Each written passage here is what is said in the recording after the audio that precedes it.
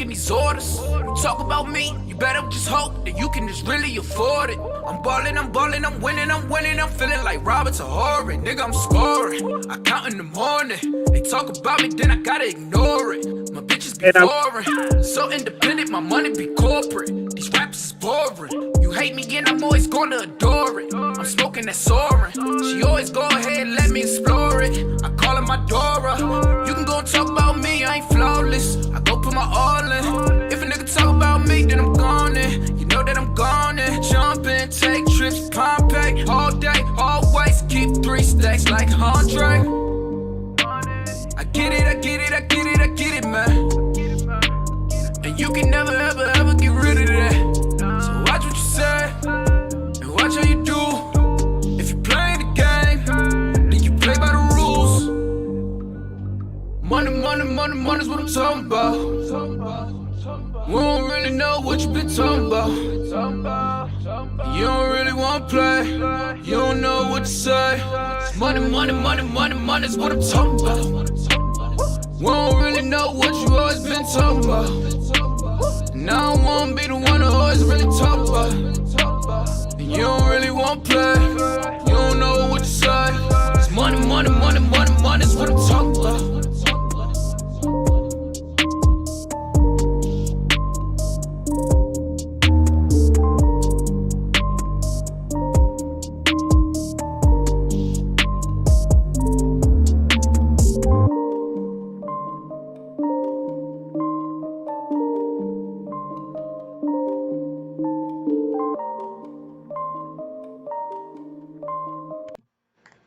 That joint began really deep at the end. I can't wait to drop that video, man. You gotta make sure you send me the final cut. I can't wait till we drop that thing, man. Yeah, so we can see you in your natural element doing thug shit. I was typecasted just like, you know, the movies, they try to whitewash movies. I was typecasted as gunman number 2 for some reason. I don't know why. I just feel like I'm being racially profiled for some reason. So we got guests in the building. So let me tell the guests in the building the true story. Since you only going with the half a story. Hey, man. So basically, we did the video for the song you just heard, Money Convo, by my nephew and my artist Renegade. And when my man called me up, he was like, "Yo,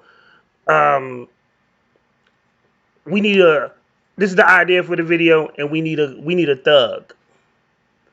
And I said, "I got the perfect person." This man calls me at 3:30 in the afternoon. I'm at work. This man calls me hey man, we need somebody to play a thug. You in? Like, when is it? Sunday. First, he books it for the first Sunday of football, which is a cardinal sin, especially with someone that has a sports show. Yes, that is true. But gotta support my fam, so I put on my black, outfit, jumped on the metro with my pistol. Wait, so he's skipping a lot of parts. He's skipping all those specifics. Man. So my man called me and was like, "Yo, I got one prop gun. Do you think your man can get his hands on a prop gun?" I said, "I don't know about a prop gun, but we'll have an extra weapon there just in case." The word prop was never used when I was approached by the situation. So then when I called him, I was like, "Yo, I need you to bring your shit," and he was like, "Yo, I need to bring my other shit too." And he had that with the handcuffs, the baton, like he had a small arsenal in his book bag. I'm an ex-Boy Scout. Be prepared is my motto. You know what I'm saying? You never know what might happen. Sunday morning on the Metro, I might come across Sunday morning on the Metro. Hey, man, Sunday morning. Now, if you would have said, when the last time you seen a thug on the Metro Sunday morning, dog? 2020. Shit is possible, bro. Man, they be sleep. Come on, dog. Come on. Possible, bro. It's 2020. We don't know what might happen. Are you sure? You might be running for president. You full of a whole bunch of excuses today, CP3. Hey, I ain't got that Rona though. Fuck that. I got that Rona though. And then we got Go Villain in the building. Yo, what it doing? So let me just tell you about this young man real quick. This is one of the reasons that why he's on this show is because there's a lot of people hit me up and they be like, when can I get on the show? But they never like or support the show. He actually did the opposite. He actually likes and supports the show. Even this morning, he liked the video which I interviewed Jazzy Mango, and he said when we were talking, he said motivation. So, as always with the show, we want to play indie music, and we want to get entrepreneurs and we want to get people out, but it's a two-way street. We also want you to like and share the show as well. And I had a person hit me up one day, and CP3 was sitting next to me, and I was checking my social media, and they looked at me and they said, "Well, damn, how come you ain't have me back to the show? You ain't like none of my stuff." And the reply was, "Well, you didn't like none of mine. I guess we even." Man. And and I didn't want to be mean or come off like a smart. I honestly, I interview a lot of people and I want to support as many people as I can.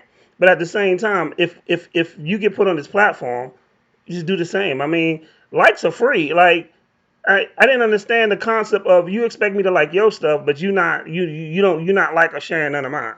But people do that. You It's know how that okay. is, man. It goes deep, man. Same time, man. Same time. We know that phrase, man. Mhm. And for some reason, folks don't know how to support. Folks don't know how to give love back and let somebody give them love first. But that's what makes us stand out. Because we going to show love regardless, man. If you don't show love back, then it is what it is. But we going to show love regardless. And if it isn't reciprocated, two tears in the bucket, fuck it. Keep in mind that Yeah, CP3 is right. a reformed, sensitive thug now that I've been still carries a gun on the train station. I've been in therapy. For So Sunday morning. On Sunday morning, yes. I've been in therapy, so I'm trying. Like I told you, change is a daily thing, man. Just trying to be a better man than I was yesterday. That's right. The biggest room is improvement, man. Yeah, for real. That is true. We in CP3, we appreciate that. Now we can just keep your ass out of Facebook jail. We be like, Man, three man. weeks strong, bro. 3 weeks strong, man. 3 weeks strong, bro. I'm doing You it. said 3 weeks strong. Ask him how long he's been on Facebook. Man, we ain't got. Why we gotta bring up stuff like that, man? We trying to look at the bright side, man. We trying to look at the positive spin on it. It's been 3 weeks since I've been out. I ain't cussed nobody out on in comment section that is. Yes, I went yes, on some folks on Facebook Live my post game, but yes, you did. they deserve it. So So as always, we have to start off CP3 with the Washington Sports. football team, yeah. sports. That's it. If you didn't Mhm. catch my post game that I just got on, it was a good, almost an hour segment. We had some, discussions about the quarterback situation. It's a lot of rumors and allegations going on right now. A lot of fans are upset about the situation. I went into it in pretty good detail in my pregame and postgame, but I touch on it a little bit for the folks that's tuning in. As of now, you all heard Dwayne Haskins was benched. He's You got the corona? He said he had an upset stomach today. So he got that Donald Trump corona. Yeah, he You got know, it that only 48 lasts for like hours. three, Yeah, four 48 hours. days. Yeah. So apparently, 48 hours ago, he started feeling ill. Doctors told him to stay home. I got reports from from one of my sources, that that decision was made today. Ron Rivera has done this before with other primetime players on his team that had some attitude issues. If you recall back to his time in Carolina, he actually told Steve Smith and Josh Norman both to stay home and think about some things.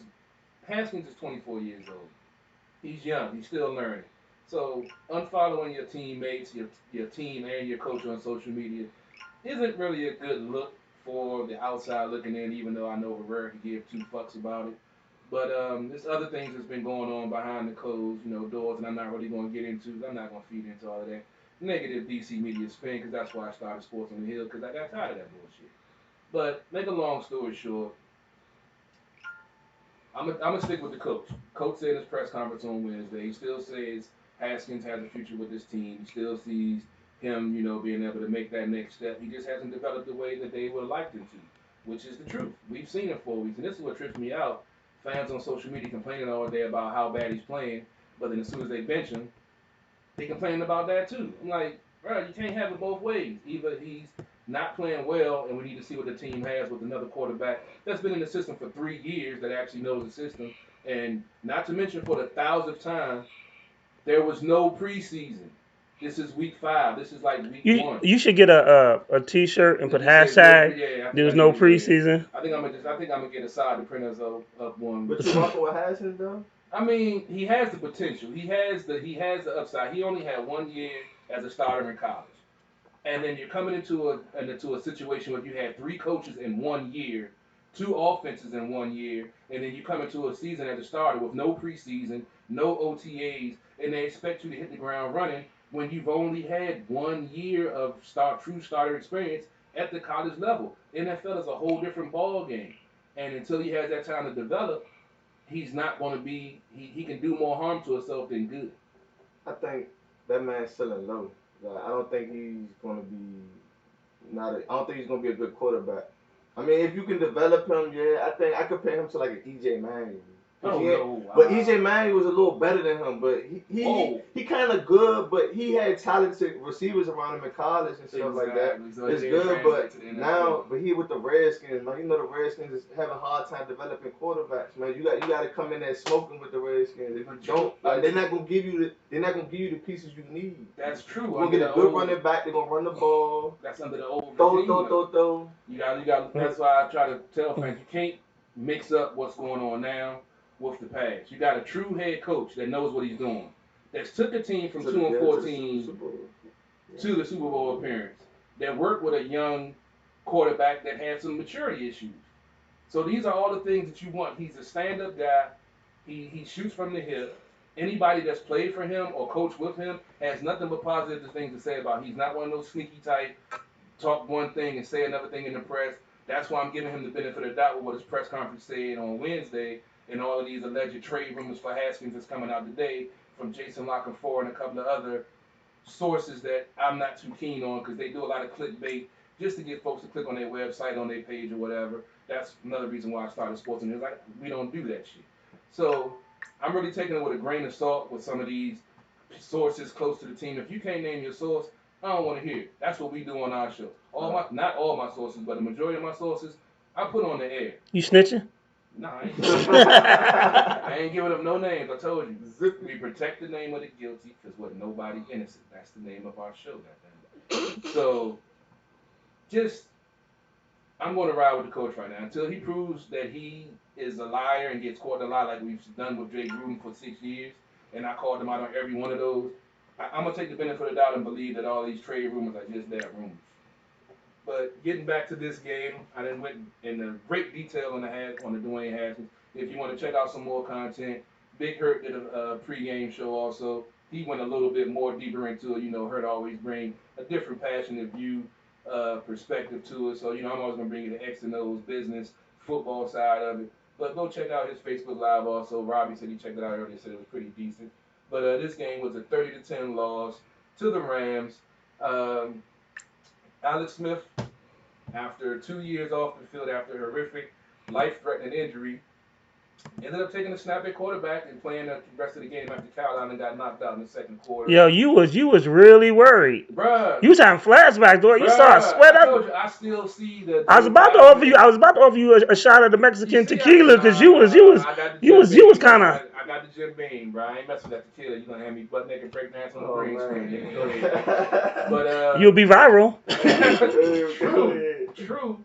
I've been trying to go viral for a minute, but it's just, it was just an ugly game. But this team is rebuilding. So, as I continue to say, when the coach said it's going to be a process, they're building. They have some pieces in place, but there's still holes there. And then a lot of folks are trying to call him out for now saying by putting in Kyle Allen, saying he's trying to win the day. The reason why he said that, look at the damn division. We have 3 wins combined in 4 weeks. I mean, they're not really built to win now, but the coach's job is to win. Yeah. So he's going to try to do the best thing because you can't hang up a team of 53 men off of one person that's not developing the way you like. And the things that Haskins need to develop are things that he can develop on the sideline, his footwork, his mechanics, his technique. Those are what his issues are. Once he fixes those of reading the defenses and hitting the open man and hitting the man in stride, all of that comes with that. And he can learn that from the quarterback coach, but he has to be willing to learn. And that's the thing that Rivera said. When they was asking, do you think this is going to hurt the psyche of a young quarterback coming into the league? Like, this could do one of two things. This can push him to be great, or he's going to stay status quo. And unfortunately, some of the things we've seen in this past week, with him taking them off social media, and now the alleged, his stomach hurt, that's why he wasn't there. I'm going to ride with that story. I'm not going to have to negative media spin, but I kind of know for a fact that wasn't the story. But you can ride with the team or roll. I'm tired of seeing all the posts on social media. I'm tired of hearing the belly aching from the fans. I've been dealing with y'all for 10 years. I love y'all. Trust me. Do you really love him? I love him. You don't have love in your voice. It's a tough love. You know what I'm saying? Because it's like, you know. You got that abusive like stepfather love. I ain't pulled the iron out like Penny Mama on Good Times or nothing, but you know sometimes you gotta put a belt on and smack the motherfucker. The fact that you referenced Penny Mama on Good Times and that one scene from one of the most traumatizing episodes of Good Times I just watched shows it night, man. shows what type of person you are. Don't not. not. 3 a.m. it was on TV One, man. I just saw it the other day. You did not. That's how you really feel about it. I did just buy a new iron though, for real. That's nice. Don't let CP3 babysit your kids. If you make him your godfather and he has an iron. My nieces and nephews are fine when I watch them. Are you sure? That's what they told me. What if we interview them outside of when you're not there? We don't do that though. We don't do that though. I gotta be there. But to wrap this up, we can get inside track as we always do. It is what it is. 1-4, rebuilding year. Got some pieces. Antonio Gibson's looking good. Defense didn't look as we would like them to, but LA has a diverse offense with a lot of weapons. So I was breaking that down in the pregame and the postgame and during the game. So it's pretty much nothing else to say. Check us out tomorrow night, Sports on the Hill podcast, 7 o'clock, covering baseball, basketball, football, and we're going to recap some of the hockey signings with the new free agent signings that's going on. CP3 live from Lab with see tomorrow night. You know, the one time I actually have a job where I can actually go watch a hockey game is during Corona season. And then hockey players don't fight like they used to anyway. Well, not in the playoffs. They don't really fight because in the playoffs, so much is on the line. They really don't fight. I just want to see them slug the fuck out. Just to be honest. Season, that's what you get, man. I want to see UFC on ice, basically. You know. Yeah, that's what got me into hockey, but now I appreciate the. That's what got you in. Oh, now you appreciate it. I mean, I always appreciate it. When did Doug start appreciating? Oh man, I used to love Carl Bashir. He's the fighter. Oh yeah, that's all. He was the so-called goon. He was the guy that when somebody did something to the superstar, they was like, hey. That was your type of player. I couldn't ice you idolized him, I guess. I mean, he actually went to the UFC after he retired. That's ironic. I ain't in that UFC shit. Yeah, I bet. Yeah, I don't know. I can't get jiggy with that shit. So I'll tell you what I'm going to do. I'm going to play a video real quick because Lady Antoinette just walked in the building and we'll give her time to get situated. And then we're going to go on some questions for Go Villain who's in the building. And then we'll, you should be proud, Lady Antoinette, you should be proud of CP3. He did not go all the way in on one of his rants. Just put the tip in, that's all. You know what? Just when I thought we had something. We're almost there. It's early and I've been drinking, I told you. It's crazy. If I'd have bought my cognac, it would have been cool, but you got to be drinking Jim Beam, so. Yo, you was here last week, right? Man, look, I had forgotten. What had happened? We didn't finish the bottle. What do you think was going to happen? Yep. Oh, I just refilled the bottle, by the way, so. I knew that drink looked like, I overdid that motherfucker last week. I'm like, did that nigga get another bottle? No, it was the same bottle. I just got some stuff. Half a gallon. We ain't talking filth. We talking half a gallons, people. Just to remember where we are. We're at the bar show radio. is called At the Bar, Exactly. not at the H2O, not at the dispensary. It's at the bar. So there's one thing you know, and my name is 151. There's one thing that I will do. What happens, you make? And then she pulled out a bottle. Oh. So see, and then they asked me how I end up in Facebook jail messing with them. Oh my gosh. Bad influence, man. I swear, man. Bad influence. Oh, we about to pop this. Let me find what video I wanted to play. He got excited, man. He about to shut the whole show down. Like, we need a 10-minute break. I need to get a cube of ice out the fridge for this. Don't be no wuss. Don't be no wuss. Oh, come on, CP3. I'll get this motherfucker right. How the thug of the station?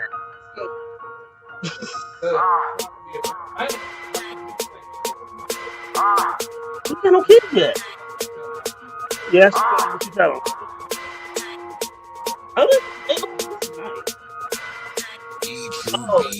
If you ain't a boss, switch your position. They hating me on the low. I cannot listen. I pack your bag if you tripping. I got me your superstition that you been looking for ways. Get me up off this mission. My grandma told me, boy, watch what you pitching. You stay safe at the base. And not what you whipping. They just all in my business. Scotty knows just what a pippin'. Flow like I be rapping. Tiptoeing J's when I'm riffing. They say I be hot. But I think I'm sizzling, surgically put on the clinic. Spit it out just to a dentist. Try to do me some good, but they say I'm a menace. We back and forth like it's tennis, and I can't mold out my image. But we can't really change what you already felt, and nobody can't say we never did help, never did it to mention. So let's calm all the tension. Let's just show you what's real and just get back to this business, you know. Trying to make a flip up off a quarter P. This is what it is and what it's supposed to be. I've been right here if you ain't noticed me. It's them Southside Squad niggas for the D. We been right here if you ain't noticed me. We been right here if you ain't noticed me. We been right here if you ain't noticed me. We been right here if you ain't noticed me. A rapper step up to me. That be a no-no. I be deaf cause they so-so. WWE. I got the game in a chokehold. Stamp it just like a logo. Just keep it on the low-low. They like I'm back on my mojo. Man, I still be great. Either riding or solo. Used to bag up them Cinco's just to make back that Ocho. Going into OT when I was loving that Coco. Spit it all on some promo. I'm talking tables and photos. Dying for what I love. I forgot about the Toto. Don't become a D-Rust. That mean you breaking a bro code. Man, all of these threats, I might just buy me a fofo. Try and get all of these checks so I don't see you just no more. Man, you rapping ass niggas. I see you done change. Even when I touch my first million, I stay the same. You can't deliver the no. Fuck this game like a porno. They hearing this like, oh no, ain't from DC, but he go. Trying to make a flip up off a quarter P. This is what it is and what it's supposed to be. I've been right here if you ain't noticed me. It's them Southside Squad niggas for the D. We been right here if you ain't noticed me. We been right here if you ain't noticed me. We been right here if you ain't noticed me. We been right here if you ain't. Go. Hey, Chris Pine.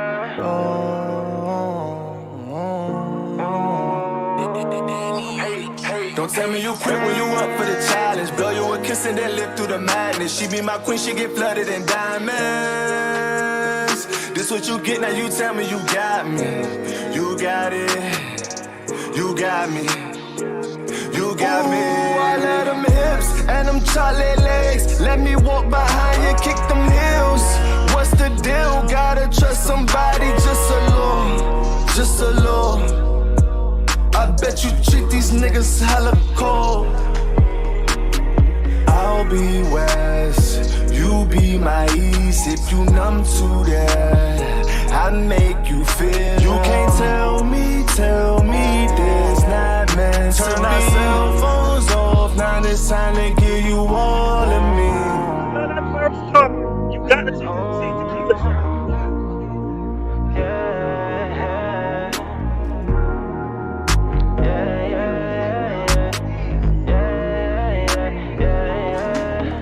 Don't tell me you quit when you up for the challenge. Blow you a kiss and then live through the madness. She be my queen, she get flooded in diamonds. This what you get, now you tell me you got me. You got it. You got me. You got me. Told her I ain't average, you can't treat me like the rest. She probably be talking to these other niggas crazy. Say she like my swag though she ain't easily impressed.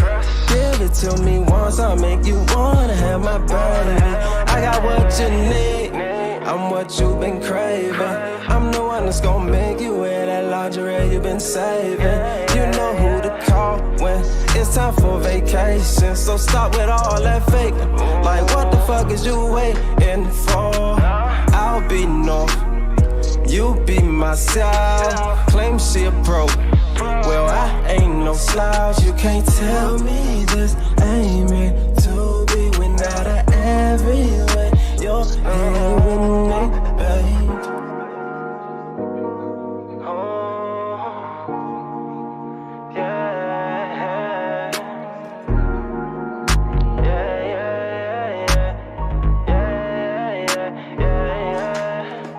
Tell me you quit when you up for the challenge. Blow you a kiss and then live through the madness. She be my queen, she get flooded in diamonds. This what you get, now you tell me you got me. You got it. You got me. You got me.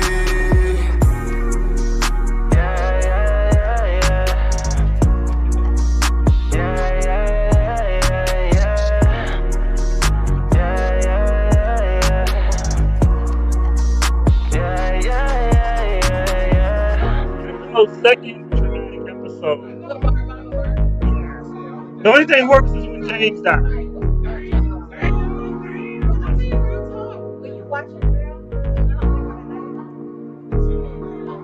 But the funny thing is, like as a kid, when James died, I thought the nigga was dead. I didn't know until I saw a Beastmaster and Coming to America. I was like, oh shit, that's James. He did come back. Yo, he's still alive. He was the angry black father that always had the big piece of chicken, but they never get no respect. Gotta leave the big piece of chicken. Notice you bring up an angry black father. Hey man. Is that like the pot calling the kettle black? I'm not a father. I ain't got no kids that I know of. But you are angry that you know of. Okay, so there is a number. Let's get this out the way right now. There's a number at the bottom of the screen. That is 240-324-6110. I feel persecuted. I feel persecuted here. If you have a child in the Capitol Heights area that have bad feet, wear wife beaters, is bald-headed, and angry for no fucking reason, please, I need my safe place. Please call in, because I think I may have found your child's father. Why we gotta do this search every week, man? Because I know you got one out there. I know you got one out there, bruh. When the phone ring, y'all wonder why my heart coming out my chest every time. Yo, when the phone rings and you start sweating like you guilty, that shit is hilarious. That's why I gotta drink so much around y'all, man. Y'all bringing up past stuff, man. I've done some things. So we looking for somebody from CP3 Pass to call in because we want to. It's bullshit. Hello. Hello. What's going on, King? Don Juan checking in, man. What's going on, Don Juan? I knew it was you, though. Hey, nah, man. I like that The video, 7-3 man. numbers. I knew he was saying. What's going on? What you say, King? What'd you say? I said, man, I like that video, man. Is that your man right there? That's my man right here, Go Villain. That's his video. He tall as shit. He make me feel like I got a height complex. Okay. You know, I gotta check in, show my good support for my good brothers. You know. Appreciate that, bro. So, Juan, Yeah. Keep doing your music thing, man. I'm digging the video. How long you did that video? A long ago, I dropped that jump probably in early this year, probably February, March or something. I forget. Okay. What type of projects you got going on? I just dropped a new video 3 weeks ago. Okay. What's your latest project called? Max. Hey, Juan. You doing my job. Cut that shit out. We ain't got I'm doing your job. You doing my job. Hey, I was just tapping in with the good brothers, man. Say, man, y'all, man, keep doing y'all thing, man. Showing my good support. Cool. Keep supporting. And if you know any female in the Capitol Heights area that got a son about 20-something years old with bad feet and a bald head, she's probably She's probably okay. Got knocked up by my co-host CP3. Call my phone. Don't call the show. My number ain't changed in 20 years. So if it's something. Okay. I'm gonna definitely do that when I find whoever that is, whoever that is, they care, son, whatever. I got you. I'm gonna tap in with you, man. All right, cool. Keep doing y'all thing, man. Keep y'all heads up, good brothers. All right, cool. We appreciate it, Juan. All right, y'all take care, man. Better timing next time. Nigga, you was sweating like shit. See the shit I be going through on this show, man. See the shit that be putting me through, man. Yo, every time that phone ring, he sweats. So Go Villain. First of all, the easiest question. This is about the easiest question that you're gonna get tonight. Tell us about yourself. Me, I'm just a little hometown. Well, not a little. I'm a tall ass skinny nigga. For 6'4", right? First of all, he talking about he a tall ass skinny nigga. The nigga ain't that skinny. The nigga is tall, and he can either dunk on you or rob you at the same time. He got a choice. Like he got options. Nah, I ain't gonna lie to you. I ain't with that shit. I can't sit between them Too Hey, many look. thugs. Hey, look. And My they whole tall. time about myself, really, I'm a kid from Fort Washington. You know what I'm saying? You know, Fort Washington little area, so, set aside to itself. Oxon Hill in the area, so Oxon Hill, Fort Washington. You know what I'm saying? Just grew up. We ain't really had too much for kids. You know, mom rolled out. My dad, pops died when I was 3. You know, everybody got the little story of the struggle. You know what I'm saying? So I don't really want to get into that because everybody done did it, so it's nothing different. But that's a little bit about me. All right.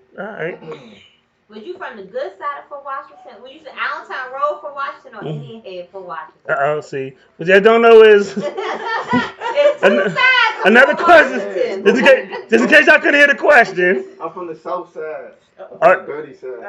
Allentown Road side. He was asked was he from the good side or the bad side? It ain't no side. Allentown Road, I mean, I don't know too much about Allentown Road. I know they get down with the get down, but I know, you know what I'm saying? I know on the dirty side, they get down with the get down too. So both sides, man, respect to both parties, bro. For everybody out here getting money. So if you getting money, I respect you for that.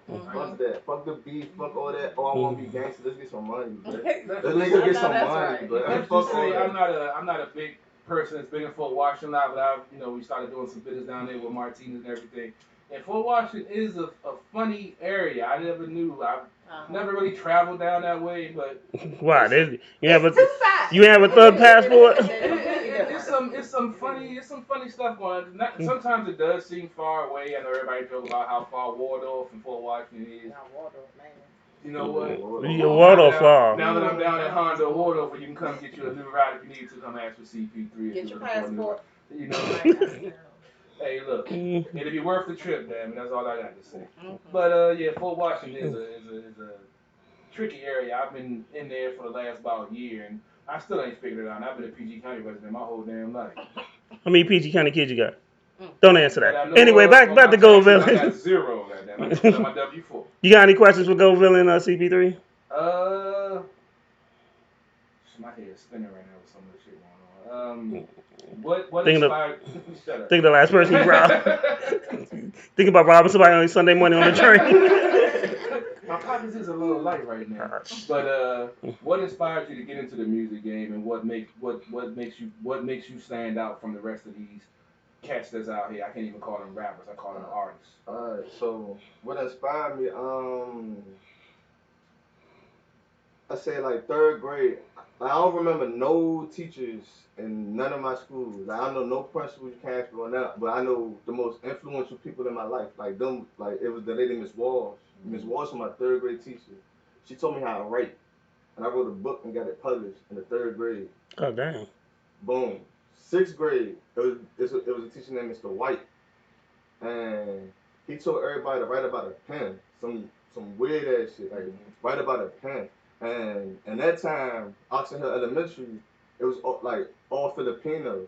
You know what I'm saying? So them was the straight A students. So I'm getting by with like C. You know what I'm saying? I'm good, but they topping me all the time. Hey. I'm like, damn. You know what I'm saying? But you trying to be smart. So then one day, got to run up on him. He had everybody to write about a pen, and mine was just the most exclusive one. He said, that right there. And then boom, I was like, damn, I got something. But I never didn't think about music. So then it was this dude named AC. We had my man Lil Gary house in the basement when it was line wide. You can't even get you can't get no beats, no nothing. Line wide. Shout out to Line Wide for giving all the computer viruses back in the like 3 or 4 of my joints. I got 3 or 4 STD viruses on my body. Yo, you download the wrong shit from Line Wide, your computer gone. Trojan horse, you are done. Your shit gone to November, but go ahead, continue. So we go line wide, we get like old Tupac beats, and AC just be freestyling off the top of his head, so I was just studying him, and then I would be freestyling, but I was still not taking it serious. So then my man was like, come to the studio. went to the studio. I already was a good writer, so then I just had to put it together. So then I put it together. I ain't gonna lie. Now looking back at the first shit I started doing, that shit trash. But you know what I'm saying? I could be honest about that shit. Grow. Yeah, you had to grow, but you go in the studio and you get them 10,000 hours. You know what I'm saying? Just to master your craft, and then when you get there, you hone your skill. You be like, damn, all right, bet. But most artists, they try to do what they hear and they mimic what they see, and then you never grow as an artist yourself. Okay. Lady Antoinette, you got a question for him? Yes, I sure do.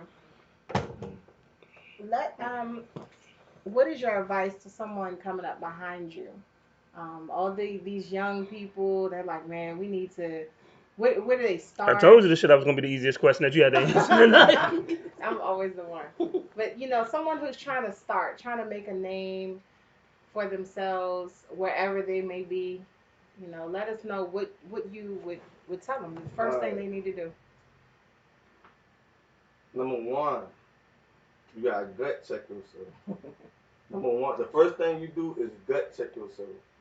Like you stand out and you look at yourself in the mirror and be like, what am I? Who am I? What do I want to do with myself? Where do I want to go as a person? Nobody else in the room. You gut check yourself, and then you determine, am I lazy? Am I motivated? Am I doing this? You feel out what your flaws is. You work on your flaws and you gut check yourself. Second, then you prepare. You preparation. And don't wait. Third, don't wait for shit. Like if you say you got something, you got an idea, jump on that shit. Right. Jump on that shit and don't think of a flaw. Never think of failing. Like don't think of failing. Just think of like a different way or try it another time. Try something different. Right. Don't think of you failing because it's always a learning experience because you always growing. Correct. Because you never really figure out who you are in this lifetime. I mean, you find your purpose, but you really never figure out who you are as a lifetime, because that takes like millions of years. You know what I'm saying? To figure out one person. It's a complex. Right. This is a complex word for real. So you just strive, and then you just keep trying, and then eventually you're gonna get boom. You're gonna figure it out. It's just gonna come to you. Right. But if you don't jump out here and do it, and you just man, I'm waiting for perfection. I'm waiting for the right time. I'm waiting for the sun to come. I'm waiting for the solstice and the harvest. Nah, that shit ain't gonna happen. I'm just sorry to tell you, but it ain't gonna happen. It ain't gonna manifest for you. Correct. Right. That's what's up. Through the failure though, that's where you can correct the mistakes that you've made. Because I look at it as I don't make mistakes, I learn lessons. So sometimes you're going to have failure because you're not going to please everybody all the time. So you're going to have some stuff that's going to flop or some stuff that people aren't just going to understand.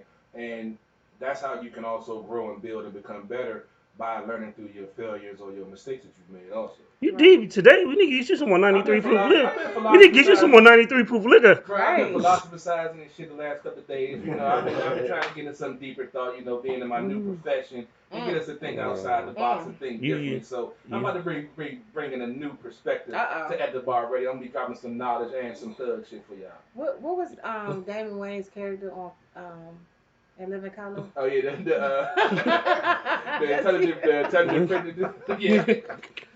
That's gonna be you all day. The intelligent hoodlum. Pass the swine, my brother. See, yep. There you go. That's you. That's you. I have my bacon, dog. We need to get you a little beanie. I had one. I told you I was Nation of Islam back in high school. But he couldn't give up pork and white women. Couldn't give up pork and white women. The two main things that you gotta give up. I tried, man. I tried. How long did you try? A day? 2? It was like 6 months, man. I tried. Oh, I thought you were gonna say 6 hours. You gave up pork and white women for 6 months? Yeah, I was. Did you really? No. Did you? You said you did, but did you? No, I was actually. I was studying my Quran. I was praying 5 times a day. When I got into the religion. When I do religion, I've been 6 different religions and cultures just to experience them firsthand, not listening to what somebody else said. So when I'm in it, I'm in it. I'm engulfed in it. I try to live the life to get a real, true perspective of what it is to be in that culture, that religion. You said 6? 6. Baptist, Catholic, Buddhist, Nation of Islam, Muslim, and... You were Buddhist? You was a Buddhist? I was trying to be at peace with myself. Can a brother please? Can a brother try to get Somebody that told him he looked like Buddha, so he decided to join. He's like, nigga, they look like me. Maybe I'm gonna go to Who told this nigga? I'm just saying, why not? Who told this nigga? I'm just saying, see, a brother trying to get outside his comfort zone and he get laughed at. Oh my goodness. I'm trying to experience different things. You was meditating? I was meditating. With a gun. No Yodo Rengekyo. You was meditating with a gun on your lap, right? Under the pillow, all right. It was under the pillow, guys.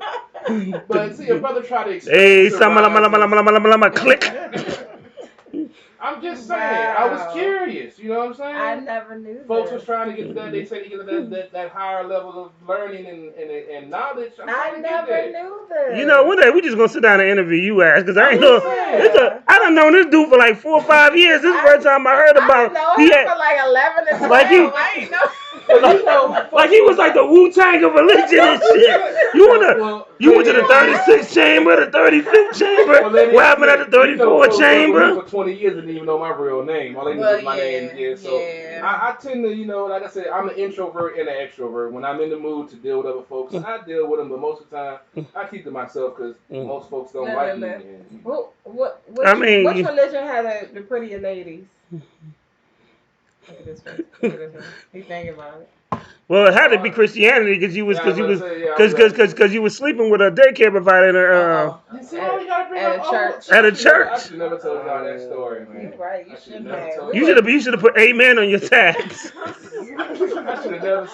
should have never gave y'all niggas money. I swear I should have never gave y'all niggas money.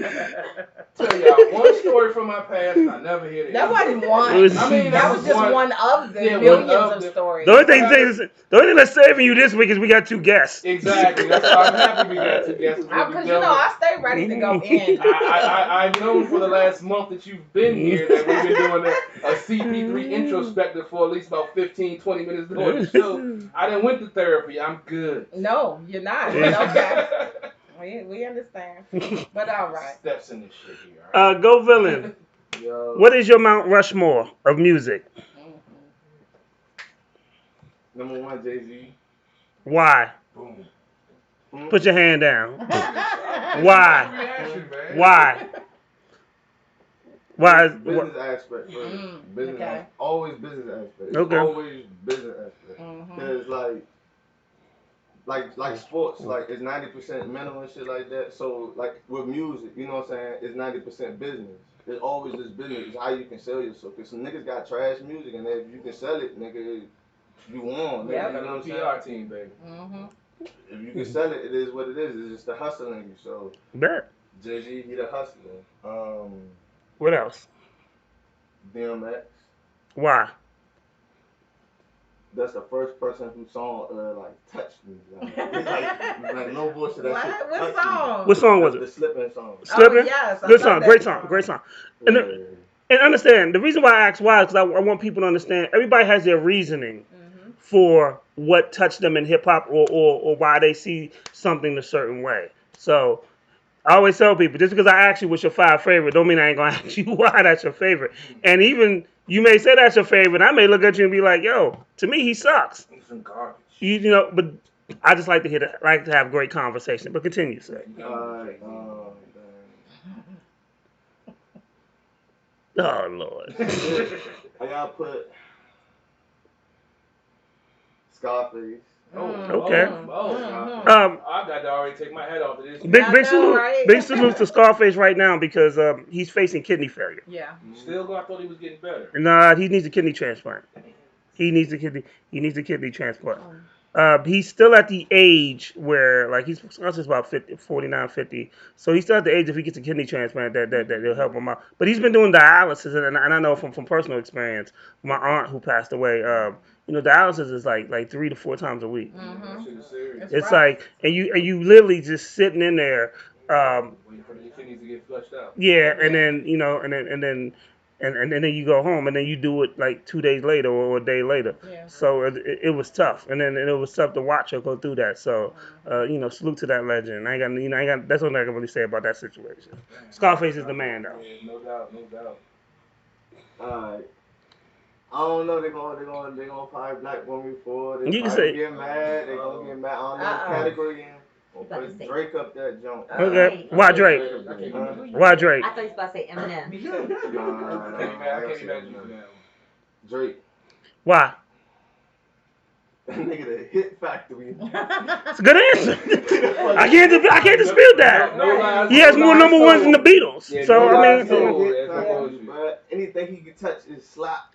He Like finds that a way to shit make it slap, hit. bruh. Yeah, he finds a way to make Even it hit. even he got them niggas in the OVO sweatshop. You know what I'm saying? We don't talk about that, but he got them hits, bruh. okay. One more. Damn, that's the tough one. It's been the best one so far, bro. Yeah. In my category. And yeah, everything's in your category now. Hell yeah. Alright. I ain't gonna put him on there lyrically wise, but I'll put Gucci Mane on that. Ah, I knew it was Gotta gonna be put one. Gucci I knew it was gonna be one. That I ain't No, but tell us why. Tell us why. Tell us why. The business aspect, the realism aspect, because a lot of these artists and shit like that be fake as fuck, bro. Gucci Mane is one solid real nigga, bro, and then he influenced, like, you got also to understand, like, people be rapping and they good, but it don't influence people, you know what I'm saying? Right. He influenced and turned music to what it is So- kind of now. Some of it's trash, but some of it's good too, but I'm gonna tell you why I agree with your answer about Gucci though. So the one thing about Gucci is that makes him different than any other artist is a lot of artists you listening to now, Gucci Mane put on. Yep. It would be no Nicki Minaj if it wasn't for Gucci Mane. It'd be no Migos if it wasn't for Gucci Mane. It'd be no Young Thug if it wasn't for Gucci Mane. Gucci Mane is from an older generation, but he actually went back and he has no problem helping the younger generation. Correct. And even there was a dude named, I think his name was like Big something. He lived in Waldorf or something like that. Big B. Yeah, that nigga. Yeah. And the story it was about 10, 15 years ago. Basically, he happened to be in the studio and Gucci Mane walked in. And out of nowhere, Gucci Mane liked his song. And then Gucci Mane just got on it. And then when I watch Gucci Mane's career, yeah, he's done had some fuck ups. But like, he's also helped a lot of people up and coming. And there's a lot of niggas that make big money that don't look back. And I can't be mad at that. And I can't, and that's what I'm saying, because when I think about Gucci Mane as a whole, yeah, because he done fucked up his money too, because when he was hot, he threw the chick out the car and he went to jail. But he's real about I that. didn't know about that. However, yeah, should. he You did. don't know? You should, because that sounds like something you would probably do. Right. I've never thrown a female out of a moving car. I've thrown her Oh, out a of a locked house, but never out of a moving car. Okay, Yes, I don't do you're that. so much done that better. yet. Yeah. Attempted murder. Oh, you know your rights. Yeah, I know the law. I know the law. You know your rights. That's attempted murder. Woo! No, I don't need it anymore. But as far as seeing him, like when you see even like all these up and coming artists, at one point they went through Gucci Mane, Rich Homie Quan, let's say Young Thug, Nicki Minaj, like they've all been mentored or he's all put them on when they weren't popping, and Migos and all them, and really got them popping to that next level. You know, you get an endorsement from Gucci Mane, you know, you basically Atlanta gonna love you. I mean, you know how I feel about this music now. But I mean, if he's putting folks on, even if it is garbage music, in my opinion. But you know what? Sometimes it's not about the music; it's about the mentorship.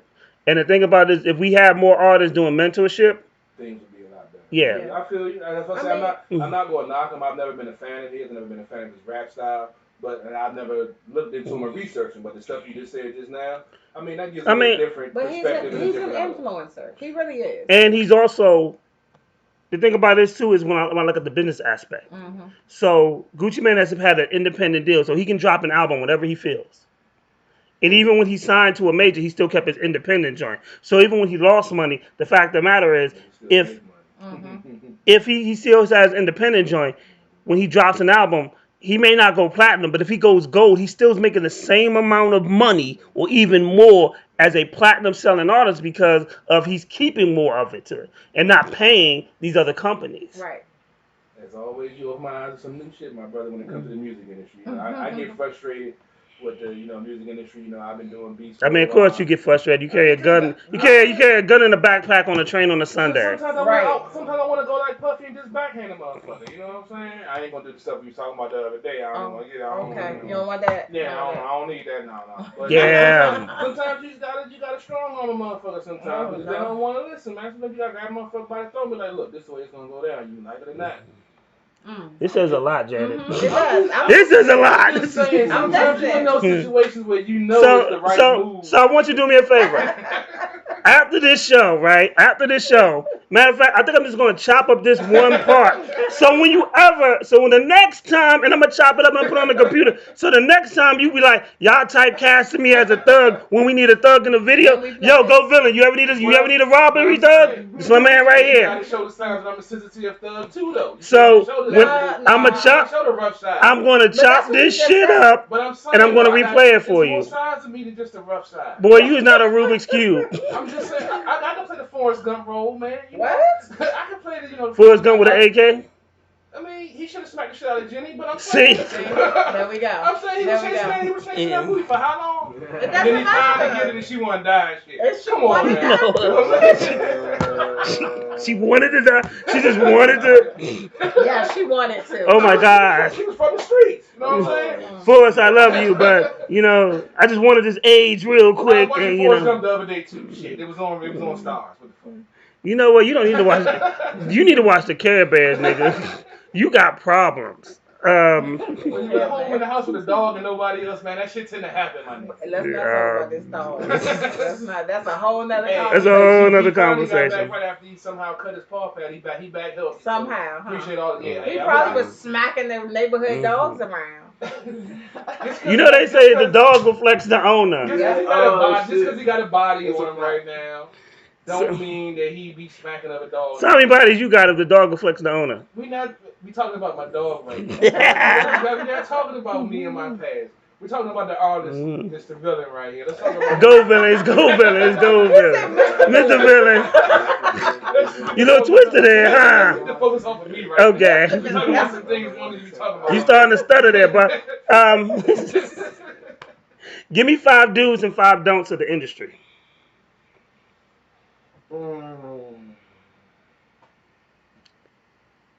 Alright. Number one, the dudes. Let's do the dudes. Mm-hmm. Stay independent. Why? That's the only way to go. Like, if a label signs you. So if a label came to you and said, I give you $10 million right now for your work. I sign for $10 million, yeah. 10 million, yeah. But If I gave you $5 million. that's the lowest I'm going to find. If I gave you $1 million? No. You sure? Yeah, I'm sure. Why? Because $1 million, because the thing about it is, you giving me $1 million, so you already seeing how much you can profit off me. So right now, like, I can cuss on this joint? You say whatever you Oh, want. yeah, I bet. So look, they're gonna give me $1 million. So pretty much after they give me that $1 million, I'm they bitch for till I make that back or whatever, like till I recoup my shit back. You know what I'm saying? So I wouldn't do that because I'm worth $1 million. They're gonna make like 10, 12, 15 off you. You know what I'm saying? I get what you're saying. However, I'm about to teach you something. That's the wrong answer. You're right for what you're saying. If they give you $1 million, right, you're only gonna receive 500,000. Right. Because of the break, Uncle Sam is going to take taxes, six. yeah. Or if the break, Uncle Sam is going to take $600,000. So if you got signed for $1 million, you would never see $1 million. Right. No. Because even though if they say you make $60,000 a year, like when you take a job, right, and they say you make $60,000 a year, that's before they take their money out. Right. Yeah, right. So what you actually receive is not $60,000 for that year. So your answer is right. What Will Smith once said, this is how you go broke. He said, if they sign you for $1 million and you buy a $700,000 house, you're already in the hole because the amount of money that you owe, you only receive $500,000. Because the government, he said, Will Smith said the reason why he had to do the Fresh Prince, because he was broke. Yep. And this is after a Grammy and platinum albums when niggas wasn't even going platinum. Well, that's what niggas was signing any contract that record label would offer them also. It's not that though. It's just he went broke spending money because he didn't understand money. No, that's the number one thing with not just black folks, with people in general. They don't understand money.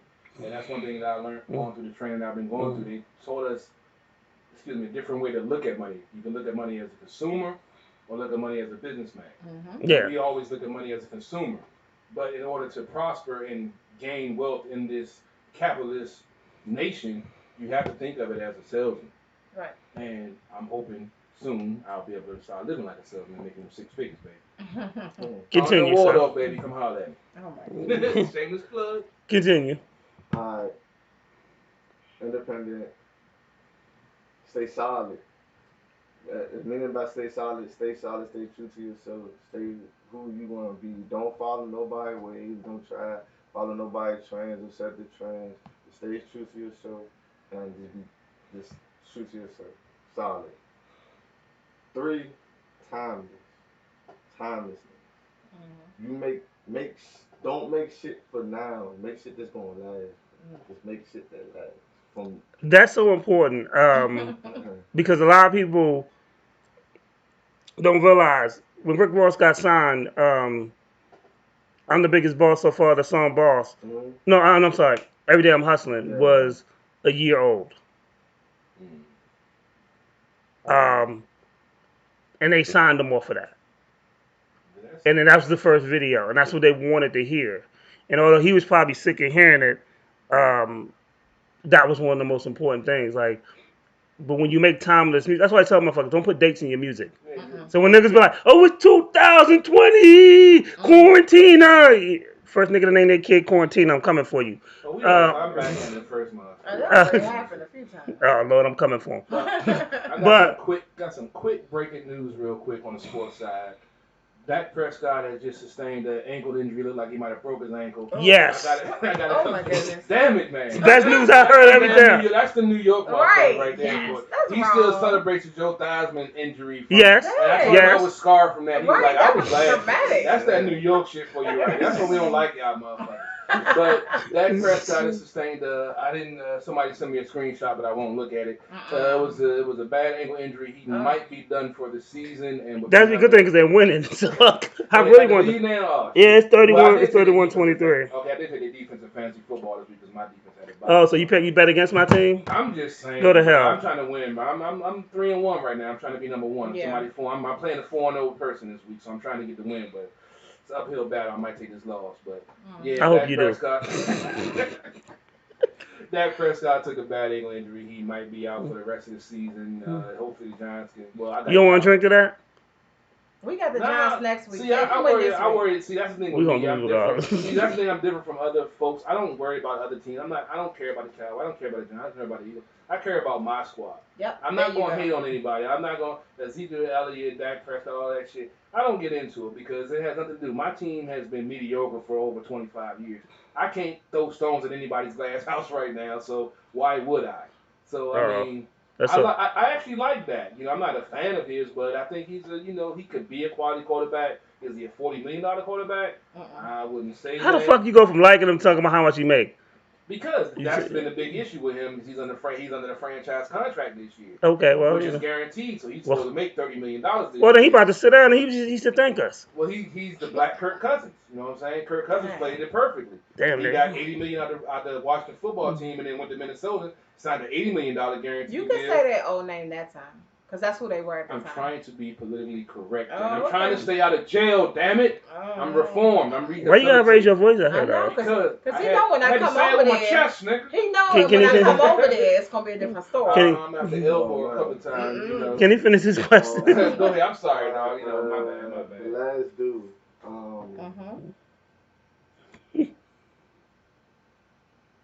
Do it for the love. Do it for the love. That's important. The love, just the love of, just do it, whatever you doing in life, like, whatever your gift is, do it because you love it. If you do it for money first, if you ever think about money first and not because you love it, you're going to fail. So the funny thing about this is I know he believes that because the video he marked this morning as morning inspiration that he liked on the was it either the 151 at the bar page or whatever, it was the interview I did with Jazzy Mango, and that's the same conversation that we just had, was that you do it for the love. Like, if you do it for the love, the money will come eventually. Yep. But if you're doing it trying to get rich, you always going to be broke. And, I mean, it's true. Yeah, you're right. All right, so the don'ts. What are the don'ts? Uh-oh. Okay. He got a smile. Oh, yeah, smile. Smile now. Number one. Don't curse people out on Facebook? No, I'm just playing. Number one. Don't click hop. Don't click hop. Don't dick ride. Don't do none of that shit. I'm Sucker with it. shit is sucker shit is female shit. I feel you. I don't understand that though, because it's a lot of followers now. It's a lot of followers now. Yeah, Folks don't want to be leaders no more. Folks Right. They about to jump you, bro. But what you mean? That's That's toxic masculinity right there. Yeah. Female. That's No. I want to say that's a feminine trait of a man. no, still. Because It says you already know what a dog. it's not desirable activity. Okay, we're gonna go with her answer. Okay, it's not desirable activity. All right, let's go. Keep I going. mean, okay.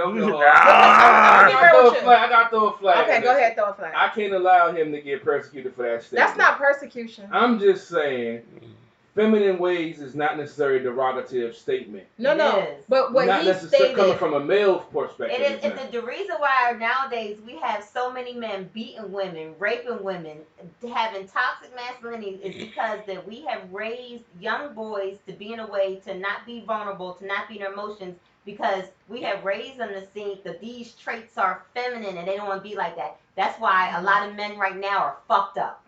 Dick riding is a feminine trait. No, I disagree with that. No man I don't should know ride any other woman. man's dick. But hold on, I don't I know disagree with any that. woman that displays that behavior. That When is you true. have, as a dick rider, as you put all your heart and soul into that person because you want to ride off of their success.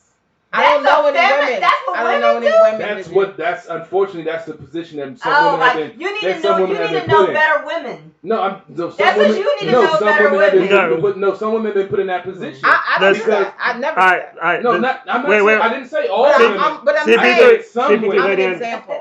Let's get back to the gaps. You about to get some deep shit right there. It's about to be a 4 hour. It's about to be a 4 hour show. Hey, we've been averaging 3.5, so what's 4 hours? Nigga. Go ahead, bro. And then he be crying about, I gotta go to work at 9 o'clock in the Y'all got me morning. drinking. It's y'all fault. Nah. It ain't my fault. Go ahead, bro. Go ahead. if you ever get it or receive it, don't let success change who you are. That's an important trait. Mm-hmm. Don't let success change who you are. Because That's real talk. people get success or they get a little buzz or get a little clout or followers, whatever, views, whatever it is, and they're like, oh yeah, I'm the man. Nah, nigga, you ain't did shit for real. You know what I'm saying? Like, for real, like, there's a billion people doing what you doing, so you just gotta stay, like I said, solid at what you're doing. And So real talk, when he says that point is about maybe a year and a half ago, I was with my peoples, shout out Toon Squad Hitters, and they had an event and I was doing interviews. And this one dude, I think he had like a million views on YouTube or whatever.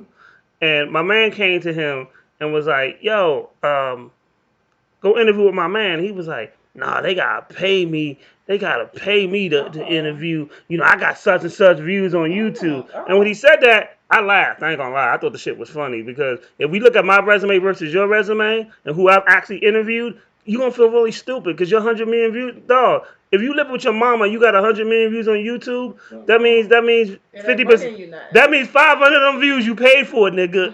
If you ain't got 100 million if you don't have a million worth of comments on there, you paid for your views. Like I've been in this game a long time. So he did his thing and I wrapped my shit up and I was like, cool. So I was just chilling. So later he came to my man and was like, yo, is your man still outside doing the interview? And he was like, nah. He said, you would think he go get that joint? He was like, no. I can just tell you now, I know him.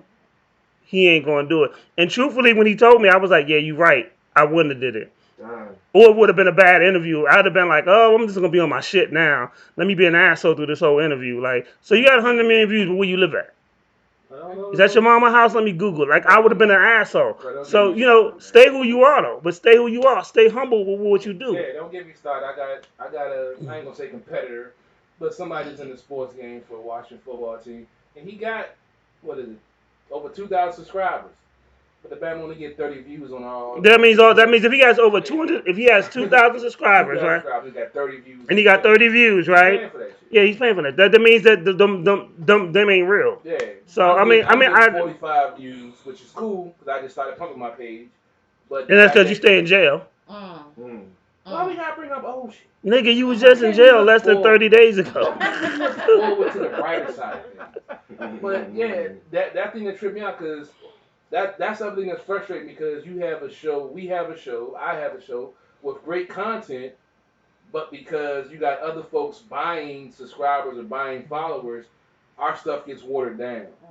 And unfortunately, that's what the society that we're in right now. We're in a society with a bunch of followers. Nobody wants to be themselves. It's all about the likes. That's all. Exactly. Nobody wants to be themselves because they're afraid if they're themselves, nobody isn't going to like Correction. This show's about being themselves. Well, and yeah. I mean, I'm thinking about the other month. But I mean, the lion does not care about the opinion of sheep. So if they choose to be sheep, then they sheep. They ain't got nothing. I don't lose sleep over a sheep. If a sheep gets slaughtered by another lion, guess what? I'm sleeping comfortably. Like I'm not gonna lose. Like if they choose to be a follower rather than a leader, that's their choice. That's their choice, but it still does kind of affect all of us. It doesn't. It does. If you let it. No, because it does if you let it. If they have a follower mentality, that changes your whole perspective on how you're marketing things, how you're doing things, because you have to go into their mindset as a consumer, as them want to consume your product. So unfortunately, because they have that follower mentality, we have to soak into that to some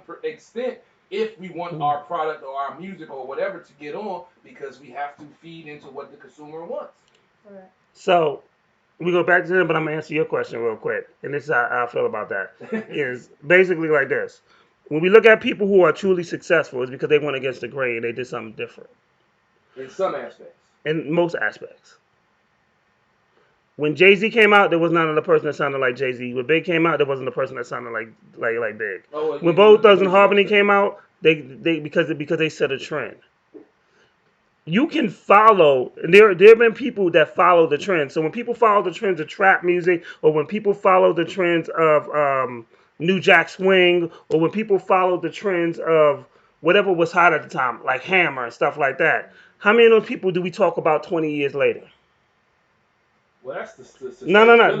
That's just. But what I'm saying is, you can create the trend, and we still talk about it. Like LL Cool J is 50 years old.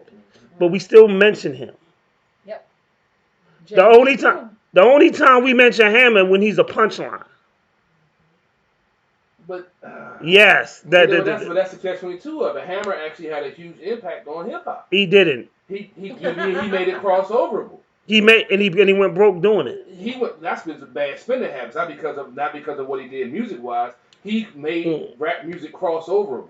He made it marketable, even though it sucks now because everybody uses it for whatever choice they want to. It was marketable. They bought money into it. It was marketable back then. Yeah, but it bought money into it. It was marketable back then. Hammer just became popularized because he was cute. But at the same time, if you look at the majority of NWA fans, if NWA was going platinum back in 1988, it wasn't because black people was buying them. It was because white people was buying them. The only reason 2 Live Crew got banned in the fucking USA and all that other shit, and the parental accessory stickers, is because white people, the majority of the people that bought 2 Live Crew was white. Yeah. Nigga, that's the same thing with the NBA. It was 3 black niggas I know that had a 2 Live Crew record. Yeah, like real talk. That's the same thing with the NBA. David Stern made it money, but it diluted the product. So it's like a catch-22. If you want to make more money, you have to appeal to the masses, which means the true definition of what you started at isn't going to be what you're putting out because it's not going to reach the masses. How did David Stern dilute the product in the NBA? Because he made it more offensively minded. He made Jordan rules. He made it more, 24-second. You can't hand check. You can't do this defensively. You can't do that because people want to see scoring. But the true folks like myself that like the fundamentals of the game, that like defense, we get cheated because flavor and foul, that's flavor and 1. Back in the day, you could elbow a nigga in the nose, break his nose, and that was just a foul. He made it more appealing to the masses, but the true fans, diehard fans that loved it for the fundamentals, are losing out. Fundamentals is not elbowing in the I'm a New York nigga. That's not elbowing. The fans are losing out because they're not breaking noses. Back in the 90s, it was rough basketball. But hold on. You said fans are losing? Because they're not breaking noses? I'm not saying because they're not breaking noses, but it's softer now. They're making it more so they can score more points. It is true, they are because fans want to see points. But when you're taking away from the fundamentals of the game, you're robbing the folks that are tuning in for that fact. Same thing with music. Yeah, I know the trap music and this other bullshit that's out here now is popular, but I miss the old message when they actually had something to say, and you can have one dude do his debut album and not have 12 other motherfuckers on it on a 3-track song because you don't have shit to say. But So but now on that note, there's a lot of people that make music that don't have 12 people on it. There's a lot of fundamental stuff that's on it. It's just where you find it it. doesn't hit mainstream, exactly, because it's about talent and it's not about marketability. We trade off marketability for talent. Well, that's the biggest myth that they tell y'all. Yeah, true. Because last time I checked, J. Cole was platinum. Last time I checked, and he went platinum with no features. Yep, there you go. And I seen the elevation of J. Cole where that nigga was just gonna go, and he tried to, and when he tried to do the popular shit, and he tried to do Miss Nice Watch and all that other shit with Missy Elliott and Jay-Z on it, I thought the album was trash. Yep. But then when he did Fordsville, that joint, pump that shit every day. Going to work, I was working out Largo. So Kendrick Lamar, great albums. I look at them as more of an exception to the rule. But no. That's the thing. We can't make you like, oh, they're exceptions. No, they're part of it. No, they're part of it. But no. Because you said we going by what you said. Yeah. You said I look at them as more this than that. But when they're that, because they actually have talent, they actually have something. But to there's a lot of. But here's the thing. There's a lot of people. I can name. Let's say you ever heard of Rhapsody? Nah, she's a female. She's dope. She ain't Nicki Minaj. She spits lyrics. But she's been torn. Now, she may not have a platinum album like a Cardi B or Nicki Minaj, but she's been toured for the last 10 years eating good. Yep. And making consistent music. There's a lot of people that make consistent music. For every Nicki Minaj, there's a Muhammadiyah. Oh, yeah. Or Heather B. So because they spitting real shit, they're never going to hit that peak level like a Cardi B who talks about nothing of substance. In your opinion? I mean... In your opinion? Some people feel like WAP is substance. In your opinion? I said some people, In right? your opinion? In your opinion? That's important to some people. Let's take a step back. Hey. And look at the big picture of everything that's involved. I understand opinions vary. Opinions are like assholes. Everybody had one and most are full of shit. That's my famous quote. But if you take a step back and look at all of the rappers when we came up, BDP, I'm not intelligent hoodlum, folks that had something to say. And the same conversation that you saying now is the same conversation my mother said back then. Yep. True. But you have to look at where the music is now. But it's the same conversation though. It's exactly the same conversation. But the progression is a lot worse. So when we talk, in your opinion. So let me wait. I'm just saying. In your opinion, it could be my opinion too, but I can acknowledge the fact that our parents are saying the same things that we're saying about this new generation. So let me say this. CP3. Let me say this, and we go back to them answering. Is that so? When we bring up Carly Bree, right? You said she ain't say nothing of substance, right? In her music. In her music, right? You sure about that? I mean, I don't listen. No. Are you no?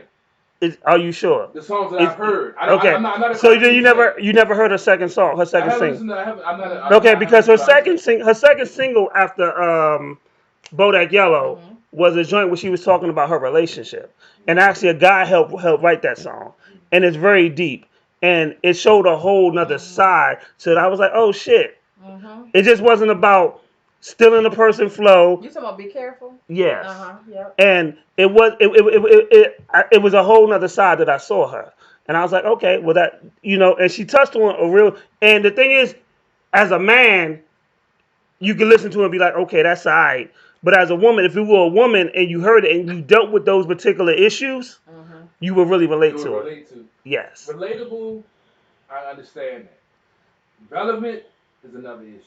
What? It was relevant. She done went platinum. I'm about to say, do you know how much as money I always she say made? on my record sale, just because you sell platinum doesn't mean you're good. That means you have a No. Now you're changing the argument though. Now you're changing the argument because you said relevant. You said relevant. If it's relevant, it's selling.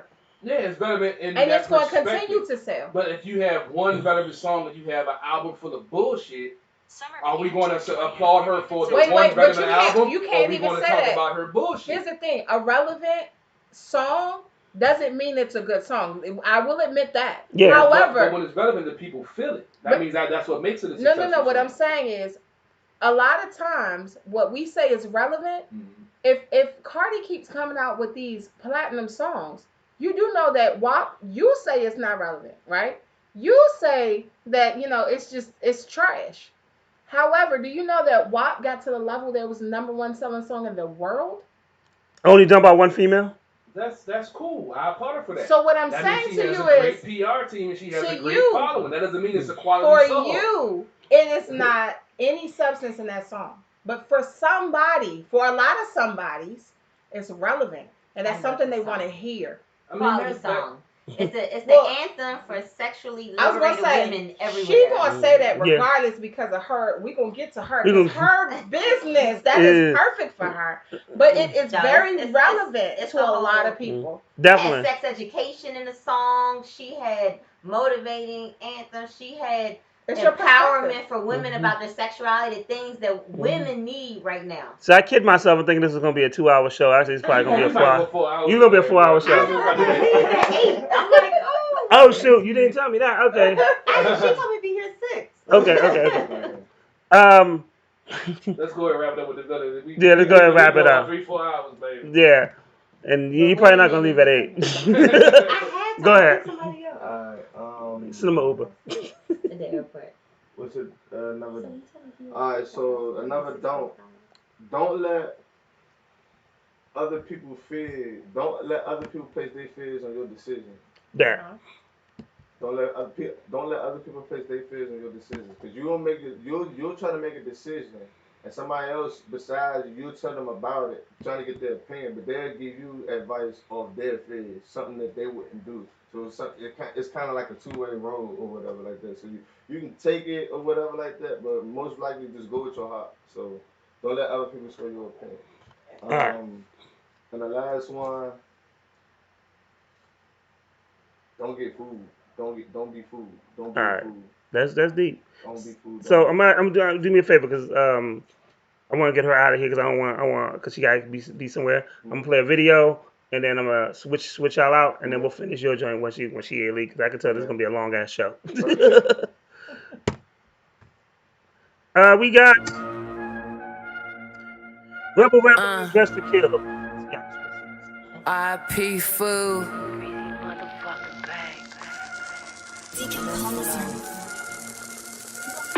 Dressed to kill, it's a homicide. All black like the armor star. Swipe with a baller's car. Dreads hang low, I'm a roster broad. Wrist on freeze, hand anemia, straight drop. Lead these fiends paraplegic. Get respect from these niggas cause we share some demons. When these bitches feel the breeze, they be barely breathing. Serial killer, I frost your flakes. It's a jungle, and my whole squad some apes. Focus on love, disregard the hate. While I'm smoking on flowers in the garden state. Like my backwood dark like a summer tan. Bitches get the fake and his blunt again. Fuck fight, make a boyfriend become a fan. Keep drumstick like I'm from the band. My niggas ready for war like Spartacus. And I tell my hitters don't bother bust. Even if the beef don't back like Nautica. Pockets fat and my wrist on Antarctica. Get that money, I need that. Bamboo paper is my weed pack. Good cash, I breathe that. You don't want work, bitch, ease back. Dressed to kill, it's a homicide. All black like the armor star. Swipe with a baller's car. Dreads hang low, I'm a roster broad. Wrist on freeze, hand anemia, straight drop. Lead these fiends paraplegic. Get respect from these niggas cause we share some demons. When these bitches feel the breeze, they be barely breathing. Dressed to kill, it's a homicide. All black like the armor star. Swipe with a baller's car. Dreads hang low, I'm a roster broad. Wrist on freeze, hand anemia, straight drop. Lead these fiends paraplegic. Get respect from these niggas cause we share some demons. When these bitches feel the breeze, they be barely breathing. Never lay your head when you make your sales. Killing bitches softly like Dave Chappelle. Ran up a bag just to take a hell. Instead of playing pussy, I just played the scale. I got gas like a service station. Eat rap bitches, no regurgitation. Love on my ox and that's worth the nation. Praise the most high while I'm swerving Satan. I beat bitches like a makeup artist. I was sleeping, my king said, wake up, goddess. Marathon continues like I came from sauce. Tread light with me, you should aim for caution. Wrist on freeze, feet on bleed. All you hating ass bitches have a seat on knees. Walking down line like we trapeze. All my niggas stay turned with no caffeine. Dressed to kill, it's a homicide. All black like the armor star. Swipe with a baller's car. Dreads hang low, I'm a roster broad.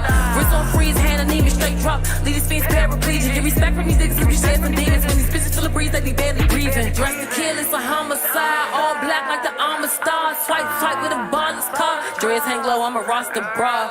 Wrist on freeze, hand anemia, straight drop. Lead these fiends paraplegic. Get respect from these niggas cause we share some demons. When these bitches feel the breeze, they be barely breathing.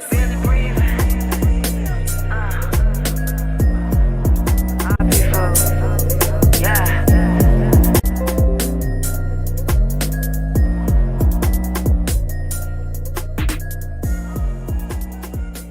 No, I'm playing that one. apple. Oh,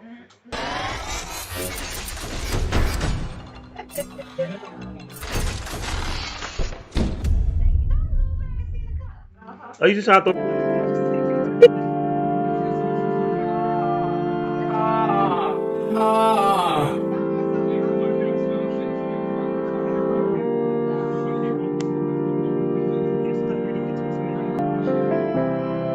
LG.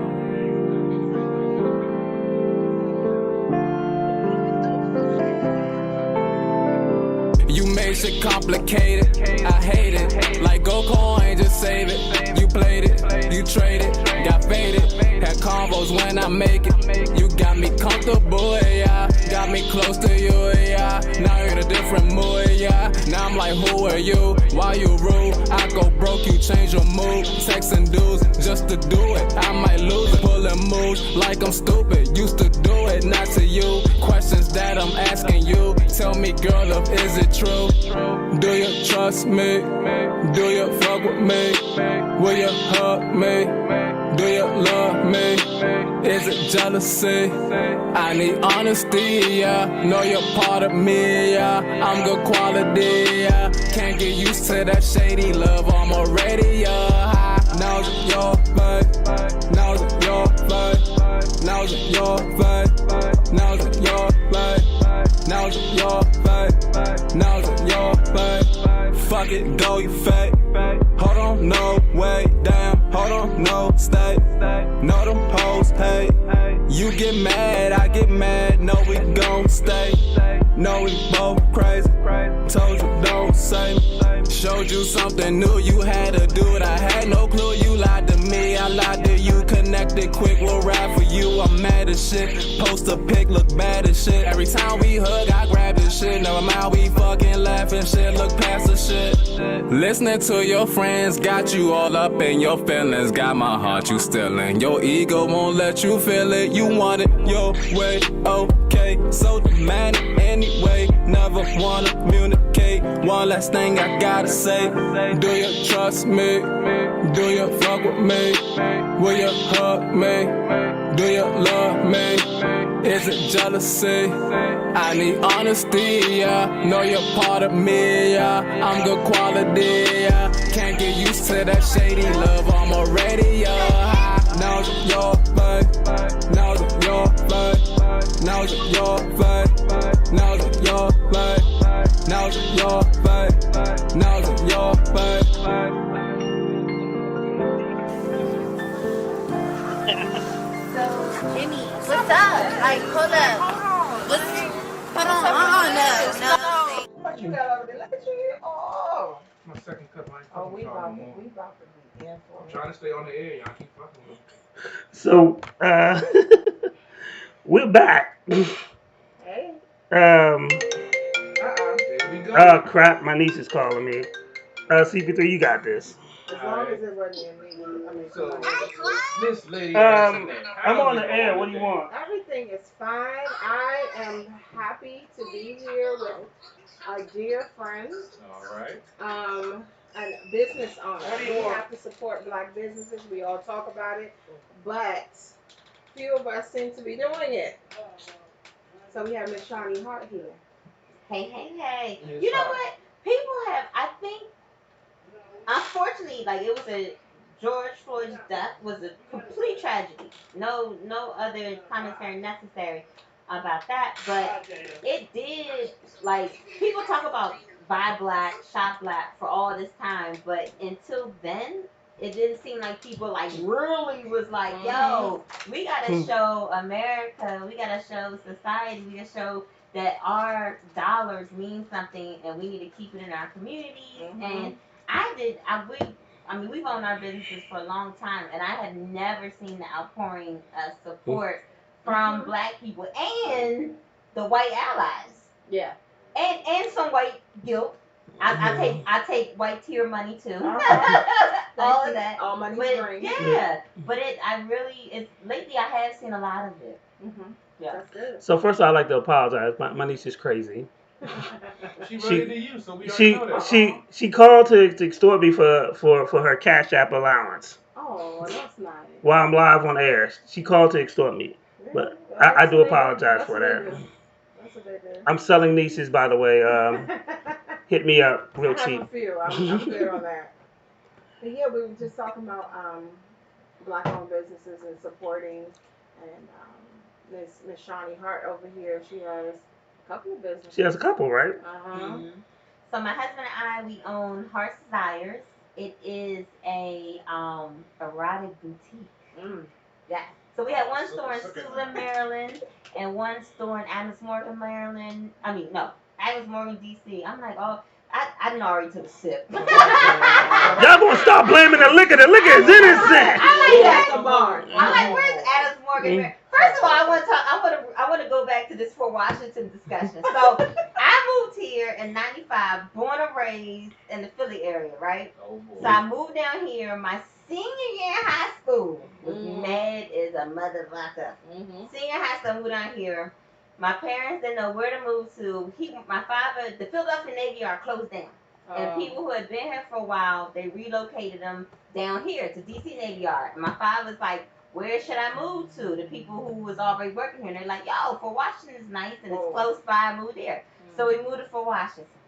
So I went to Friendly High School my senior year. Didn't know nobody. You were Allentown Roadside. I was downtown Roadside. I did not know that there was two sides to Friendly. There's definitely a Tantalian Indian Highway side and an Allentown Road. I lived in Maplewood. There's a Maplewood, what's the Apple Grove, all these other neighborhoods on that side, and then it's the Tantalian side. So there's definitely two different sides. And when I went to the school and moving from the area that I lived in and moved down here, I thought that this was just like, I was like, yo, these black folks got money.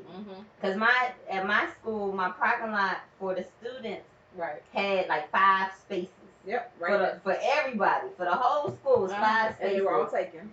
They weren't all taken. It was only 3 cars that parked in this student parking lot. We talk about Philly. Yeah. I not coming to Friendly. No, okay, right. gotcha. So I'm used to 5 spaces for the students and 3 was taken. I had one only because my grandmother passed away and I got her car. Okay. So I had one. So then when I came down to Friendly, they was like, I was asking, well, where should I park my car? They was like right there in the student parking lot. I was like, there's BMWs and Benzes. And I was like, no. Where's the student parking lot? They was like, bitch, right there. And I'm like, nah, I can't be. Welcome to PG County. Right. So that's why I said it's definitely two. I was made known that I was on the poor side of Fort Washington. But I had central air conditioning in my house. I was very so you're happy. Yeah, I was very happy. See, welcome to PG County. Welcome to PG County. Pretty much. Influential black folks. Yeah, they're fluent. I wouldn't say all that. But no, there are a lot of influential black people coming out of PG County. There are. I know you saw that. I mean, you're a sports fan. I know you saw the documentary on PG County and basketball. I mean, but right now we have some of the highest foreclosure rates. I mean, but even before COVID, there's a lot like we have a lot of PG County is for it is affluence and affluent black people, but there's a lot of keeping up with the Joneses that make people live outside their means and they use these houses which feeds into some of the negativity and some of the thought process of the black folks and the dollar. Yeah, that's why I don't mind going to PG County. It's the biggest community of African American middle class and so-called, upper middle class. I don't think it is anymore. We used to be number one. Yeah, we used to be number one in the country. It's still number one. It's been up there. So and number 2 is actually a big space in between the two. I grew up with some of those Largo, Mitchellville, privileged, black folks that felt they were. How many of their daughters did you sleep with? Don't answer that. We're not going to talk about that tonight because there is. But I will say Atlanta's coming for our necks. I mean, but Atlanta, they just got. When it comes to their gay population, just turns out that people don't. Well, it's not. Okay, don't get us canceled. I'm talking about.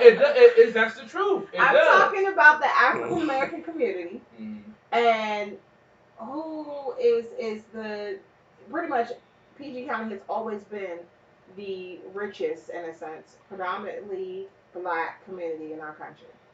Atlanta, that whole general area is coming for our necks.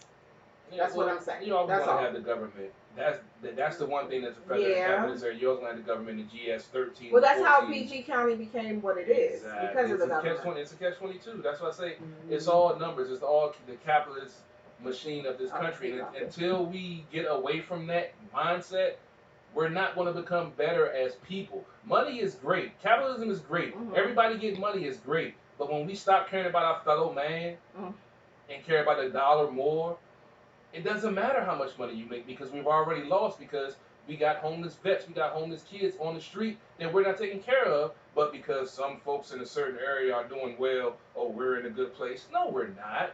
Yeah, I don't want to hear that. We weren't saying that. I'm just saying. I had to get on Well, that's why I love. We had to go on a rant. That's why the two businesses I have, I'm really super proud of. Like I know. You know, capitalism has its good points, bad points. A lot of people talk about moving to a more socialist society.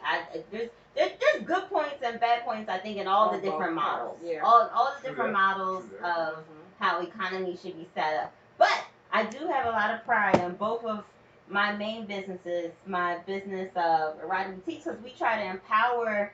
I specifically love empowering Black women about pleasure. So that's why I find every time somebody says something about women, I'm like, When he said, that's true, I'm like, no. I got a quick question. And he starts, I'm like, no, that's WAP has no value. I'm like, no, it does. It was like some A1 sex education in that song. I got a quick question. So you have your own like place like in Adams Morgan and Superman, right? A brick and mortar store. Okay, cool. Can we bring out the bar and broadcast from your store one day? It depends. Her clientele might not want to be seen on because I can't like at least I think in the past 6 months probably at least 20 podcasts.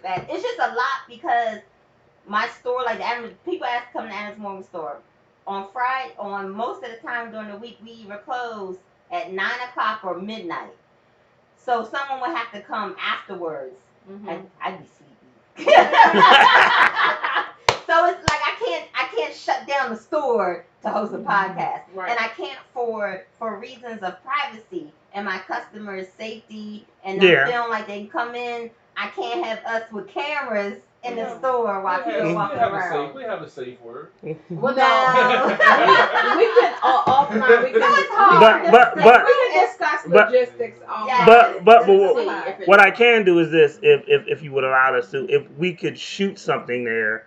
Where we wouldn't have to shoot like customers or anything like that while the store is open or closed or whatever. We could do that. Okay. So cool. Yeah.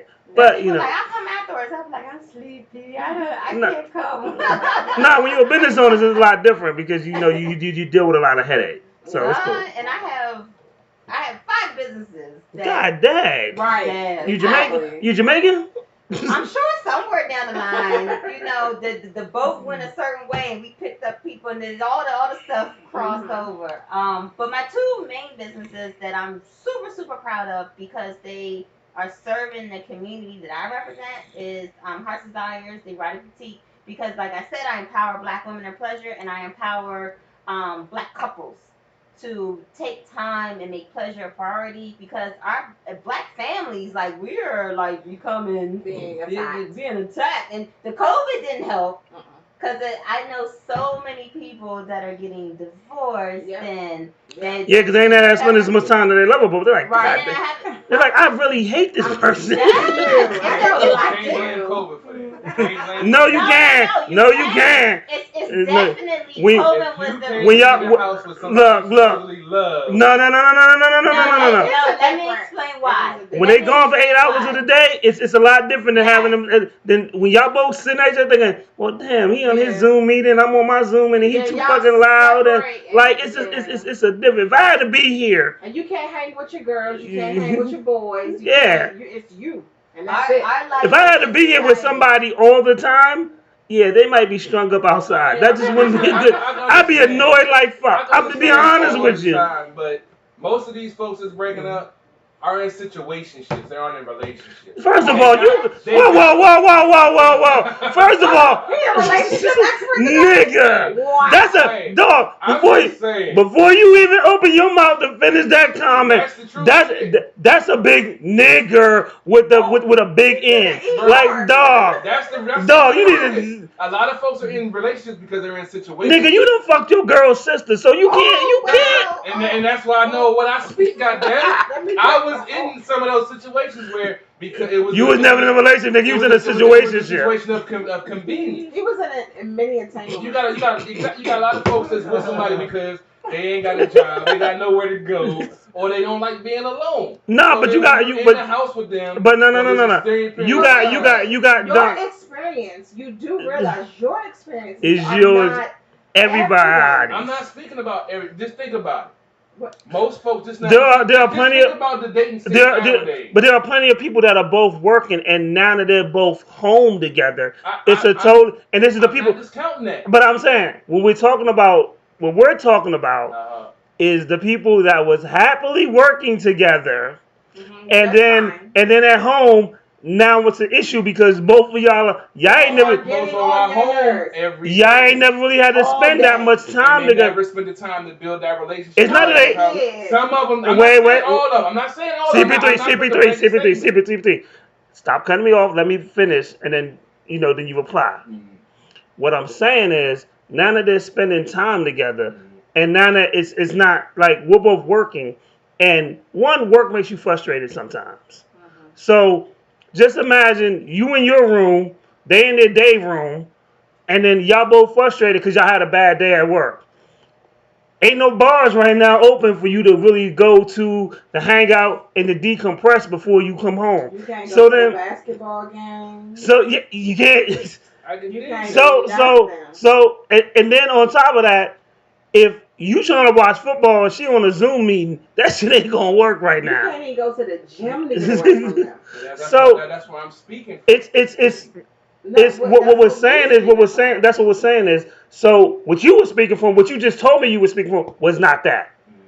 What you said was these people. I'm talking about people. Even when you're in a loving relationship. Y'all can still get on each other's nerves. Right. I'm not talking about that. And a lot of quarantine issues are coming from when you're in a loving relationship, even though you may still love your partner, but they getting on your everlasting nerve. You're gonna have even in a non-quarantine situation you can have. That. Right, but that's what we. But it's even picked up.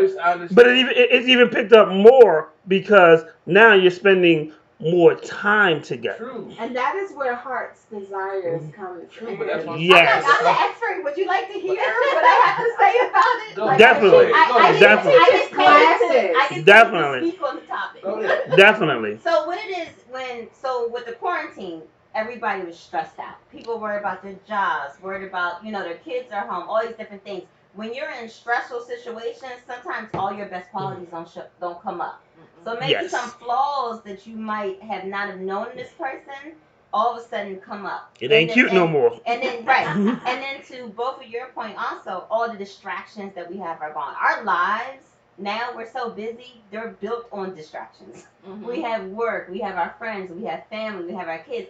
The thing about the time that most couples actually spend with each other, it's very small. Teeny bit small. So when you combine all of those things together, some people was like, you know what? I don't even really like you.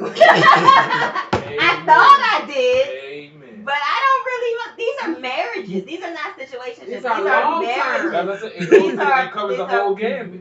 Yeah, these are partnerships. So it was a combination of so many different things. With it being a pandemic, with people not going to work, with people being financially strained, with people being, stressed about buying toilet paper, all these things together, it was like a nuclear bomb for relationships. It was something new. Yeah, it was something new. And so I feel really bad that a lot of businesses in this area, like when you drive around DC, close.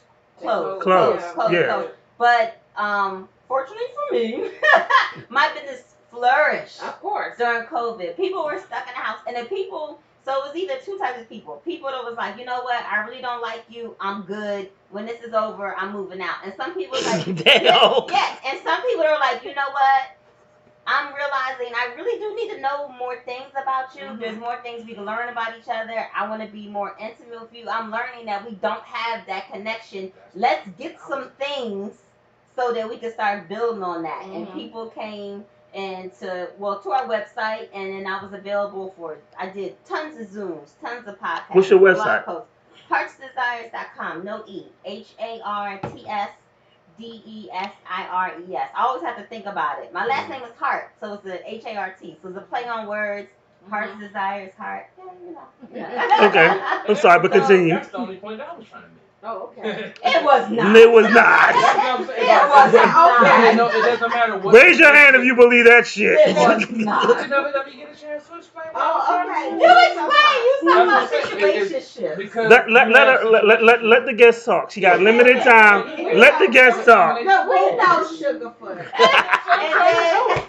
And then my second main business that I'm in love with is the New Orleans, which is a CBD wellness company that also has been doing good. I try to launch it. So, can I ask you a question? Yeah. How did you fall into the CBD thing? Because we were talking off air and stuff like that. And even before, when she told me, I told her the same story. Like, one of my partners got hurt, and he used some CBD pain relief cream, and he was able to carry on through one of our shows and stuff like that. Our shows be long as shit. It'd be like 4 to 5 hours.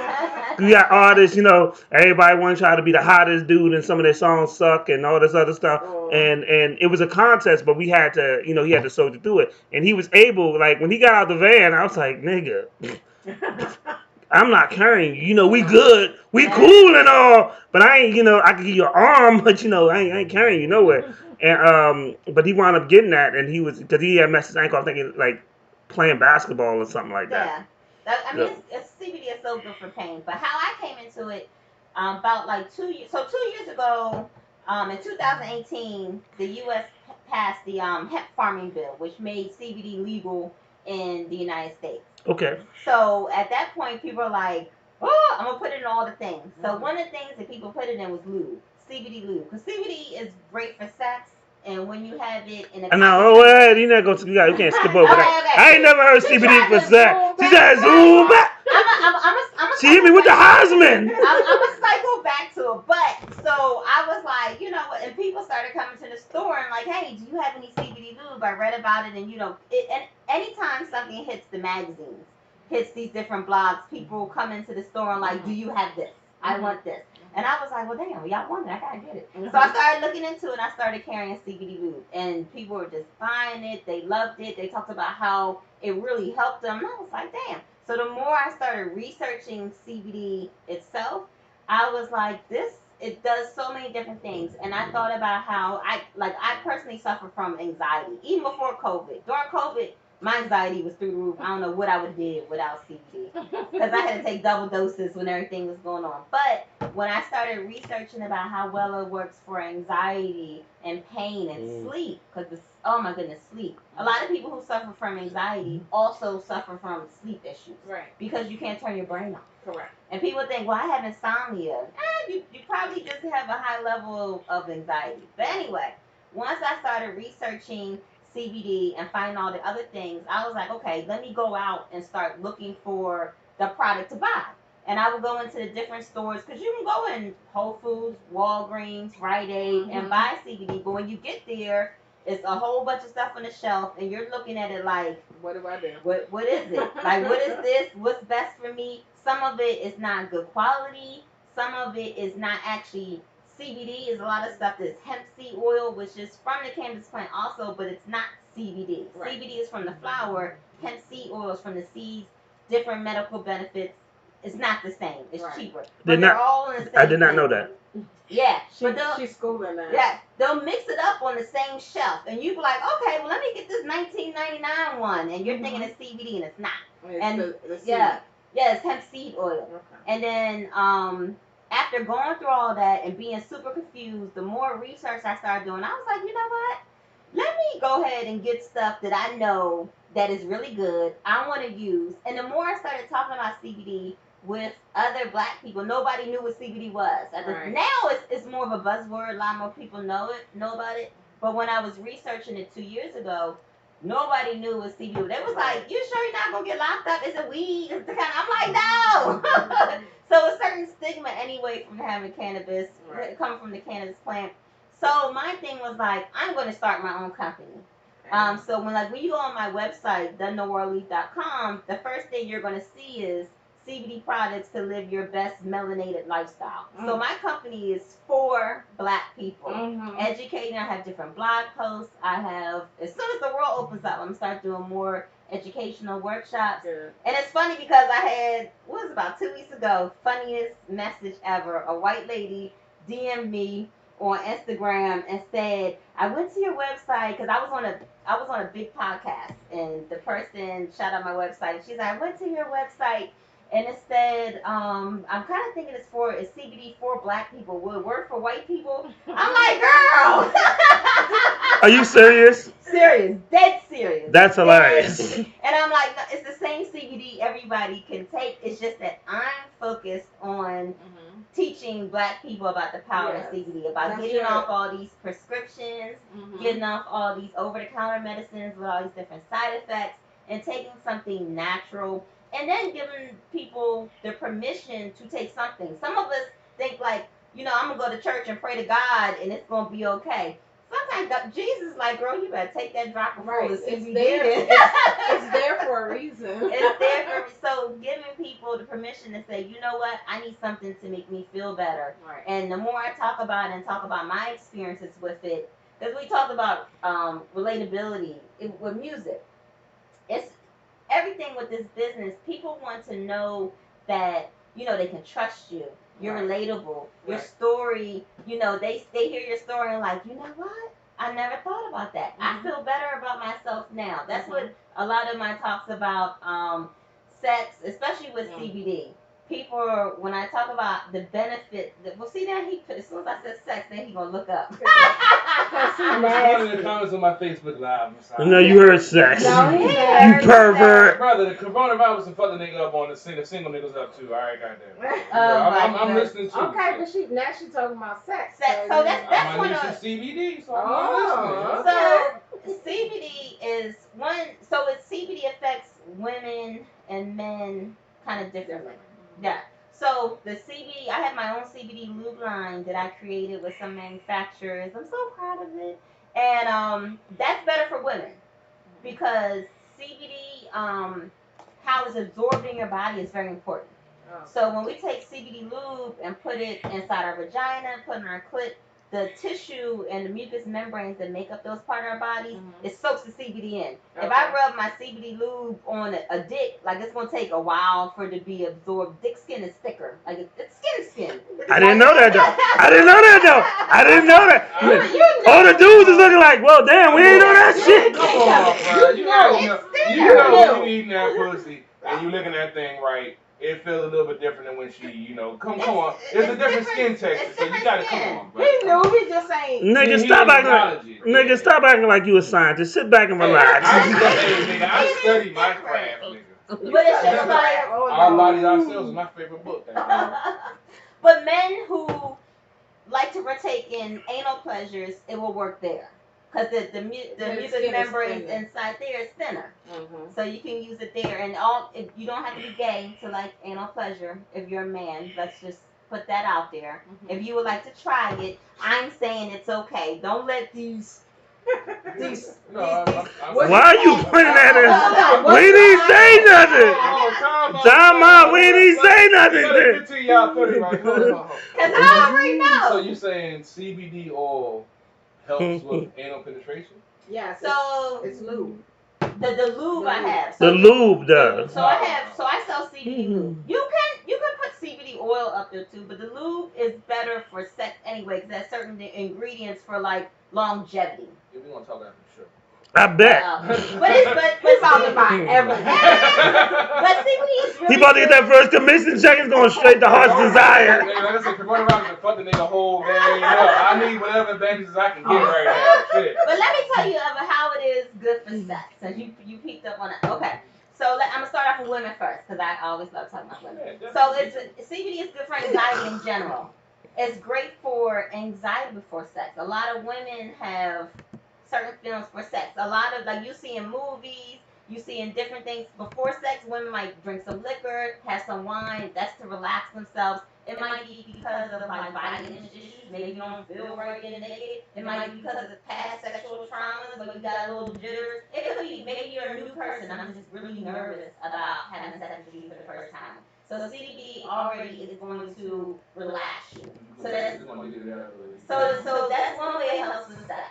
Number two way it helps with sex is I don't know if you ever dated a woman that had pain when they had sex. They might have had endometriosis, they might have had vaginismus, they might have had other pelvic issues and stuff like that. So women like this, if you have pain, you have sex, it's already wired in your brain that sex equals hurt. So you're probably never in the mood to have sex. Because you already think I'm not going to do it because it's going to hurt. Right. So if the CBD lube is something that can help, and over time you use it, and then you're like, oh my goodness, it helps. Right. Your desire picks up. The pain goes away. Because the last thing you want to think about when you're having sex is the pain. Right. You want to focus on the pleasure. You don't want to think about the pain.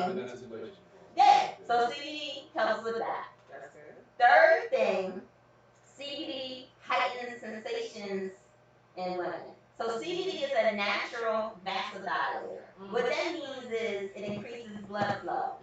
So it increases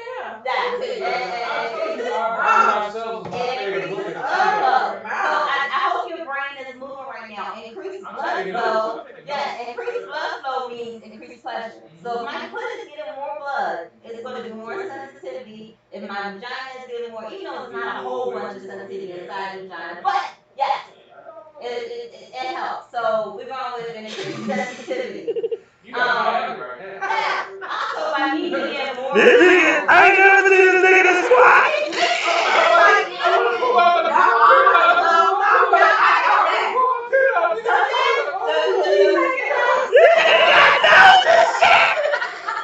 So then the fourth point is, if I'm naturally more aroused, then my body is going to produce more natural lubrication.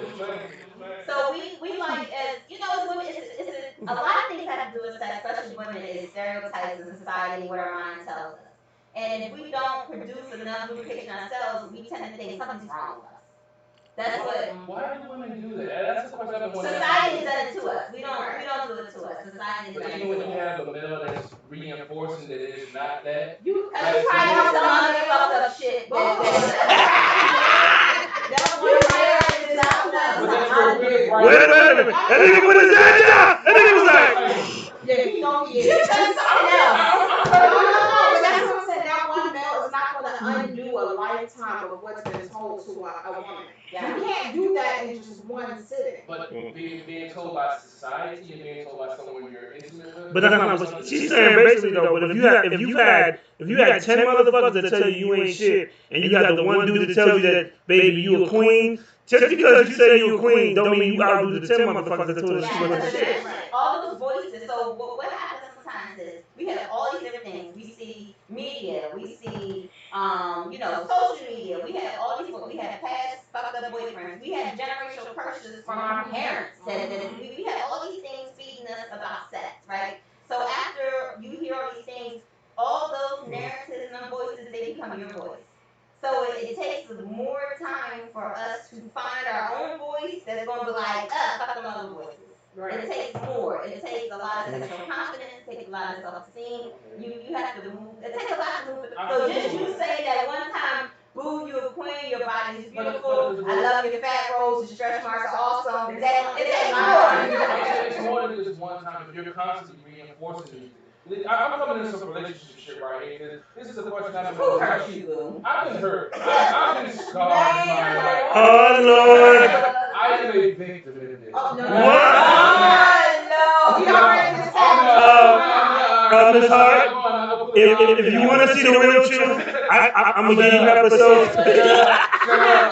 Shut up. All I'm saying is, when you have someone that's constantly trying to get positive reinforcement and to try to eat, they understand the pressures of society, understand the pressures that a woman goes through being considered a hoe if she gives up the first night, and if she enjoys sex, she's a hoe, yada yada yada. But what about if you're giving positive reinforcement through that whole time, and they still, I'm talking about over like months and a year, not just some fly by night shit.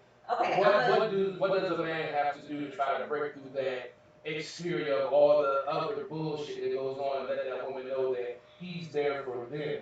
I'm gonna give you. It's so many different things that I can give you examples. A lot more than it, but I'm gonna give you one example that really works well. So you heard of the five love languages, right? Okay, so it's a book. It's a book, but if you go online, you don't even gotta get the book. Go online and search the five love languages quiz.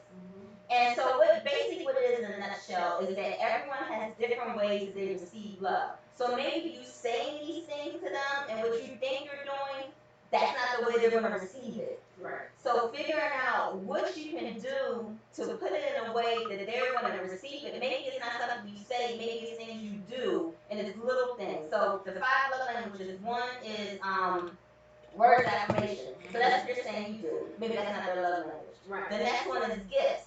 And you think, when you say gifts, you don't think diamond rings.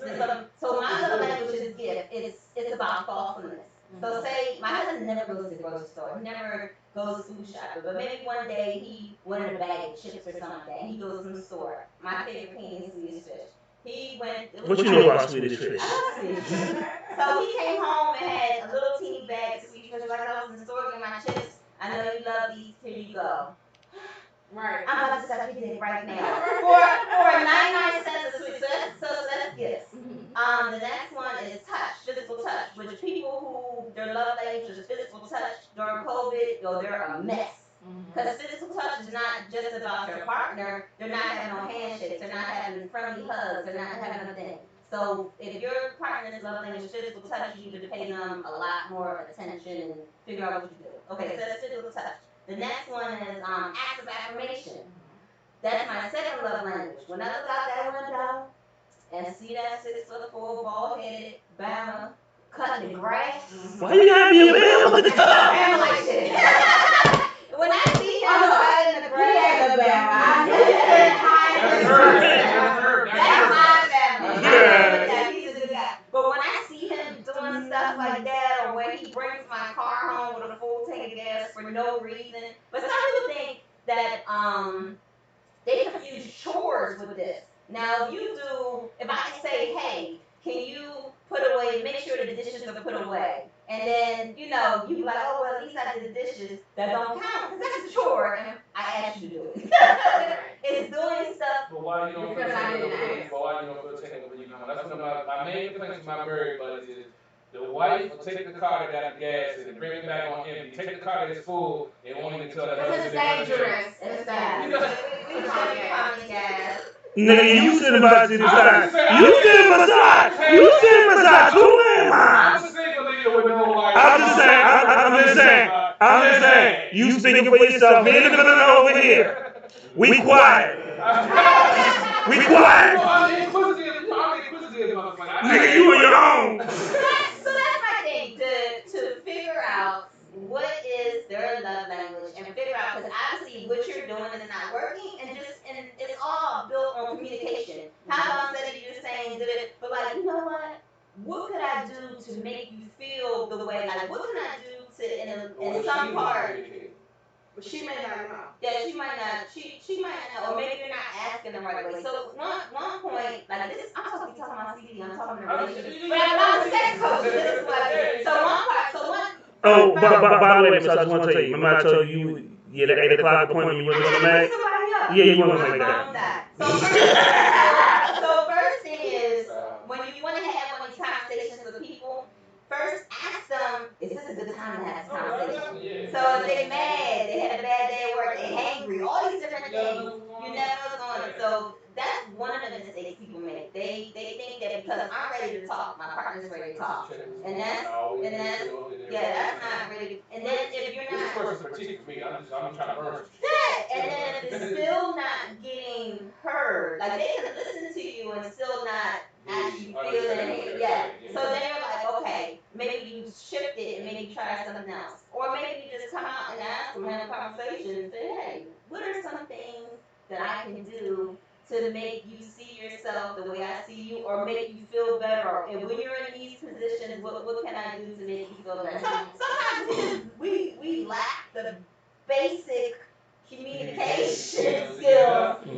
Thank you for saying that. But CP3 will be signing up for one of your I'm shows. to have a woman actually admit that on air, on tape. I'm No, happy. it's not admit. It's like Most it's both women admit that people. they don't know. question. But I just said she doesn't know. Do you That's not a, do you teach classes on this? yes. I do. I haven't done it. People keep emailing me, asking me to do. I love doing in-person classes.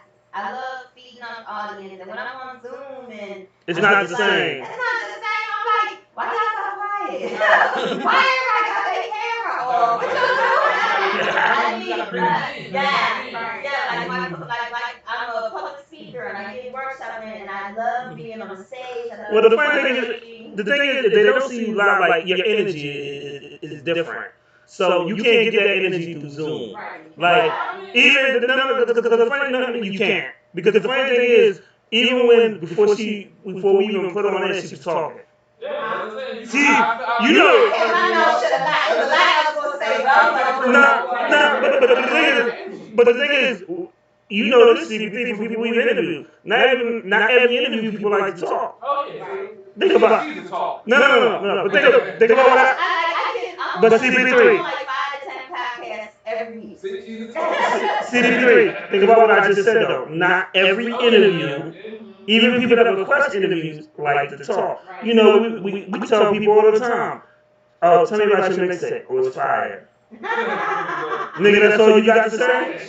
You came all the way over here from DC at the bar, and all you could tell me is fire. Nigga, you could have told me that in the text. That shit hot. Hot.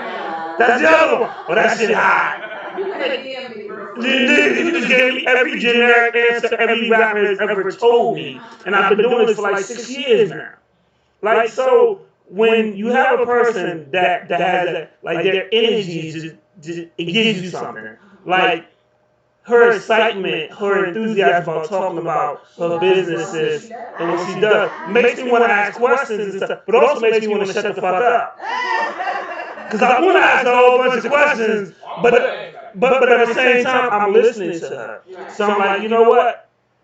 They hear me talk every week, you know, when we get into your business. So we do that next week. That's why people ask me like, your business is how you do. First off, I love that both of my businesses are for helping people in their life. Like some people, like you said about making money, everything. Like of course I don't make money. I gotta pay. It's a business. Like if money wasn't a certain aspect of it, then I'd just be living, on the street. But the part of it is what helps me go to sleep at night with a smile on my face is when, people reach out to me. Every day I get somebody an email or DM saying, I love your post today. I love you said, I just want to shout out to you. I saw you last year at such event and what you said touched me. I have like some of my clients that reach out to me and, we have our next session. Like, oh my God, I had my first orgasm. I'm like, yeah! Orgasm party! And it's like, so that kind of stuff, and just like with my new CBD business, I really, really got business started in June of this year. I started it last year, but when COVID, I started like in December of last year, like actually having all my products and ready to get going. But when COVID happened, both our store was closed, and we had all our employees gone. We had 8 employees at the time, both stores. And then at that point, me and my husband had to pivot and run everything. Like, we was in packing up boxes of packages, and I'm like, oh, this shit is for the birds. And I'm like, don't none of the employees, I'm like, don't none of y'all want to come back? I'm like, bitch, we getting $600 extra. I'm like, but it was a lot of me working on my sexuality business. I didn't really get good and go on my CBD business. But now that I have got good going, the reviews are coming in from people that bought my products. I've already had repeat customers that are saying, you know what, I'm getting the best night's sleep ever. Stress levels are down. So I tell you what I do, because I love your energy. if you send Lady Internet your logos, when the next time we broadcast at the bar, we'll put it in as one of our sponsors for the show. Like, so my CDP is my company alone. Yes. I get to keep all the profits. I need some oil first before I. So all of my CBD products, if you're in the DMV area, all of my CBD products that I have on my site, they are at both Heart Desires locations. So you can go and get them there, or if you go on the website, there's some information on there too. Ask questions. So and also like I really I just love your energy. Forget the product. I love your energy. No, forget the product, buy shit. But amen to that. Amen to that. I can't even argue with that. But I love your energy and stuff like that. So we definitely want to promote your product here. So if you send the logos to Lady Antoinette, we definitely put them up on that show. I totally And think about, because most of the podcasts I do and everything, I'm remote. We're doing Zoom, I'm calling in, so this is my first time actually being live. It's totally a hit. And then like I was like, damn it, But I should have brought samples. so I do got some bad news for you. It's 8:10. Oh my goodness. Yeah, And my phone? Yeah, your phone is dead. Yes. So as much as I want to keep you here because I'm loving this conversation. We want to be selfish. I really do, but I know there's somebody at the airport right now where it's raining. Well, I had to just go to Reagan and not go far. So Everybody comes in at 8:30. Okay, you good. Okay. And they be done ready to be picked up at 8:40. I can answer one more question. You can answer. Look, I'm not trying to kick you out. I just want to make sure you get where you gotta go. Because the thing about this is this. The funny thing about this, I know the person that owns this bar, so we can use this at any given time or any given day, whenever we need it for any given hour. So go ahead. Do you have any questions about CBD? Oh shit, she got the hand raised. I might have to hit you up and get some of that, because I mean the fact that you just said that a woman had her first orgasm, that's already mind blowing. Well, that was the first CBD. I was talking about that was for my sex. So I do sex coaching. So I was lying. Yeah. Just had her first orgasm. That's not uncommon. And that's what blows my fucking mind with these fuckboys out here. Yo, wait. CBD. Let's wait till she come back. And we can go in. Nigga, you about to start a 2-hour conversation and she only got 10 minutes. And women, we've been faking it for so long. Sometimes it's hard to unfake it. I've had to fake it and bust another couple times. No, not saying men don't fake it. But my thing is, men fake it. Men fake it. It's a booty that you don't want, but you don't want to hurt their feelings. Wait, I don't know about I'm just saying, this is what I. You know what? CP3. We need to have this conversation. The battle when we do a battle of sex show. Yeah, we know what to call. Okay, so back to CBD. The main reasons why people take it, people reach out to me is for, like I said, sleep. People's sleep is off. Like, because ever since COVID, it is. It's and one of the problems is our sleep schedules are off. More people are more anxious. There's more young people suffering from anxiety than ever before. Right. The world is crazy right now, and that totally affects your sleep. And not getting a good night's sleep, yo, that will fuck you up. And like it'll fuck your day up, and then it'll fuck stuff up inside your body. You don't even know if you fucked up. Like that's when we regenerate ourselves. That's when we, clear everything out. That's when we recharge. And if you're not sleeping, you're not getting the benefits of that. So a lot of people come to me for sleep issues. Like I said, anxiety. So many people are stressed out. Like stress is killing Black people. Yes. Oh my goodness. So one of the reasons I wanted to have it because when she told me about your product and stuff, about 3 years ago, I said about 3 years ago, I interviewed a lady who did infused food. And she suffered from PTSD, and I was telling her. Yeah. And I was telling her. And I was telling Lady Anthony, and I said, you know what? Having that conversation with that person, I learned more than I ever did about cannabis because I don't smoke. I'm an asthmatic. I can barely breathe. Nigga, cut that shit out. Unless you're trying to drink some tequila tonight, cut that shit out. Yeah, quiet now. Anyway, I learned having this conversation. She was a chef and she did infused food. And then she told me she suffered from PTSD because she got hit by a car. And she had very bad anxiety. And she said, sometimes when it happens, she said, I just don't want to be on a whole bunch of medicine. And that's what calmed her down. Yeah. And when I had that conversation, it made me look at it. I mean, all my friends smoke weed, so I was like, I can just get high. And it made me think. It made me think about it in a different way. So the thing about people like my friends that get, I can't say, some of my friends that get high just do it just to be high. They're like zonked out. You're not really getting the benefits when you're like that high. It's a certain point, like with THC, that if you take it too much, that you're not getting, some of the benefits. The people that want to take it, not really to get high, but to help with anxiety, pain, something like that, especially with THC, they might take a smaller amount. Like you go to a lot of dispensaries now, they have a CBD THC mix. I didn't know that. Because the CBD helps like cushion the THC. A lot of people don't like THC products because they cause paranoia in a lot of people. They cause people to not be able to function in society once they're high. Like they want the medical benefits, but they want to still be able to go to work. They still want to be able to tend to their children. So that's why CBD is awesome, because CBD still has the medical benefits, the pain relief, the anti-inflammatory, the anti-anxiety, but it's not going to get you stuck on the couch and make you zone out and make you good, because we want to be good, we still want to be good wives, husbands, we want to be good parents, we want to be good employees, employers, all these things, and you can't really do that if you're super high. Unless you're functional.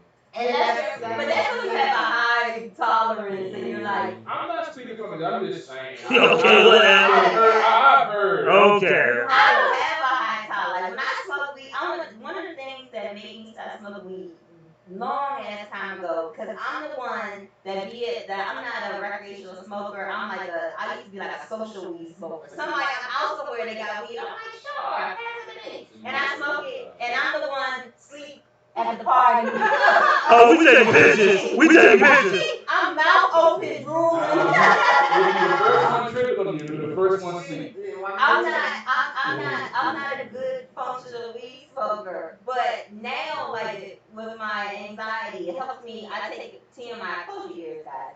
My menstrual cramps, it helps me. I used to have to. I didn't know her. It helped with that. Yeah, it's the anti-inflammatory. So, like, I take it. I know what you're talking about. Work. The first day I had my period, y'all calling out. I couldn't go to work, and now I'm just like, okay. Like, I mean, it's not the best thing ever, but I'm not it's bad. I'm not in pain. And then again, I take it, I use my lube a lot with sex, especially with anal sex. I don't want to know, I'm not an anal sex queen. Some people just like jump on a dick and then like, I'm not that. Like, I gotta do a lot of deep breathing. So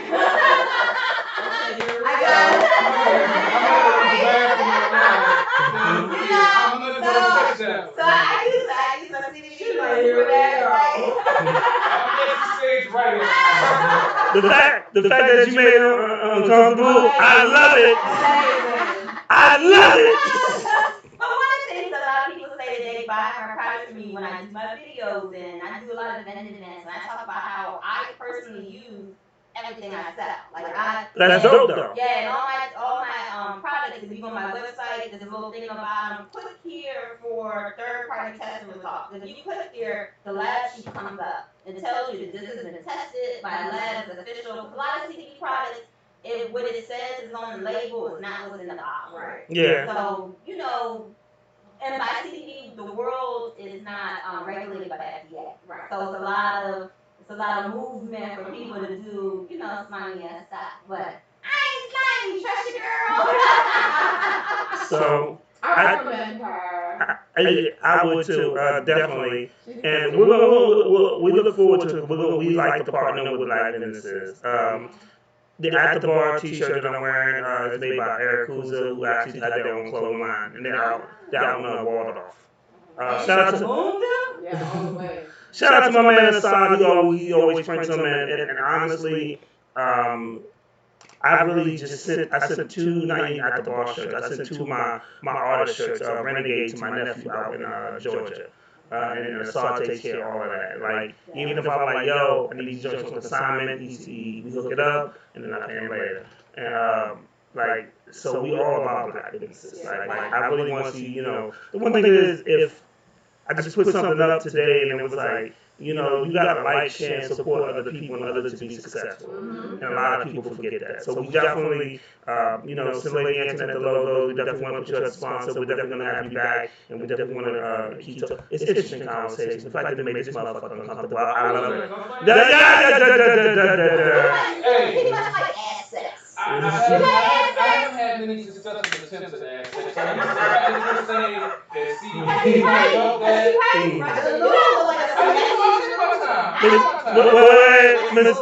Miss Hart. If I was to get this, then it's a different story. But no, I take my time. I try to take it slow. You lying. Hey, I'm a gentleman up right there. You what? Sometimes. What? I'm quite not involved, man. I told that's why I said Yo.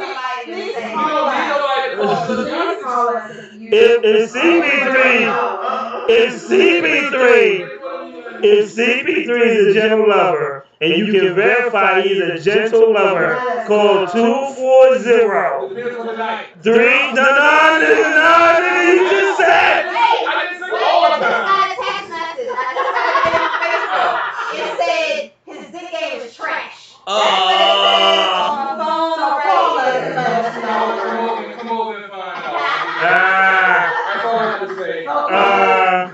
Inbox me and come find out my dick game is trash. Whoever got something to say. I'm a Scorpio right there. I take pride. Call 240-324-6110. Inbox me. Fuck that. No, we need to get another ad. I know I have had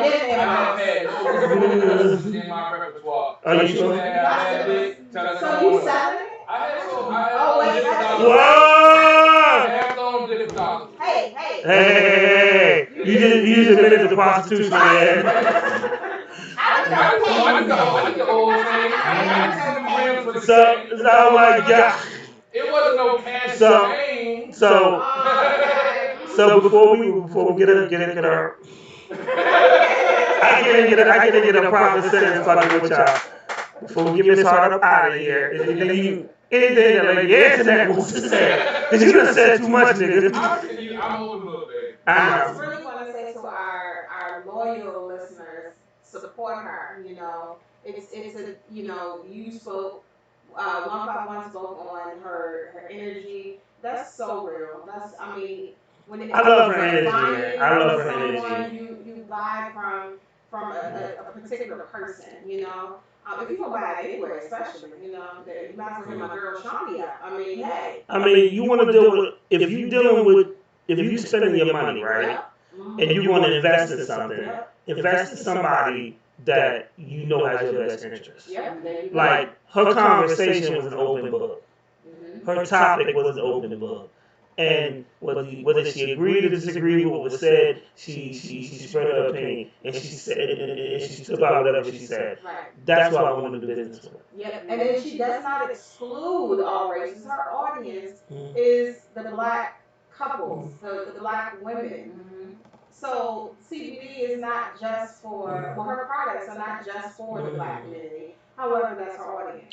So we needed it. I saw that we needed the education. We do. We do, and the thing is, we need the coaching, and we need to have these conversations where people can be comfortable. Yes. And a lot of us are uncomfortable. Some of us have been living with people for 10, 15 years. Y'all ain't comfortable. And that's the thing, like with both my businesses. So, like with my heart starch business dealing with sex, a lot of people have shame when it comes to sex. With my CBD business, a lot of people who have pain or anxiety issues, some people are shameful of the problems they have. And the shame breeds in silence. And so when we start talking about these things and tell people, you are okay. These are the things we can talk about. These are the ways you can help yourself.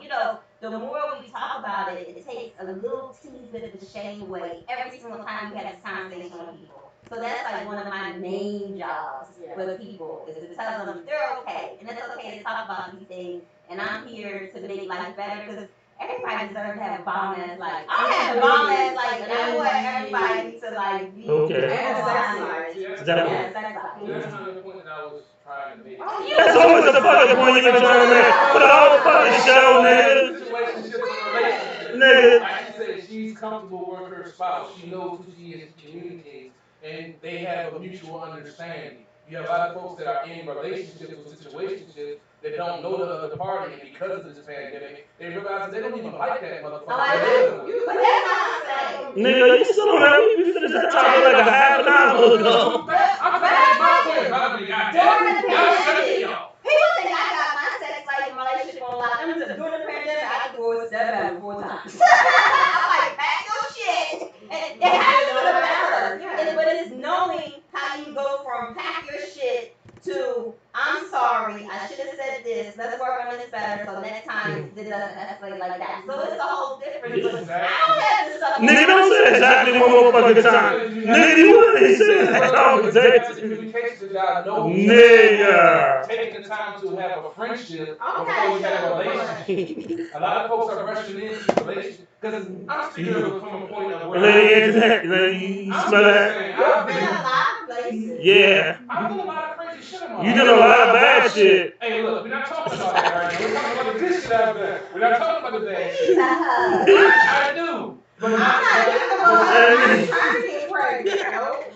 I would say, hey, Sugarfoot. She's pretty much basically where I was born when I first started. So, I don't keep it on it, but that's okay. Because I go around the corners. nigga, you know, nigga, you be trying to find this kick rock. But actually, we actually did have a friendship or a relationship. Like, we started dating in February. He asked me to marry him in May. I said no. So then Damn! I was living my best whole life. The way she said it, y'all see that shit with the Supreme Court? She was like, I said no. It was like it was on his birthday. I had Damn! right, he came over. I had cooked this meal at my house. He doesn't drink, but I had the sparkling apple cider. I had balloons because a lot of people who do so many things for other people, they don't really have things done for them. So I was like, and I knew this about him, and I was like, I'm gonna do something for you, yada yada. So we had this whole evening. He was just like so like in awe that I did all this for him. I'm like, this is regular shit. Right. I need you to do better. But anyway, so he's sitting there and he's like, you know what? I love you. I want to spend the rest of my life with you. Da, da, da, da. And I was like, I have to say no. You know, do you know how hurtful that is for a dude to hear that though? But actually, you know what? But you know what? That made, when I did that, so at the time I was dating like 5 guys at the same time. I had you. Ladies, if you're watching this, get you a rotation. Stop having one dude at a time. Get you a rotation. They work harder. They treat you better. Go ahead and get you a rotation. Anyway, so You go in rotation you want to. I wasn't ready to give up my rotation. I was having a good time. So I was like, you know what? Let me have my good post summer. And let's follow back up on this in September. Yeah. So September came around. You was like, you the one. He asked me to marry him again. And I was like, you know what? Sure, let's do this. So he asked me in September, we got married in April. So we moved fast with it. But then I think that also comes with age. How long y'all been together? We met in January. Last year? 2000. Oh, how long we been together now? Yeah. She made it face. Because I was like, you did not meet him in January. But I was like, yeah, we met January 2014. So do the math. I don't know. Okay. Yeah, we met, but he was moving fast because he was 30 something. And he was like, you know what? I'm at the point. He knew what he wanted. He knew what, and I was like, dang, I'm having a really good time. You took my body in. You gotta have her back there. I'm Yeah, we're gonna talk. We gonna have him back. No, live your best whole. No, but let me tell you, a sexually empowered woman is going to live her best life forever. She is going to be confident in all different areas of her life. She's going to do better at work. She's going to ask for raises. She's going to do better with family dynamics. You're going to learn how to put up your own boundaries and have people respect what you want in life. You're going to know what you want. Having your whole phase is everything. It's going to push you forward into having your best life. I stamp that. I believe in it 100%. Have any questions? Hit me up on Instagram at Sex Talk with Shani. Oh, we. You do know this interview's not done. The only reason you skate now because you got somebody to pick up. But when I say I'm a whore recovery, they frown on me. No, nigga, you just a whore. Said sexually empowered. You are a whore. But she said she lived No, her best whole life, right? No, It but you. encompasses so many different Exactly. aspects So of when I say I'm a whore recovery, First of all, she said a sexually empowered woman. You, sir, are far from a sexually empowered You woman. just fucking everybody that says yes, it's not the same thing. It's not the same thing. What? Nigga, you done fucked the enemy and a sister in one relationship. That means it's for everybody. It sounds like it. No. Uh-oh. But that was in my 20s. You smell. You know, you. Are we Hold on. I didn't mean to shut the show down. Did this nigga just kill my show? I'm just saying. Shut up. I heard it. I asked you. I'm just saying. We gonna definitely have to have him back. Uh-oh. Yes, I go back. He didn't shut it off. I didn't mean to shut the show down. It was something hit. Yeah, we good. Okay, we back. But no, the problem with what we saying about you is that Nigga, your stories are you gotta protect the name of the guilty. The fact of the matter is you want to do a series called to protect the guilty because no one is innocent. Because we talking about you smashed this one dude's whole family. Yes. But he gave me permission. That doesn't mean you just said that you are not for everybody, right? But you smashed an auntie and a niece. Your last name is such and such. It wasn't the same auntie and niece. It was a niece and it was an auntie on different. It wasn't the same. One was a mother and daughter. It was his wife's family.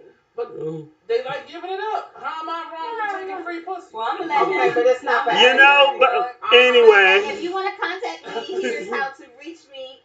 You want some pleasure toys? Go to heartsdesires.com. That's HARTSDESIRES. If you want CBD products, go to the Norleaf, NOTHENOIRLEAF. Both places on Instagram. DM me, ask me some questions. I'm here for it. Okay. The one and only Shani. Thank you. So, real quick before we get off air, this has nothing to do with Shani. Somebody who had emailed me and they left something in the comments and they said, "Well, I shared the show to some groups and they were like, I sent you my song, Riff, which if you're not born in the 80s, it means reading is fundamental. It says." 10 shares get your song played on the show. Email an MP3 to Rakim151. Doesn't say email me a link. Right. Now, can I go on your link? Yeah, I can. But the thing about it is, I have a DJ who, when I send him music, I send him MP3 so he can mix it in, and we have a DJ mix that I play every now and then. And if you send me a link, I'm being honest. The only time I probably would play it would be this conversation. Like no bullshit. Like you send me MP3, it stays on my fucking computer. That's why I say send me MP3. It stays on my phone and my computer. That's why. But keep it. Yeah, exactly. That's what the whole purpose is.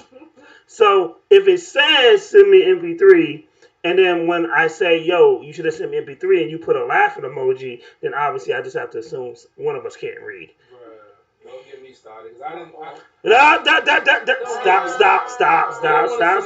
Stop. And one of my pet peeves is when I say send me MP3 and you send me something else. And I'm going to tell you right now, God bless my late partner, Black GOP. If you send me a link, I will literally not play the shit on my show. And GOP and GOP used to laugh at people when they did this to me because I would tell you to send me this and you would send me what you want to send me. Right. So like we about to bring back our guest, Go Villain, after I play this video. And here's the thing, he sent me an MP3, and he didn't. He sent me an MP3. We played this song, and then I actually went and found his link for his video and put it on. So that's how I was able to play his video earlier. You know how many links I got in my inbox? And I tell them to send me MP3 so I can send it to our music guy. They send me links. I'm like, no thanks. Exactly, because you, it's just not gonna happen with me. That's I just already told him he's not going to listen to SoundCloud. So yeah, I'm not. MP3, it's no point. I'm not. I'm gonna be honest with you. And still send me SoundCloud. I'm like, what the fuck? It's nothing wrong with SoundCloud, but at the same time, I think that if it was 10 years ago, it'd be cool. At this time, you should be trying to put your music on Spotify, iTunes. You can go to DistroKid, which is only like fucking $40 a month. You can go to DistroKid is sweet. DistroKid only like a dub. No, but if you want if you want the international joint that sends it out to everybody, it's 40. The same thing with my people who do repeat.com. They're from DC too. My man George and them, which is basically the same thing as DistroKid. That's the one we released the Money single on that puts it on Spotify and stuff like that. That was only I think $40 for the year.com. $40 for the full year for that joint. So as much as I like Spotify, if you get 1 million plays on Spotify, you earn no money. That's true. If you get 1 million plays on, and I'm sorry, if you get 1 million plays on SoundCloud, you earn no money. If you get 1 million plays on Spotify, you earn money. You get 1 million plays on iTunes, you earn money. Right. So what I urge people to do is that's why I say send me the MP3, and then also, we'll talk about business wise, what are you doing? Because if you can spend $200 on Jordans or $40 on weed, you could have put your music on DistroKid for $40 easily. Common sense ain't common, bro. Not at all. It ain't. But I mean, but I have to have these conversations with people because he hit the laughing emoji like it was fucking funny, and I'd probably block his ass now. Probably his career. It's probably a laugh. Tell him to take time, though. Tell him to take time. It do take time.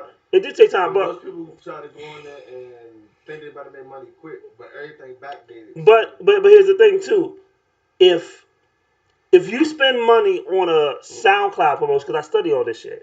So this is what I do. I got artists, and I've been in the music game 20 years. Like at 16, I was running churches, track boards, and weddings and shit. If you take your money on SoundCloud, right, and you pay for a promotion on SoundCloud, SoundCloud does not generate you income. It doesn't go to your ASCAP or your BMI. But when you have to register for Spotify, it does. So it registers for your ASCAP and BMI, which is for your music publishing and stuff like that. So you can generate money like that as well. So I'd rather for you be generating money because a lot of people will put out songs and think, oh, gee, I got 1,000 plays. I'm going somewhere. You're not. If you don't invest in yourself and you don't invest in going through the whole thing of promoting your single and all this other stuff, then you're not gonna go anywhere. Well, most of them looking for that pretty woman bullshit where they put a track out and somebody comes and say, "You're great. I'm gonna put this money behind you and give you promotion and give you this." Yeah, and they do that to you. And if someone does that for you, if you actually find the one person to do that for you, they're greasing up your asshole without CBD oil because they're gonna fuck you. Play the video. Definitely. Yeah, we're gonna have to talk about that. Yeah. Well, thank you. Nah, man. I'm so tired of making this chicken for Mr. Johnson. I don't know if I can do it anymore, bro. Me either. What do you think this is? Popeyes or something? Matter of fact, I'm trying to smoke. You got weed? You got a Glock? Let's go. Oh yeah, you really got that. It's like.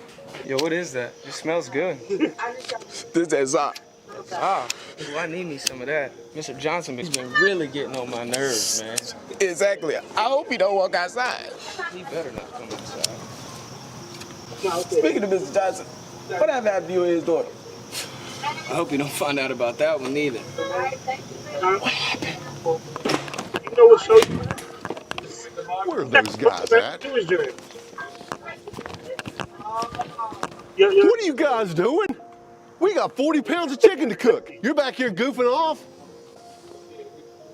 See, what happened was, boss, Mr. Johnson, we was just trying to take a smoke break. Only thing happening here is y'all are fired. I just got this job, boss. Hey, come on, bro. We don't need this. You know what, Mr. Johnson? You can have this job. Come on, bro. Popeyes tastes better anyway. Nigga, you been drinking too. Hey, my boy, bro. Come on, man. Man, we just got fired, bro. I'm ready to go turn up. Let's go. Come on, Selma. Let's go! You ain't proud. Let's go! That's the stereotype thing. I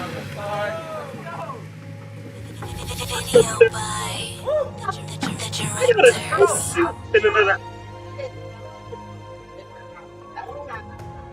But we need that 100 kill.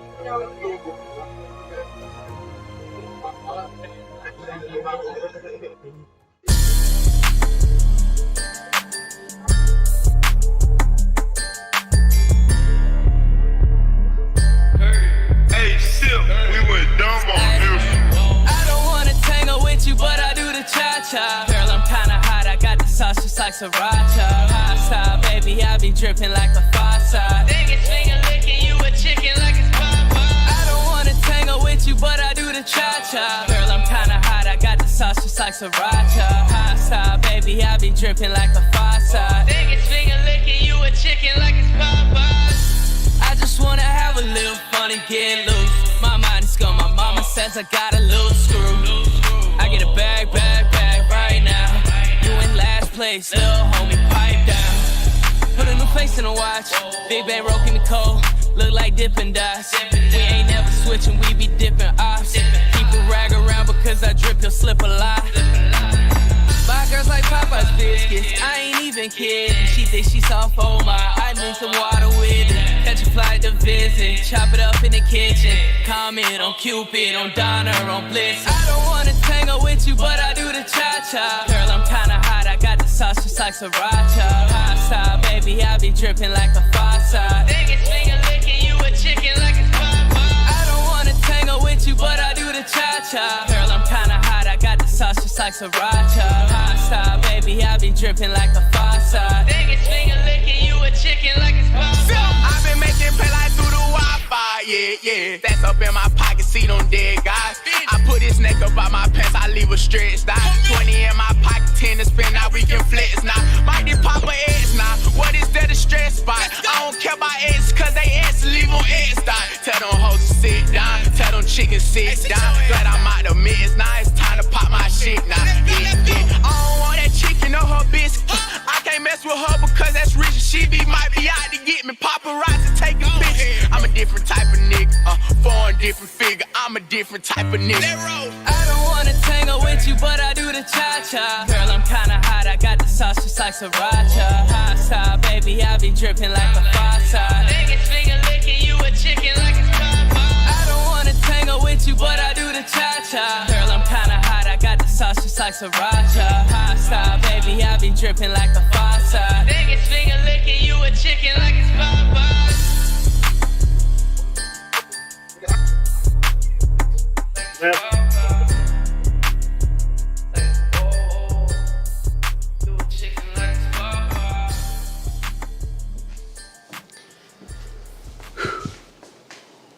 What the hell? What are you doing in my house? Checking out my feed, you heard some great behind the scenes talking about some real music shit. Okay, so we back. We was having a real good, intense conversation off the air. Like I swear, sometimes I hate when we have to go to like these little commercial breaks and video breaks because the conversation was real. Mm-hmm. So we were basically talking about, riff, basically reading its fundamental and criticism. Basically someone sent me a song, they sent me links, I told them to send me MP3, and they laughed. They was just like, they put the LOL emoji or whatever the fuck it is, and we was talking to an artist about that. We was talking to Go Villain about that, and he was just, stating about, some of the cockiness of some of these artists out here. You know, and that's the crazy thing because, like, for real, podcast shows are a dime a dozen. There's only one at the bar. What separates you from being great? What separates you from being something different? You know, in real talk, me and Go Villain talked a year ago, and he hit me up and he was like, "Hey, um, I hit you up before. I want to, be able to come through." And I was like, "I bet." So, that's why one of the reasons why we had two guests because he was consistent in that. He had been consistently liking the show, and the only reason and then what he probably doesn't even know is the only reason I didn't probably have him on a year ago is because my aunt got sick, and I've been dealing with that for like a whole year, at my job, and I forget things. I'm human, so it is what it is with that. But we have him here now. I'm that too. But the thing about it is, like, with me, I'm consistent. Like, I did the thing. But you never took it personal. No. I don't never take things personal because it's business. But sometimes, like, when I be dealing with these artists, though, like, they want to do music with me and then snake me out and shit like that, I take that personal because sometimes I be trying to build friendship with these artists, but they be too devious, man. And it's just like, it's crazy.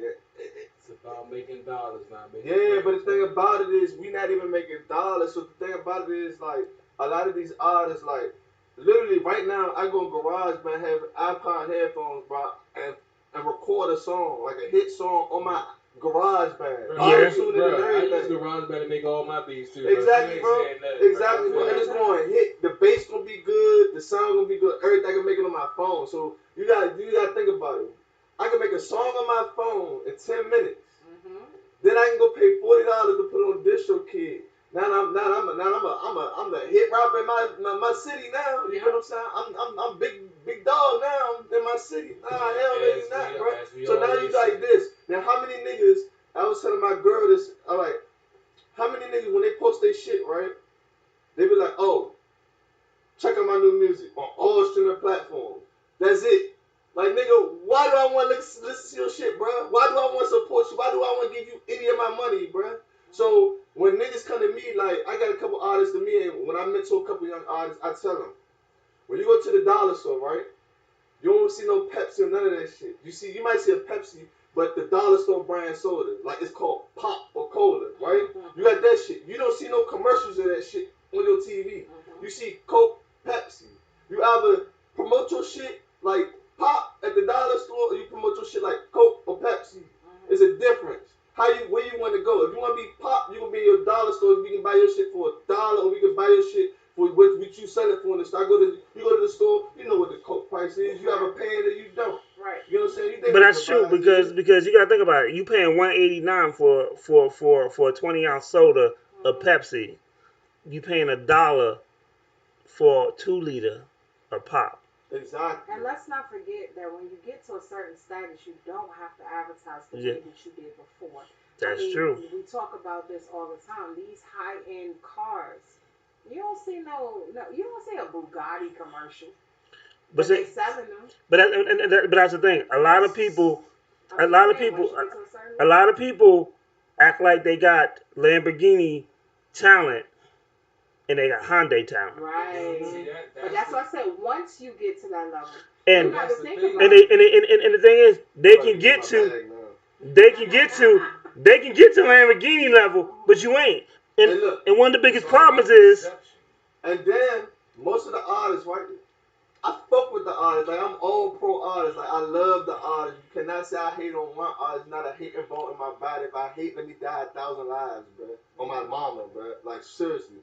But most artists, I found out that, like, they make these songs and shit like that. And, like, I seen, like, a lot of artists before me. Like, I grew up with, like, in middle school, they be hit. Like, they was tight. Like, I knew he was going to go somewhere.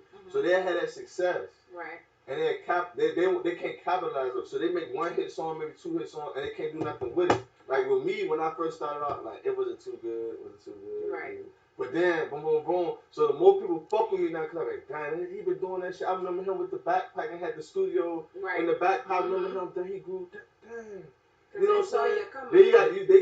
Then now you got the people who saw your come up. You got the females that be like, oh yeah, he cute. I fuck with this shit off the gate. You know what I'm saying? You got some niggas you hang with the school with. You know what I'm saying? Then you got your fan base. Cause all you need for real, fuck like one person to buy your CD, listen to your shit, and never hear that shit again. You just need 20 people. It is. Be real fans. I got a question. Do you consider yourself an artist or do you consider yourself a lyricist? I'm an artist. What puts you in the category of an artist? Because what's up, nephew? I swear, all my nephews and nieces are calling me in the middle of my shot. I call myself an artist specifically like because of my my range. My range. So it's not just about your lyrics. What else? What do you bring to the table to make you an artist? Versatility. That's the main thing. So it's not. I'm not really set on one type of shit. So when I first started doing the music, I was cool. Like I was pleasing to people. I needed the fans or whatever like that. Right. So you got to do what people like. Yeah. And then you get stuck in that. You know what I'm saying? So then like it was hard for me to grow as an artist. So then like. The Black Rose jump, like the Black Rose video he played earlier, like that's me kind of like singing, like that's a hit, right? So I'm like, damn. That's not outside the box for you. Right. Like that's that's not outside the box. That's inside the box. Okay. But I would never have got there without the other shit. Right. You know what I'm saying? I would never have came. So then I go to the studio with my mans and find out how to do the melodies and just sit and learn. I go to the studio, I'll be over there showing how you do that. Like, nigga, get up on me. But I'm paying my money to record, and I get my song out the way in 30 minutes, recorded it. While you mixing, nigga, I'm over your shoulder, but I'm trying to learn this shit too. Yeah. Cause it's my money, you know what I'm saying? But you just keep going. But as a recording artist, back to your question, like I had slow songs, R&B's, but now I go to more like the soul side, like you know what I'm saying? Cause like all that rap shit, that trap shit, it's cool. Like I can get down with the get down, like with any style, but now it's just more of a vibe and just to catch the listener's ear now. More So like most people like you got the DMV flow, the West Coast trap, you know what I'm saying? So my shit ain't in none of that. You get what I'm saying? That's good. I found my own lane and I just stuck my own way.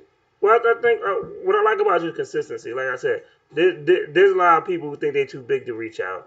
And then there's just people that, like, okay, well, I reached out and he didn't respond the first time, so fuck it.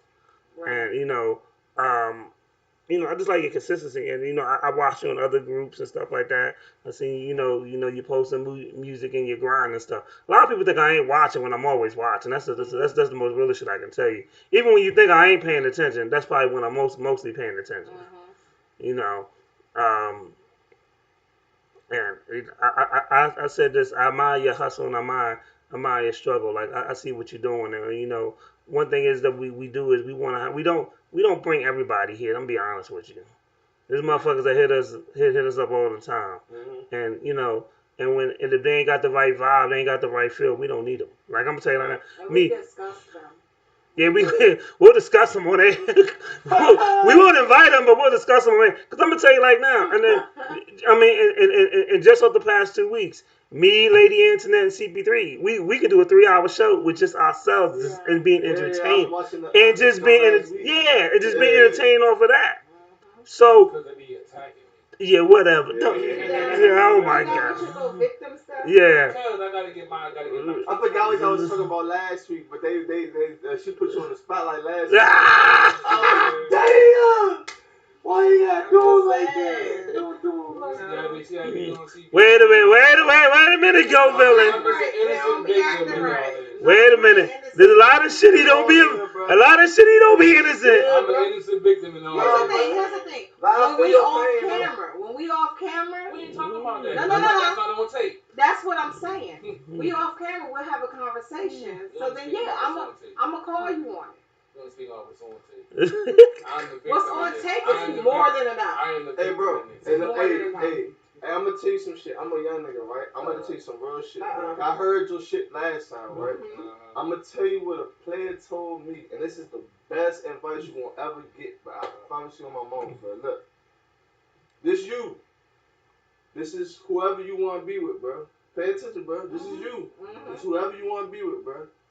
You gotta build a house, bro. Listen to me. You building a house. Whoever you want to be with, building a house, bro. don't ever take from your house to build somebody else's house.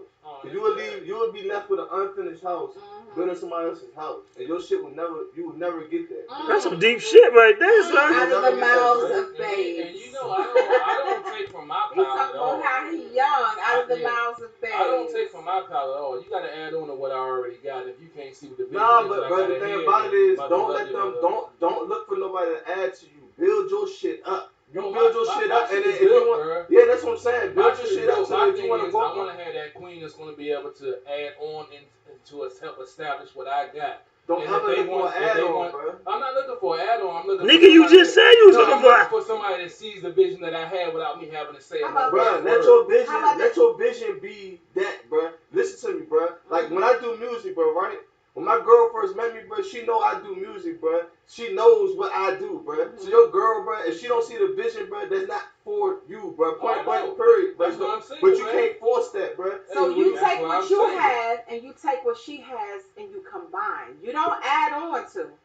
You combine. And that's why I'm single, because I can't find that right one that's ready to combine with what I already had. I'm not selling it for less. I done there, been there, done that. I done took the high road with the women spending money on me, with the having threesomes and having. That's a high road, nigga. That's cool. I thought that was regular life. Bro, I had. That's like last year. Yeah. I'm just saying. I lived a complicated life.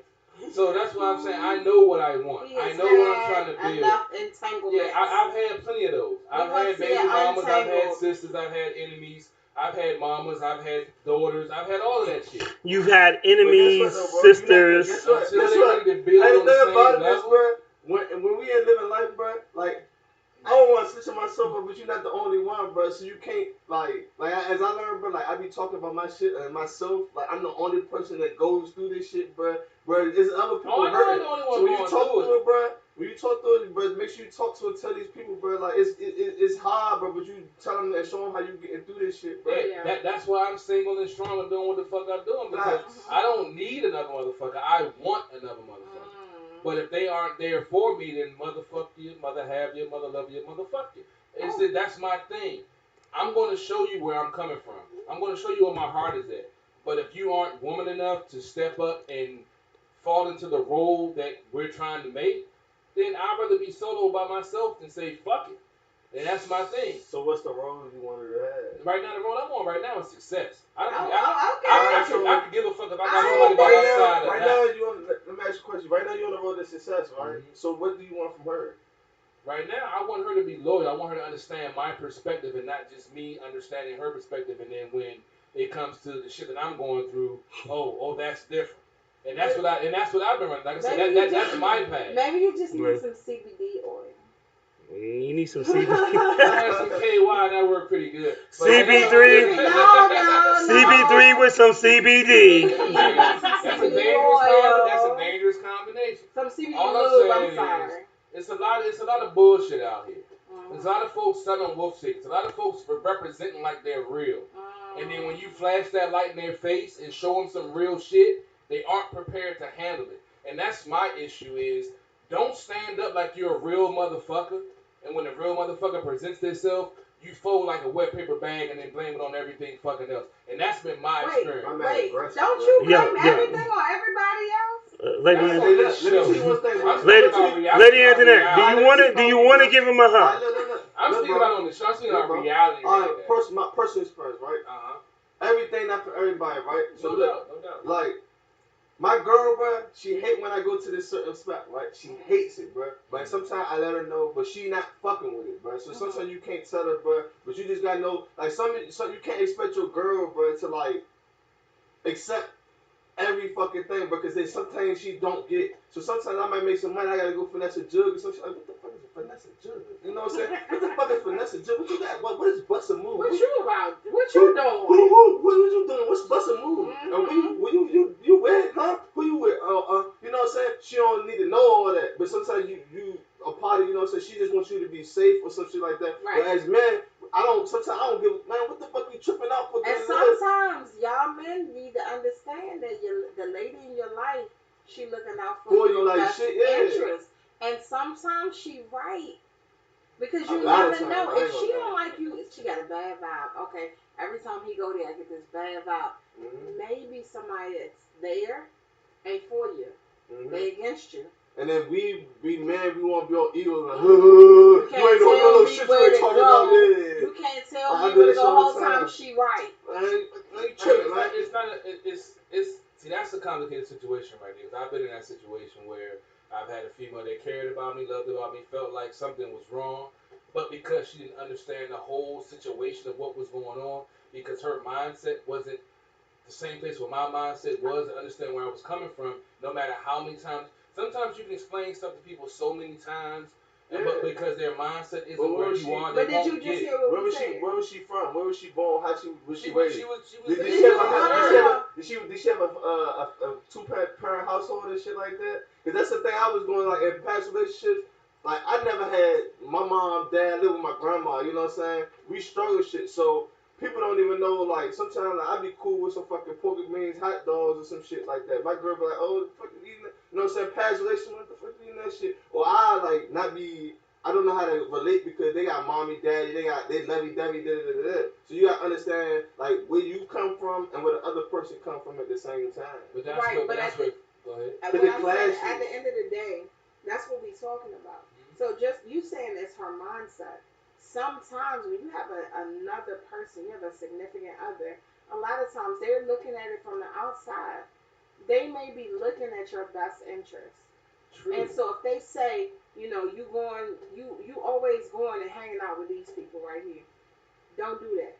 You never know why that happens. So that's everything. Communication is key. No, everything happens for a reason. A lot of times we cannot ignore that because you interfere with what you need to be doing.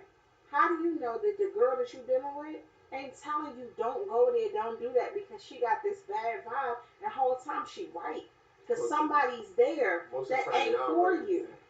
I mean, that's what I'm saying. So you can't say, oh, well, she don't understand because, it's her mindset. It's her perspective. No, sometimes she has, it's like a sixth sense. But if they don't, but that's the thing. If you don't communicate and explain but you said that she what didn't you're understand. feeling, You said she didn't understand why you were lying. Because a feeling don't tell me shit. Hey, bro. Like, a feeling is a feeling. But she might not know exactly what it is, but something. But that's what I'm saying. If you say something is rubbing me the wrong way, something doesn't vibe with me, that's cool. But if you're just saying, oh, I just don't want you going there, that's not telling me shit. Nah, it is telling you shit. Because a girl who love you, bro, a girl who really love you, bro, give you that nurturing, I'm like your mom love. A girl who really love you, so she can't tell you what it is, but she feels you, bro. Right. They don't see it from your perspective to see where you're coming from. It don't make a difference, but she that's the thing. Feels you shit. Your perspective aren't going to see where you're coming from because it's your vision. Right. Your perspective is your perspective. That's what I'm saying to you. Sometimes another person is placed into your life to bring light to another perspective. True. Your perspective ain't the only one. True. Just because she can't see your perspective don't mean hers is wrong. But she doesn't have the same mission that I have in mind. Right, also. but your mission could be compromised based on the people that are there. But that's by her interpretation, not saying no, from what where I'm I'm saying, coming from. a lot of times, and he just said it too, a lot of times the female in your life, a lot of times she's right. But she isn't me. She doesn't have my mindset. She doesn't have my hustle. She doesn't have my grind. So she's looking from a different perspective and doesn't have all the information. Right, so if you're getting only parts of the information and you're making an interpretation off of that, you don't know what it's really fully off of. Every time you go to a specific place and you hang out with a specific group of people, if every time you go there she has this bad vibe, right? She don't know where it's coming from. It's called, some people call it women's intuition. Some people say that it's a sixth sense. Whatever the case may be, you have your mindset. I'm doing business. I'm doing this. I'm doing that. Bark, bark, bark. But you're not realizing that she's put into your life for a specific reason, and she can identify the dangers of you going to this particular place. But you don't understand the trade-off, and sometimes you have to take risky situations to be successful. Okay, Mr. Thug. Listen no, to this what I'm is saying. not a thug mentality. No, what I'm saying. This is a businessman mentality. Yes, businessman. Even in business, it may be somebody that you think that, I'm on my grind, I'm doing this, I'm doing it. That person that you're doing business with may do you dirty.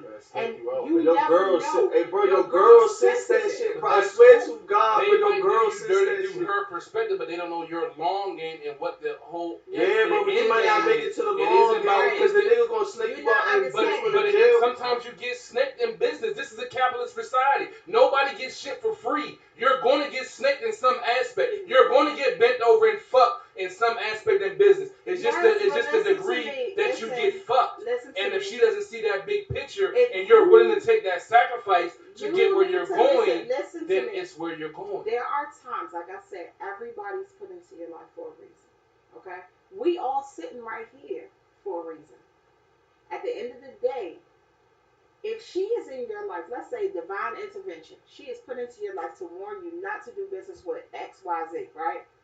But if she tell you that, and you hard-headed, and you still go and do business with X, Y, Z, who's to say that if you didn't do business with X, Y, Z, you would be much further along in the long run? But that's the same way of saying if she didn't hang out with X, Y, Z when she wanted to go out and party and twerk and go have a good time. That could be the situation. That's one thing. I'm doing business. You're going out for party. But we not talking about that. At the end of the day, what we saying is, what are you looking for, bro? What type of woman do you want? I'm looking for success. I'm looking for a woman that understands that a busy man is not going to be home all the fucking time, up her ass, returning Texas 20 seconds after she's. Well, I haven't, because I haven't run across. That's the issue that I'm having. Here's the thing.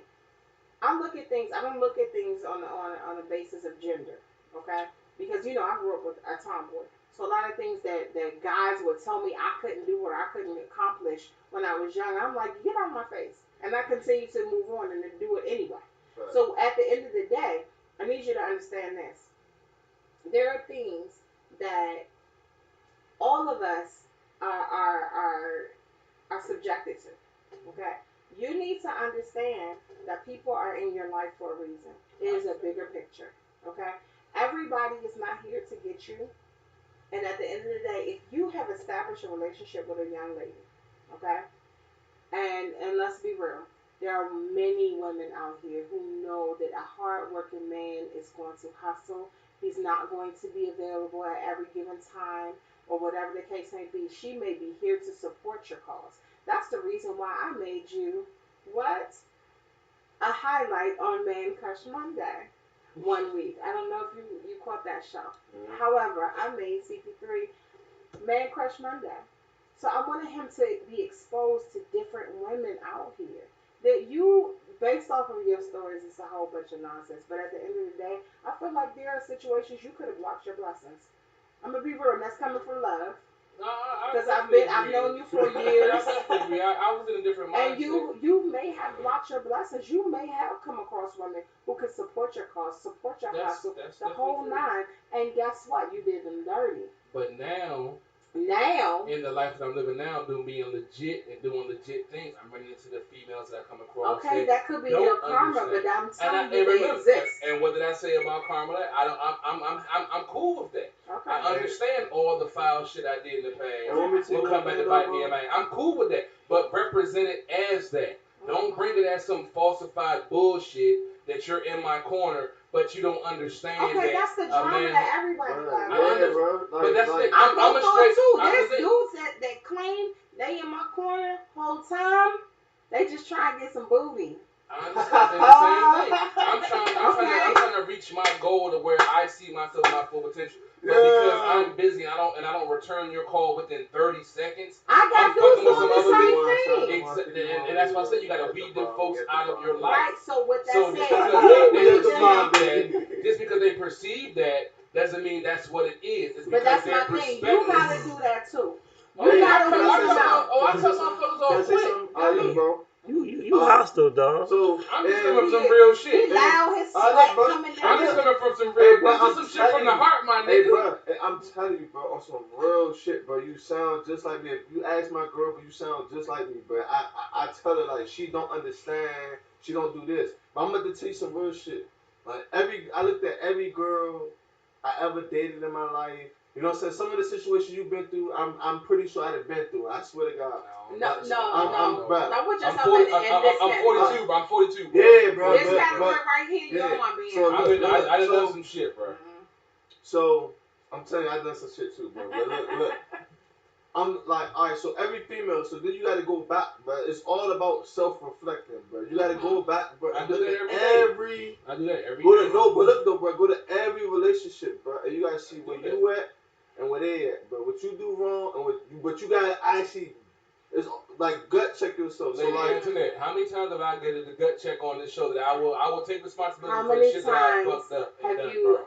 taken responsibility, then flipped it and said, "But it ain't my fault." Well, that's just that's just So for like, the show. alright, so like, you know that if I've done something, I've said, I but fucked you her always sister. turn it around and make it That's seem for the like show. they at fault. That's for the show. I'm talking about off camera too. I know I fucked up. I know I did foul shit. I know I did something I Okay, so shouldn't what have I'm done. saying to you is, maybe you are continuing to block your blessings. yeah, because the people that's coming in your life, bro. Like sometimes, bro, like every girl you come in your life, bro. Like you just can't like, all right, fuck it, I'm about to fuck with you. I love you. You can't do that, bro. So every girl that comes, bro, I need to have a relationship. I need to understand you're on the same yeah, level. but sometimes you're not about to have that relationship, but you about to have like.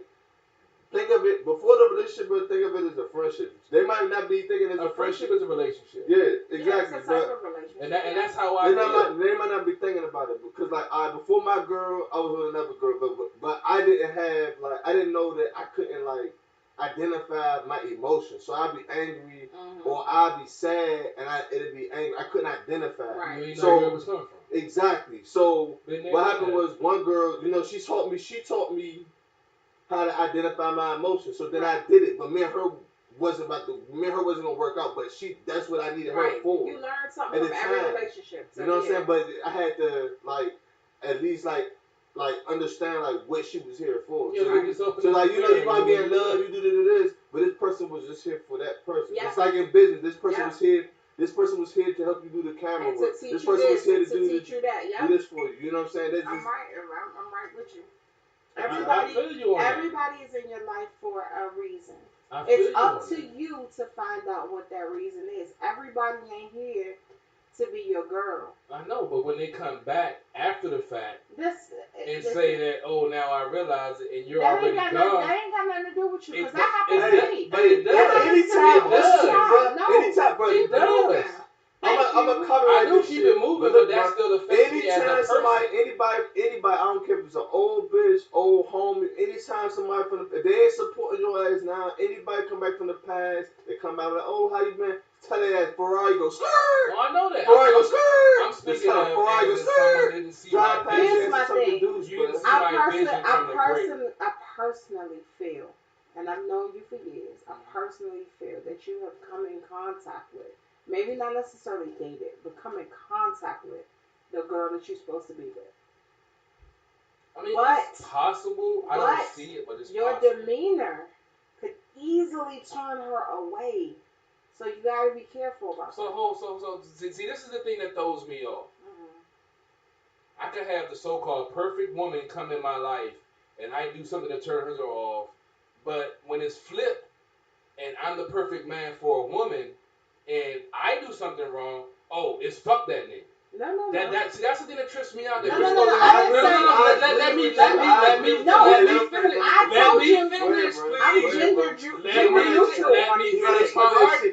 finish my argument. Go ahead. Now, I'm supposed to bow down and treat her like a queen and realize that she's the most abused woman on this planet as a black woman and all this and that. But I don't get that same reconciliation. You should. And that's the problem. I don't get that. I get bullshit, and then when I shit on them, I'm the bad guy. But hold on, back up. We already talked about this. We just said it. At the end of the day, everybody comes into your life for a reason, right? Exactly. Everybody should be treated a certain way. Exactly, but they don't play their role. I don't hold one gender to a standard that I don't hold the other. No, I shit on anybody that treats me wrong. Right. Male but when I said to you, it has nothing to do with you dogging her. I said there's something about your demeanor that may have turned her off. I'm not saying that you dated this girl or smashed her off. There may be a girl that is near you. Y'all cool. Maybe she came around here. Maybe she bought you some cupcakes or something one day. And maybe that's the girl for you. And there could be something that you say or do that may turn her off. But if she can't communicate with me to let me know that it turns But her she on, she then don't that's a she problem. don't know she the woman for you. But Just like you don't know she the woman for but her. if What you I'm don't have saying. the security to stand up for yourself, if you're in a No. that's me. I didn't say that you did anything to her. No, if she felt a certain way about something and she didn't speak up and say something, But what difference that's on her. If me and you having a general conversation, right? And there's a woman sitting here, or maybe over there, standing over here, and she hears that conversation, and you are speaking on your mindset. Your mindset. She may hear you, and she may be like, okay, and then walk away. Your demeanor may have turned her off. But you're judging me off of a segment of a conversation. She's not that you're judging hearing. you. If you step off because you No, hear a as far as conversation a romantic and you don't like, relationship, you may still be a cool person to her. But you're hearing a segment of a conversation that you don't know the context of, At the end and of- you're basing your judgment at off the- of me off at of the that. end of That's the telling day- me you're not the person for me because you're not getting information to find out who I really am and get context of that conversation. But that's not her responsibility. That's yours. You can't ask. You But can't. how you is can't she, if expect she's her to- eavesdropping on a Hold secondary If conversation? if men can't read minds, if men can't read minds and know what a woman is truly thinking, women can't read minds and know what a man is truly thinking. And she can't step off without asking that question. But here's the thing: what you mean step off? She's still cool with you. But if she says that because of the conversation that she overheard secondhand, Yeah, she might then be like, because "Oh, she's I like, can't date him." But she hasn't heard the whole context of the conversation. She What heard that's a your snip. first I'm about to tell impression. you, That's your first impression. I'm about to tell you, bro. But Like, if she doesn't dig deeper to find out, Why then she gotta dig deeper? You have when given you her start no reason. if I hear you having a conversation about WAP, about wet ass pussy, hey, bro, I'm about to tell you right now. And bro. you turned If off we him. had not, Exactly. If my girl was here, that's bro, on me if my girl because was I didn't ask hey, questions. Please do not push. See, I don't want that's none to my cuss thing. tonight. Look, bro. Hey, but between me and you, bro, you wasn't here. Please forgive me, bro. It's me, you, and bro right here. 151, bro. We got 5 bitches in the house, bro. 5 bitches, 5 pretty ass bitches right now, bro. We get to drinking, bro. You get to talking that bullshit, bro. You kill the whole vibe, bro. My mom, bro. You kill the whole vibe. They be like, man, we don't want to hear that shit, bro. They gonna like take that nigga to the room, bro. They don't want to hear it, bro. The thing about it is, everybody got problems, bro. So when you get to talking, oh, I'm this, and the female, she like, man, that nigga ain't no man, bro. Because men, we about to handle our business, but we gonna walk with our chin up, bro. Yeah, we been hot. But they want a nigga to communicate. They want a nigga to know that how yeah, they feel. bro. But you can't tell everything. That's that bullshit. See, that's that bullshit. They want us to be vulnerable. They want us to be open and communicate, but they don't want to hear everything because we say so as a man. That's that bullshit. Okay. Whoa. That's that bullshit we Whoa. want us to open Yo. up no matter what. We can do a lot of things. He's an angry thug. That's that bullshit double standard. We supposed to be hard and not cry. Let's go back. But if you show that emotion, oh, we a bitch. No. Let's calm it down a little bit. This goes back to I'm gonna tell you what I tell my kids. Now my kids, and this is not an insult because my kids are big. Okay, my daughter's about to move into her first apartment, so my kids are not. Thank you. I'm so proud of her. So at the end of the day, I'm not telling you nothing that I'm gonna tell an elementary school kid. I'm gonna tell you what I tell a high school and a college student. Okay, you need to understand the energy that you put out into the environment. You gotta understand that. At the end of the day, the energy you put out is also a reflection of the energy you receive. So you have to understand that. You be very careful about the energy you put out there and the words that you say.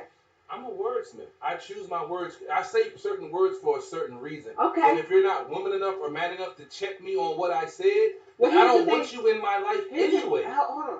You gotta understand this. The type of woman that you want is not going to be very pleased with some of the things that you say out your mouth. And I can vouch for that. And that's cool. And that's where her place as a woman to be strong enough to say, hey, I love you, but I don't understand where you're coming from. You need to talk about going too far in advance. No. I'm talking about the first interaction. Okay, well, before I love you. Well, take the love part out of it. If I'm a strong man and you're a strong woman, and I say something that you don't agree about, if you're not woman enough or man enough to say something about that, that's on you. That's not on me. Why should she exercise that much energy? Because if she's seeking happiness for herself she has to know that she has to stand up for that shit. Okay. And it's not going to come easy. Just like for a black man, it's not going to time, come away from a black woman. The first time you meet a woman.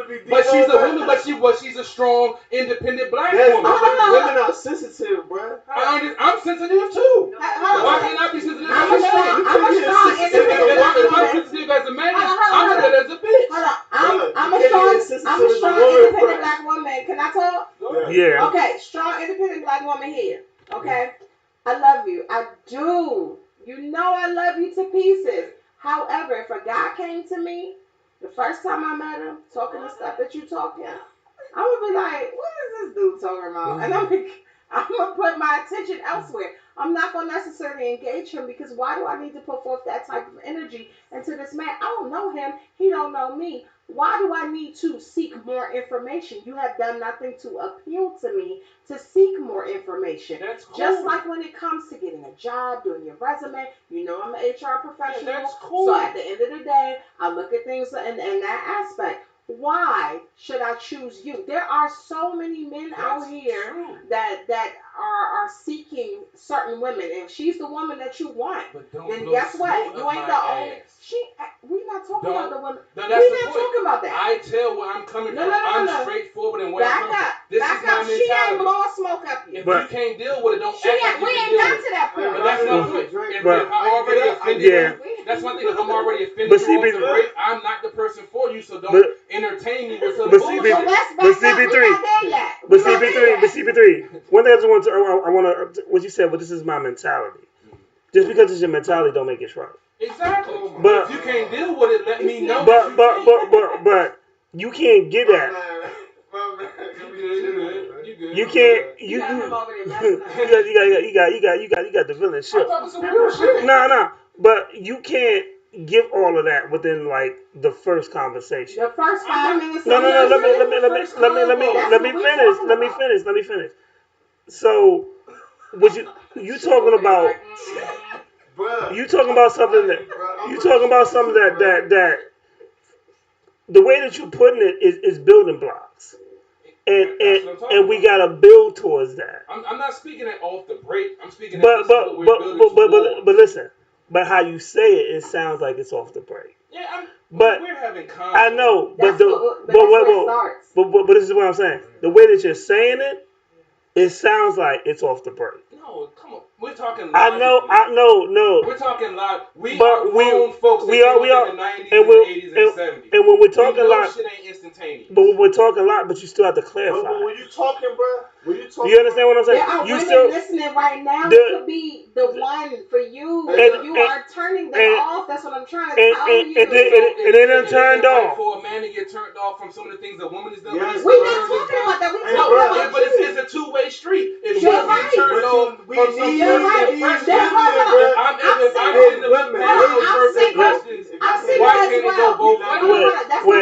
single as well. So we in the same boat, right? There are women on here. We are in the same boat because right now there are men that's watching. They're watching and they're like, "Who is this girl? Oh, let me see what she's talking about." So what I say out of my mouth is a reflection of me. So that may determine.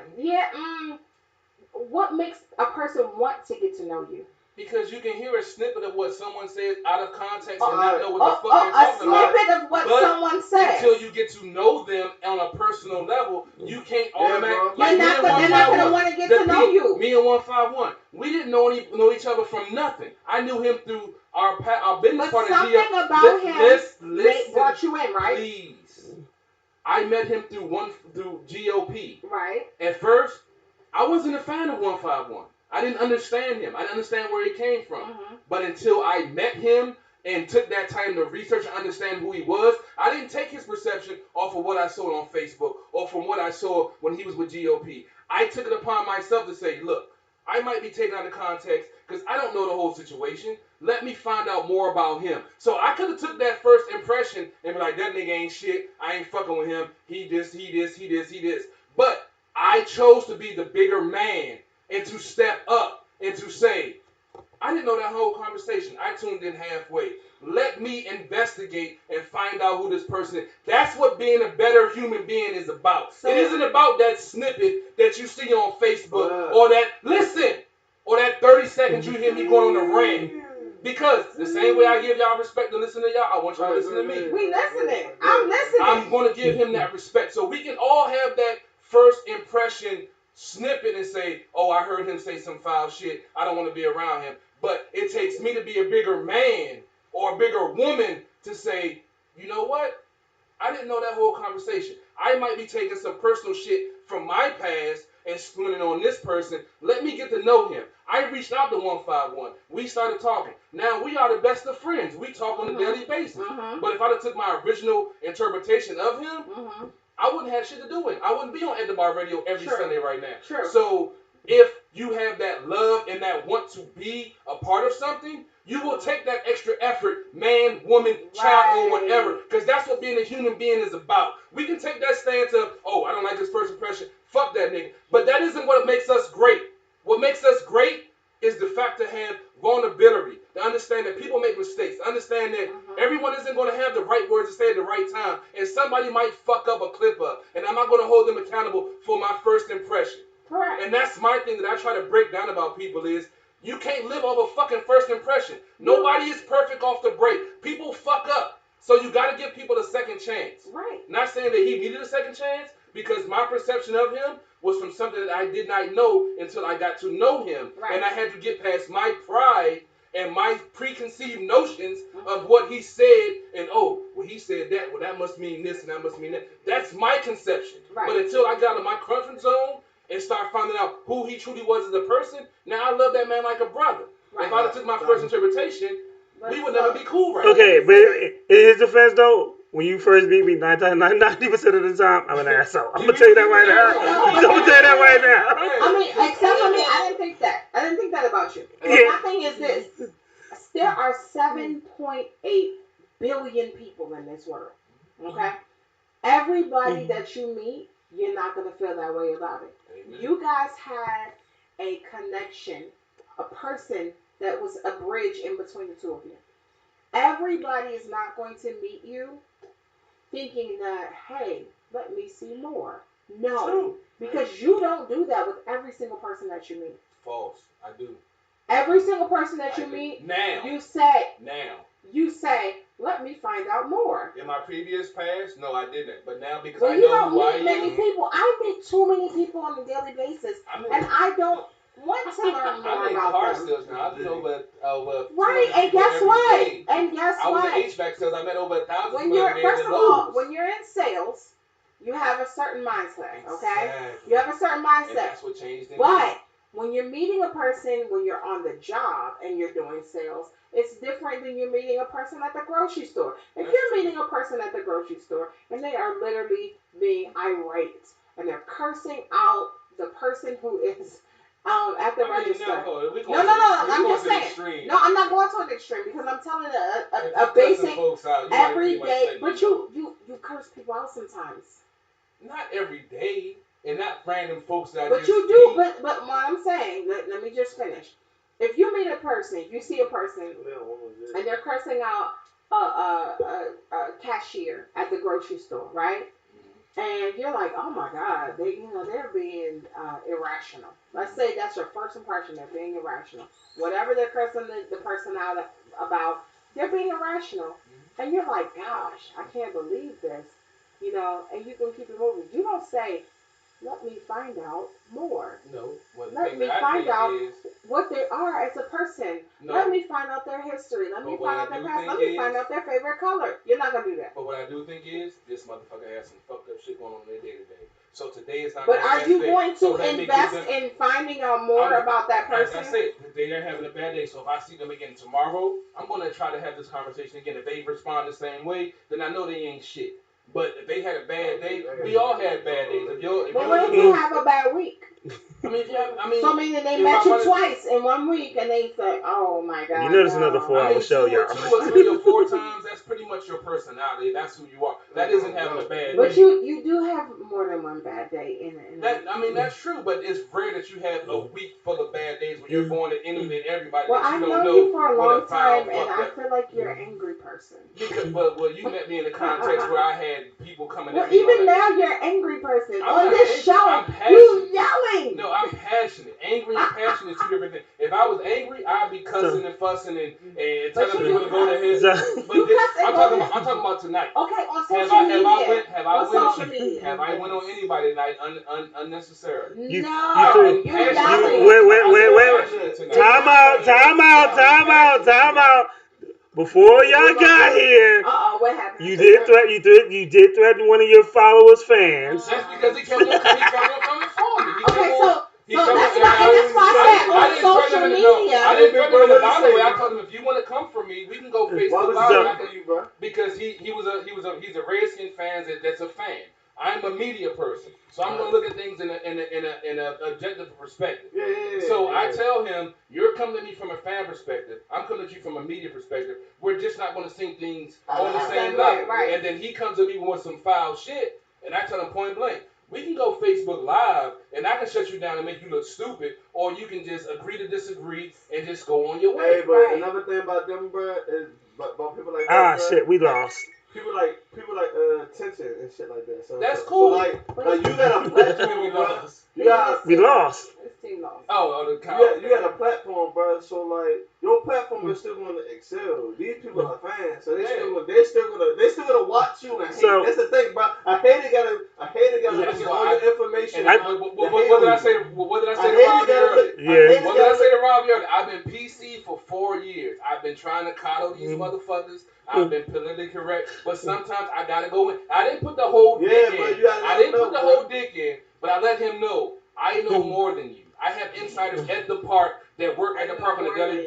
I have insiders that's at the park that I talk to. You need some CBD oil? You are a 106.7 listening to. Bro. So I know more than you. But just you saying that, bro, give them the upper hand. But I want to. You let weak-minded people. Get you under your skin. But that's not getting under my skin. That is getting under your skin. By me being passionate. No, by me being passionate. Wait a minute. By me being passionate does not mean I'm under my skin. It means I'm passionate about what I believe in. Turn the mic on her. What you say, man? Say it. Y'all are so much alike. I tell you, bro. I said the same shit you said. Can I tell y'all something? No one can get in my feelings because I have none. So can I? I'm passionate about what I believe in. CP3. That's what I'm saying. CP3. Get me to the point where I'm ready to fight, lose my job, or do whatever. CP3. All right. So let me say. So one, I want to clarify some stuff. One was when CP3 first met me, probably. And when I say I'm an asshole, because I am an asshole. When people first meet me, and it depends on what situation that you meet me in. Mm-hmm.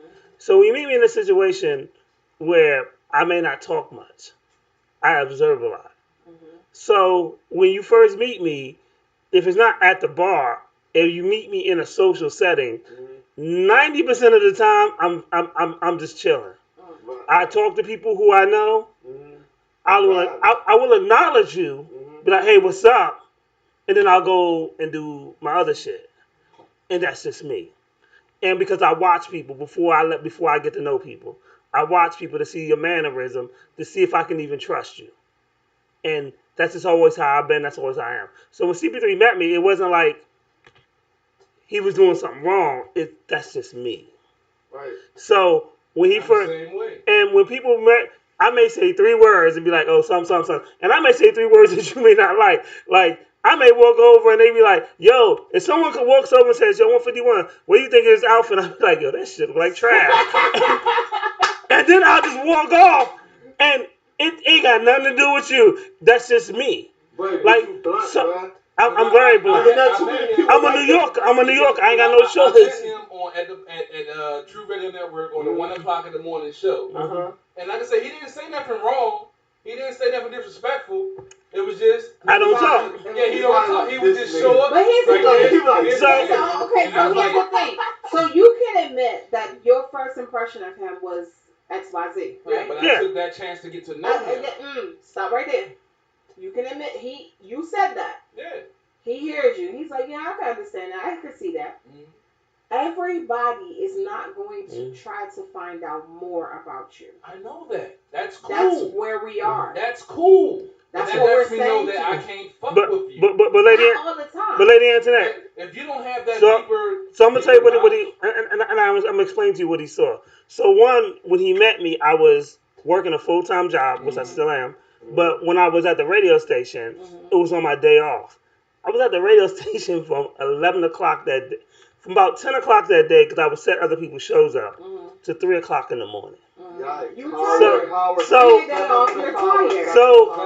the funny thing is when he met me, what he's not saying is when he met me, when you first walk in and I let you in, first of all, I'm tired as a motherfucker. Right. And I'm like, what's up? And that's probably some shit that I said. You were real short. Or if somebody, or if the people who we were working with irritated me before, you can. I'm very transparent. You see them, I'll be like, yo, what's up? They'll be like, what the fuck is wrong with this nigga now?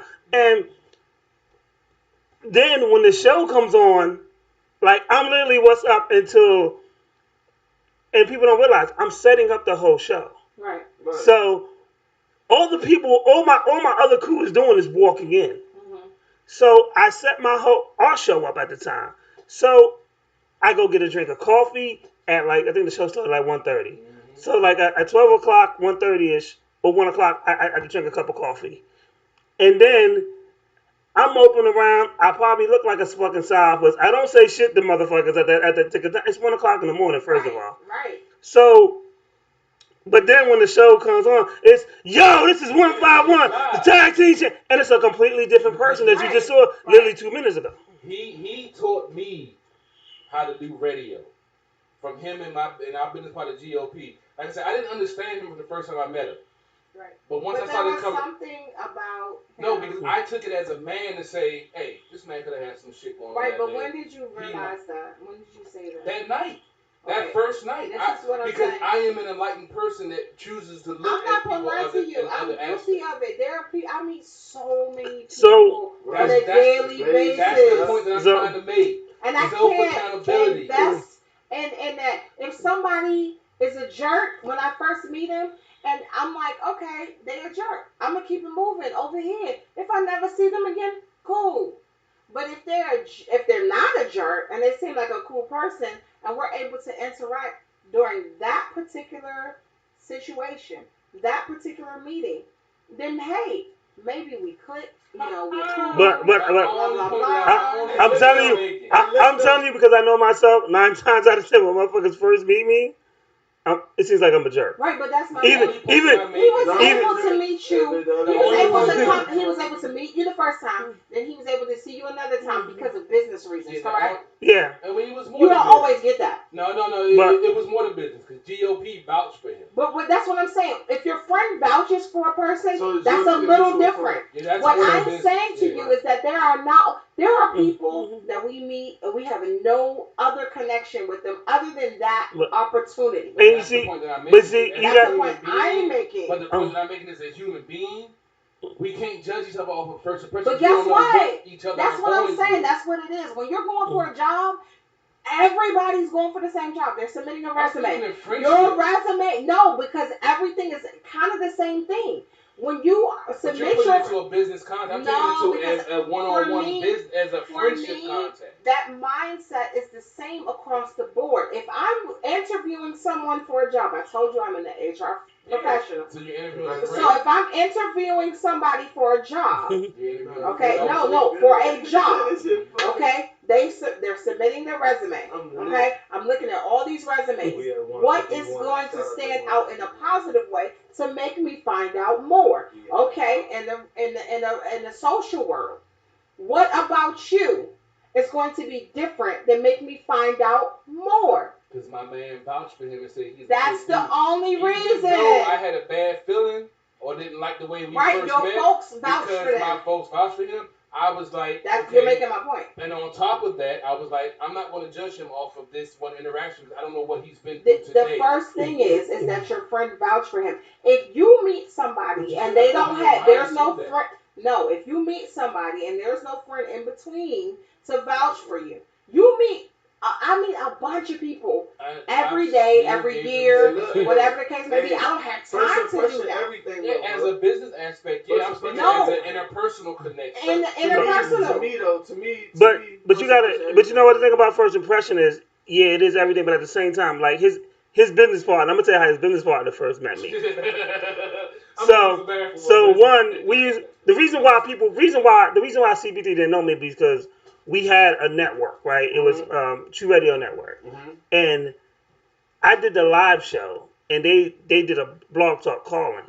So if I'm doing my full time job, 45 hours a week at the time, and then not only am I doing that, I'm doing my show and I'm doing other people's shows. Right. Like I'm not calling. Like if they had a show throughout the year, I'd probably call in maybe once or twice. So one, no one knew my real name.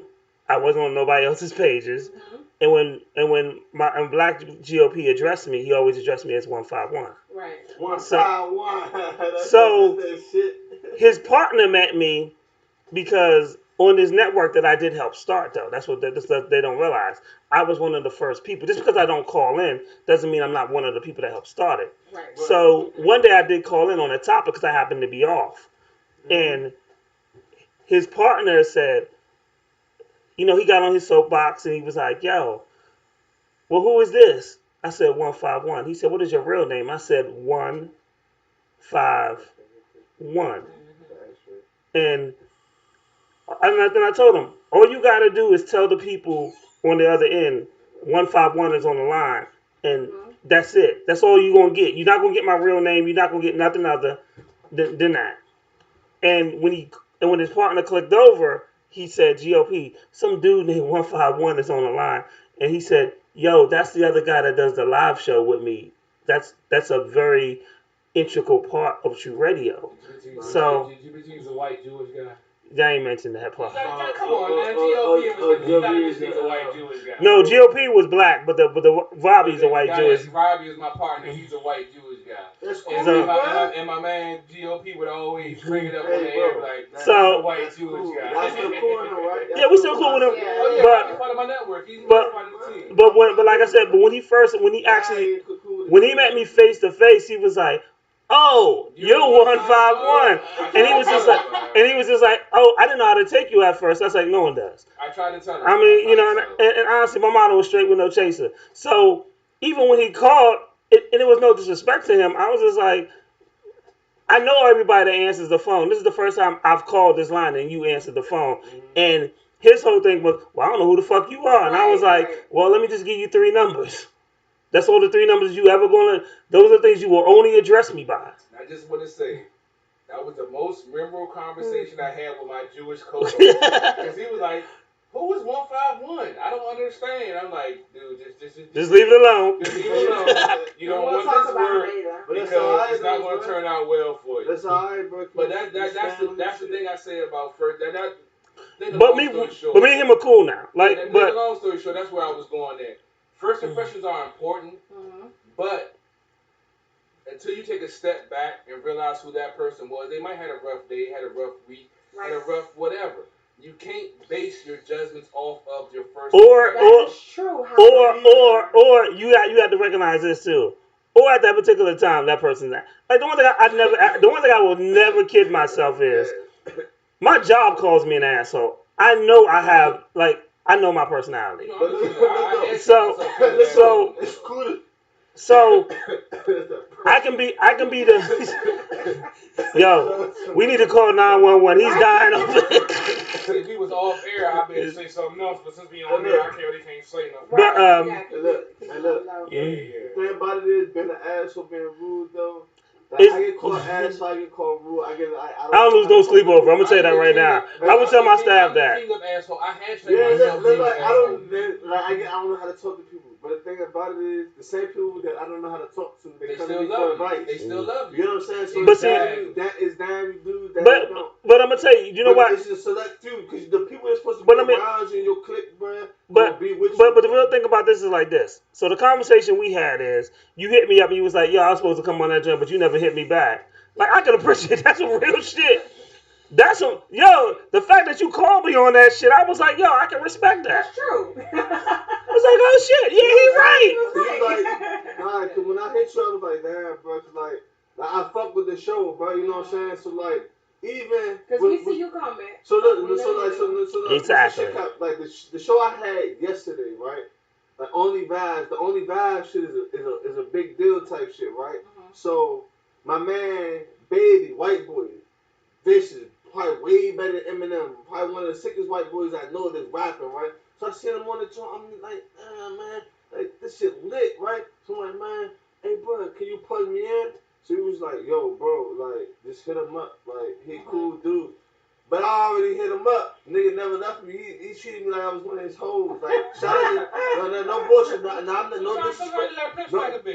No disrespect though. No disrespect though. But Jeremiah, only vibes I fuck with y'all. But vibes do what I had to do. So I feel as though they was treating me like a hoe. So then when Bailey said like, oh, hit him up, bro. He cool vibes. You know what I'm saying? Boom. Hit him up again. Boom, boom. He never read the shit. So then on Instagram you can see this nigga read. So he read the shit or whatever like that. No, did he read? He read the shit, so I'm like, damn. So I bet. So I gotta come a different way. Like the nigga got like 13,000 followers, bro. So you know what I'm saying? I'm trying to get on the show, but I just like, the show was live, bro. It's like a live show, you doing a live joke. Right. I'm like, I bet. So I told my girl, I said, look, well, if he ain't gonna answer my messages, bro, we gonna make this nigga fucking respond, bro. So you know what I did? I took a bomb ass picture. She edited this shit because she was doing her artwork. She edited this shit. I said, look.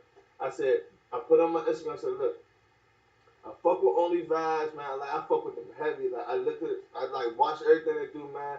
And I would love to be a part of their show. So all my fans, please just tag me in the joint. You know what I'm saying? Boom, boom. And tag me in the joint and got their fucking attention. He hit me back like, bro. He like, bro. Alright, he said I'm setting some shit up for October, bro. I'm setting some shit up for October, bro. I'm gonna put you in the joint. So then I hit him up and said, bro, just let me know when the date is. Right. So then he hit me up, bro. He said, look, all the artists I got, I know them personally. But he said, man, come out to the show Saturday. That was last Saturday. I just did it yesterday. Okay. So it's last Saturday I had to go and meet him personally. So I went, boom, met him personally, bought a shirt, bro. Like, man, I support what you do. Let's rock, but let's get some money. Boom. So he said, but what did that? If you went up your first impression of him, you'd be like, fuck that fuck. No. What did you do? I would never, but I never, like, the thing about me is, bro, I know niggas is human, because some niggas, bro, like, me personally, but, like, me, like, from my experience, bro, like, I do a show, like, DJ, they book me for a show, but I do a show, bro, like, maybe because, like, all the bitches might be looking at me or something. Sorry, baby. Like, all the bitches might be looking at me, bro. And then the DJ might turn my mic up a little bit. So now I'm rapping and shit, it sound like I'm screaming, but niggas just be passive-aggressive, pussy-ass niggas, but they just be passive-aggressive, bro. So I know there's certain shit like that. So now, being a boss, bro, like, you know who you are as a person, bro. Like, I got a temper just like you, bro. Like, I will smack the shit out of nigga real quick, but like, don't play with me, bro. But I know that certain niggas, bro, like, they not that type of nigga, bro. So you can't treat them like that. So nigga like the DJ niggas, bro, you know these DJ niggas, some of these DJ niggas, they not about that shit, bro. So, like, the nigga be like, man, I don't like him, man. All the bitches like his music, bro. So they turn my fucking microphone up, bro, and I'm rapping and shit. You know what you got? But now I'm gonna tell you real talk. So when they used to do that to Renegade, right? Yeah, shout out to Renegade, bro. I love you, bro. So I'm gonna tell you like this. I used to walk over to the DJ and be like, yo, you wanna get smacked? Turn that mic down. And then I told Renegade, the next DJ to do that, and this is my man DJing. I said, yo, if your mic is too loud, this is what I want you to do. I want you to stop what you're doing. I want you to take the mic. I want you to turn to this nigga and say, rewind my song and turn my motherfucking mic down. Yep. And he said, what? I said, I want you to do that. And he said, what they gonna do? I said, nigga, don't worry about it. I said, the minute they come out of face, you ain't gotta say nothing. I said, that's all on me. And I said, but if you put them on black, but go villain. But go villain. The next time a nigga do that to you, turn around and say, yo, fix my motherfucking mic. Put them nigga on black. But like you aggressive, bro. I just especially got a DJ booth. Bro, yeah, bro, but you want to do that, bro, but you can't do it, bro, because he not even about that life, bro, so you going to do it, bro, you going to be the bad guy, bro. You be the bad guy, bro. You snatch me like the bad guy. Hold up, but I can spin the record too, so fuck a DJ. Okay, but listen to what I'm saying. Nigga, you snatched a DJ at our booth. That's my thing. If you doing some foul shit because of whatever rhetoric you heard or somebody told you to do some shit and you're not even respecting my artist and giving him a chance, you got violent tendencies, But nigga. this is what I need you to acknowledge. This is what I need you to acknowledge, okay? Okay. If you at a venue and you snatch a nigga out the DJ booth. That's not right. Okay? It's not even that. It's not even that. Imagine all the females watching, right? That's your first impression.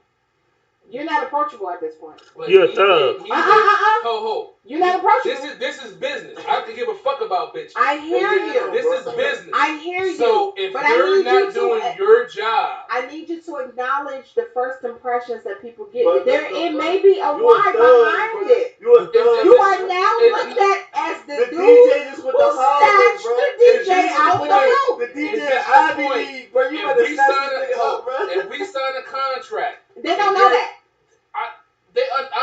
They don't understand the business as their fans. It don't matter. Groupies. Even if they understand the business, they don't know the backstory, and that's your first impression, and that's what you look at. Honestly, I can give a fuck about the crowd because they've already paid to get in. Right. I need my cut. gotta get ass a show, Listen, I need my cut.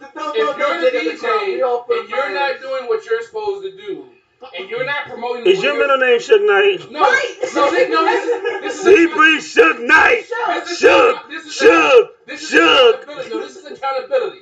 You're expecting me to fill your venue to make you money at the door and at the bar because you have a quality DJ. My expectation is your quality DJ is going to pub my artist the way he's supposed to. Right. So if you don't, and you done got paid, you're going to get this foot up your ass because this is business. We should not have to explain it. We're grown ass men.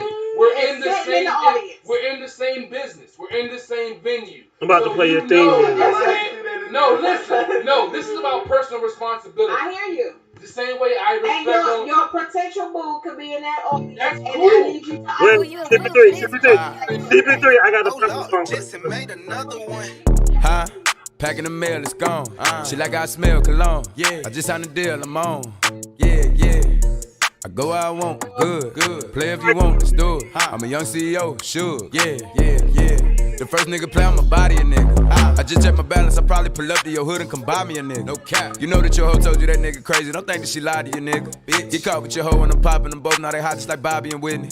Say I'm the GOAT, act like I don't know. But fuck it, I'm obviously winning. Don't make me. Soy martinis, right? It was awful. The show at Martinis was fucking awful, bro. They had the show, bro. I ain't gonna hate on it. It was a lot of good artists in there, right? But sometimes so like, you know, it was like a little showcase that you pay to get in, bro. Yeah. So look though, bro. So look what happened, bro. So they said email your music to the DJ. So the DJ already got my music, bro. Right. Guaranteed, right? DJ already got your music. Or you gotta have your name, you know what I'm saying? So I always send my shit professionally, like email, subject, file, bing. So you already know. I always send a playlist before I go. So you don't have to go, oh, you gotta pick that one. No, my shit already playlist out, boom. So all you gotta do is hit. I said that shit, you just hit play. That shit, woo, I'm good, bro. But then I get on the joint, bro. So they're like, all right, so my cousin was first. So I put on my cousin. They were like, damn. So What's your cousin name? Oh, CJ Inc. 503. You know what I'm saying? Okay. Everything 503, baby. Shout out, baby. So look. CJ Inc. went on, they're like, damn. So the DJ came, he's like, yeah, bro, I ain't got your music. He like, nigga, I ain't got your music. He came to me like, cuz, don't that say sent to you? He's like, yeah, bro, so he had to go, oh, he said, yeah, go holler at the DJ, go talk to the DJ. You know what I'm saying? Boom. So I didn't even think, I'm in that joint cool and drinking, you know what I'm saying, getting into my vibe before I got to go on, I go on after him. So I'm like, damn, I didn't even think that shit. So then the host called somebody after me. So I'm like, before you. No, after CJ was me. Right. When he called someone after CJ, they skipped over me. Right. So I was like, huh? So I let that shit ride. So I then the next he called another nigga. So I came to the nigga, telling him shit. What's up with you, bro? What's up, bro? He said, bro, do the DJ got your music? Do the DJ got my fucking music? So then I look, bro, it's a fucking line of 20 niggas, bro. Fucking standing at the fucking booth like waiting to get their music to the DJ, because you know every nigga, they have a little showcase and shit. You know every nigga not about to send their music, bro. Right. So you know niggas just be janky, bro. So I'm like, damn, but you know what? I said, you know what? That's why they. I said, you know what, bro? I said, you know what, bro? I don't even want to perform tonight, bro. Right. But my cousin, shout out to Ali Al, bro. That nigga was like, bro, what you want? What you want, bro? Because he was just gonna walk in there doing boga. I said, nah, bro, just tonight, bro, just not my night, bro. And I think that shit because it's Fuck a time. that. No, you should have said something. No. Look, Fuck that. I'm gonna tell you. I done had those Everybody don't want to go to jail. Wait a minute. See, CP3. Let me. So I'm gonna tell you. I said something to him, bro. When I said something to him the first time, bro, I already knew what it was, bro. Sometimes, bro, you gotta understand, bro, that niggas are passive aggressive. So go villain. The word passive aggressive is. I know my mom is passive aggressive. I do it every day. Look, bro. A nigga don't want to fight you, bro. He don't want to hurt you, bro. But the thing about it is, a nigga be like, man, a nigga, a passive aggressive nigga, bro. They just so sucker, bro. They don't like a passive aggressive nigga. You go to the club. The DJ, bro, he don't want to fight you, bro. He know you thugged out, bro. You know what he do, bro? He turn your mic up, bro. Let you have a fucked up show. Passive aggressive shit. You don't know, bro. You don't know. You don't really know he don't fuck with you. He still dap you up, smile in your face and everything. But I'm gonna tell you like this, like. They don't want no beef with you. Now, if you pay for that, I'm gonna tell you like this: if you paid money for that showcase, I'm gonna tell you what I would have did personally. I'd have been like, okay, so my artist ain't performing. Run me my money back. I need my motherfucking money back tonight. Not tomorrow. Like here's my cash app. Here's my cash app. Because I'm gonna tell you like this: when people play like that. Sometimes you gotta call them on their shit, and not every time. And I ain't telling nigga, can I talk, dog? Let me talk. Not every time you gotta, cause there's gonna be some times when niggas want you to that you gonna feel like you want to yoke them up. But on the business side, what you do is you gotta let them know don't play with me like that. Like one of the things is that people knew me as Renegade's manager because they knew I was an asshole because basically. I didn't play that. Like, if you fucked up, like, when we was in Atlanta, and I love telling this story. We was in Atlanta, and there was a chick there from Atlanta that manages Kevin Gates' brother. And, she was liking Renegade's music. But when I went up there, and we sent the music, and I was talking to the DJ, and I love this story because it shows my personality because I'm a Gemini. So you already know how. Gemini. You already know. You already know.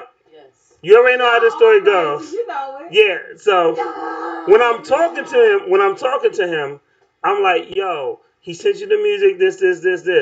And the motherfucker puts on a Mobb Deep song.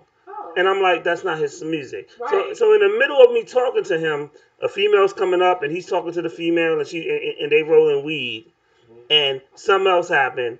And Renegade's looking at my face like 5, 4, 3, 2, 1. He's like, he's about to Kirk. I'm like, motherfucker. And I really just I said, dog. I said, first of all, I'll smack the shit out you. Let's just get that off the break. I said, how the fuck that you don't know what the difference is? How you a fucking DJ and you don't know what a Mobb Deep song is? Explain that to me. Don't even explain it to me because you dumb as fuck. I said, you don't know the difference between an original beat and a Mobb Deep beat. And there was 2 DJs. The other DJ was like, yo, son, I ain't got nothing to do with this. I'm going to see if I can find his music and try to play it. I cussed this motherfucker out. And I told her, I said, dog, you got bitches walking up to you, you holding conversation with them, you rolling weed, and you think it's a game. You got me fucked up. I would slap the shit out you. Like, real talk. And he was like, oh, no. And I got so hot, I was already angry. So even when my man came over there who threw the show, was like, yo, what's going on? I said, what's going on is that you got a fucking DJ here who think I'm a joke and he don't understand I will fuck him up in here. Mm-hmm. And then he was like, yo, King, calm down. I was like, nah, we passed that point. He done took me to the point where I ain't calm. Like, anybody for the next 10 to 20, 30 minutes is enemy. But when I want to smack a bitch, I'm wrong. I ain't say I was right. Right. Just acknowledge that number one, smacking anybody is wrong. That's number one.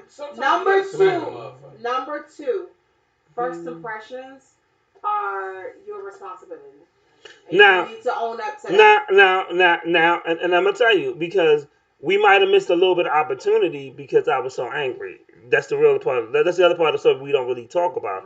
Is that my man, like the dude who was managing Kevin Gates' brother, the lady liked Renegade, and I was already angry. And he said, "Yo, I ain't paying no attention." He said, "Yo, I ain't paying no attention." So he grabbed me and he was like, "Yo, what the fuck do you want?" He's like, "Yo, she like your artist, man. She wants your information." And I was like, "What the fuck does she want?" Right. Like, But I you're mean, so mad you can't I'm really see already that, Right. like, all I saw was red. And when I interviewed him 2 years later, I had to apologize. I was like, "Yo, dog, you know what? I respect you because you was trying to give me some good shit at that particular time." The only thing I said, "Dog, when I'm angry, the only thing I can hear is you could have told me this bitch got $1 million contract, and all I could think about at that point was I wanted to strangle the motherfucking DJ." Right. And the DJ shouldn't keep you from $1 million contract ever. And I'm just saying though. no. But I was in the wrong because I was, all I saw was red. Right. And he was in a different place. yeah. Right, and that's what he can admit that. Yeah. What I'm trying to say to you is that you need to admit that. I have no Sometimes, problem admitting but no, because you making it seem like your first impression that you give to other people is their responsibility, not yours. No, my responsibility is to make sure communication is relayed across where I'm trying to make. But you also need to understand that. everybody. You ain't approachable all the time. Nigga, That's you why a super I try, thug. You a Nori. But that's why I try to alleviate folks' impression of me from what they see. 'Cause I know I have the resting way to knock you out face. But if I'm coming to you as a man and you're supposed to be a man, I'm telling you, look, I know I might not be coming off the right way. Yeah. I had a rough day. You're not gonna always get that opportunity. That's cool, and I can respect that, and I can tell you, fuck you on that. So because if you can't accept to say that everybody has a bad day, because you have a bad day, I have a bad day. But if you can't chalk that up in that first impression bullshit, it's not always like yo, I understand, and that's cool. Okay, y'all. So we on the 4th hour, so we about to wrap this motherfucker up. How the fuck do we ever have a? What happened to the days we did like an hour or a 2-hour show? That shit don't happen no more. This shit's fun as shit. That's my thing. Yo, I feel like I can look past the first impression of another motherfucker, because I know I will have some. But you can't do that for everybody. It's not for everybody, but you have to give that credence because you know you have a bad day. Let me say this. Nigga, Dark Liquor get your ass confession like a motherfucker. Call your ass Usher. As a single woman, and I can only speak to you as a single woman, okay? Let's say I'm at a party and there's a bunch of people there. And this dude over here tripping, being all extra aggressive, fighting people, snatching DJs out the booth. I'm gonna keep it moving. I'm not gonna take the time to talk to him. All of this didn't happen in one. I'm just saying. DJ Killer, can you tell us what you're going? I'm just saying. DJ Killer, can you tell us what you're doing tomorrow? We about to wrap this motherfucker up. Get up out of here. We doing Sports on the Hill podcast. You ready on network? 7:00. We talking MLB playoffs. Talking football. We talking NBA finals. Then we talking NHL trades that's going on after the season is over. Tune in. You can check me out on CP3, Carol Porter III, 3 Eyes on number 3 on YouTube, Periscope, and Facebook. Check us out. We bringing the best DC sports out of politics. That's not just a catchphrase, not just a motto. It's what we do, goddamn. Also, he has the Sports on the Hill t-shirts available. He has the one that he has on right now, and he has another one that's made by Eric Kuza too. Jump on that real quick, because you never know, it might not be available for you. Whatever you want. Sounds like personal experience. Yes. Some XL, some XXL. You still got some women's and large. Any color you want, any design you want, jump on it, because it might not be available when you want it. Let me know. I'll get it made for you, custom order. That's what we do. That's what we do here at Sports OTH. I bring it to you. If you need that, I get it to you. That's what I do. Same thing with the Honda Water. If you need that new ride, come holler at your boy, CP3. Down in Water. I'll be down at 9 o'clock in the morning tomorrow. If you're looking for that new ride, new, used, or pre-owned certified, come holler at your boy. He's going to get you moving. Goddamn right. Lady Antoinette. I have revamped my social media, so just search Lady Antoinette, Facebook, Instagram, Twitter soon. I'm not good on Twitter, but It'll be there soon. I hate Twitter. Twitter cool. It's just I'm on Periscope, but I hate Twitter. Right. Go figure. I'm not with the Twitter, but I'm gonna go ahead and do that for it's the hard cause. to cuss a motherfucker out 240 characters. Yeah, but I revamped all my social media. So you can search Lady Antoinette, you'll get to me. Because, you know, these people over here. 240 characters is kind of enough to cuss a motherfucker the way you want to. They expanded from 140, but the 240 just. If you want to get cursed out, go ahead and search for CP3. That's why I go Periscope, so I can cuss a fucker. Right. Go ahead. Oh my god. That's entertainment. Hey, it's what I do. I ain't got no girl. I got me and my dog. If you want some empowerment, you know, or some encouragement. Or some entanglement. Oh no. That's him over here. On that note, I don't do that. I'm single and ready to mingle. On that note, we're gonna go villains. I'm Go Villain BBRC, Villain Django. I am that one nigga in 10,000. It was a pleasure to be a guest on 151 Radio at the bar. We at the bar, we hit, we diddy. It's been a vibe. Yo, dog. For one, you know, we like your energy. You damn sure welcome to come back. Yeah. You know, as you can see, I can't promise you'll be out in an hour. That shit ain't gonna happen. That shit ain't gonna happen. Now, we do 2-3 hour shows here just for fun. Yeah, I mean, when me and CP3 was doing it, it was like 2-hour shows. And when she came on, whoa, he said when she come on. Yeah, when she came. And then when you came, like it became like a 4 hour. I don't attack anyone. I feel threatened every week. So where can they find your music and stuff at? So you gotta search Go Villain, GOVILLAIN. That's on all social media platforms. We just got on Pandora, so big congratulations. I just dropped a new video 3 weeks ago called Ahead of My Time. I got my latest album is Unmatched. I dropped that probably like 3 months ago. Then before that, I dropped the Love I Never Had album. So I got 2 albums that I dropped this year. So be sure to check them out. And then we're working on Unmatched too. So everybody getting the vibe and start on the new album. This has been a pleasure, man. I thank you guys. I love all you guys, man. And it's always been a vibe, and we still Yo, I really think the show. I really love having these long ass shows where we get no sleep. The shows are always fun. And when we always have interesting conversation, it's always a blessing. Like, it's so many people that we try to have these interesting conversations with, and they know like one word answers, and they get in the front. They be thugging like a shit at the door. You put these motherfuckers in front of the camera, they be like, So it's always good to get people that are articulate and not afraid of the camera. We gotta practice on that though, because I mean everything takes practice. Like I said, my brother is a videographer. Shout out to Grizzly Stash, shout out to N-Life. So that nigga get the best out of me every time. But he is like, if you ever hear any of my songs, I'm like, his name is Grizzly. I call him Grizzly, so I tell him like, when I get my first $1 million or something, my first purchase ever, I gotta get that nigga a bike. What's the name of the last song that you just did? Ahead of My Time. It's okay. A video, on YouTube. Yeah. Okay. Ahead of My Time. Mm-hmm. Ahead of my time. So tell me I'm gonna tell you what I'm about to do, because I don't normally do this for everybody. So when y'all see me do this, people, don't be sending me shit, because the answer's gonna be no.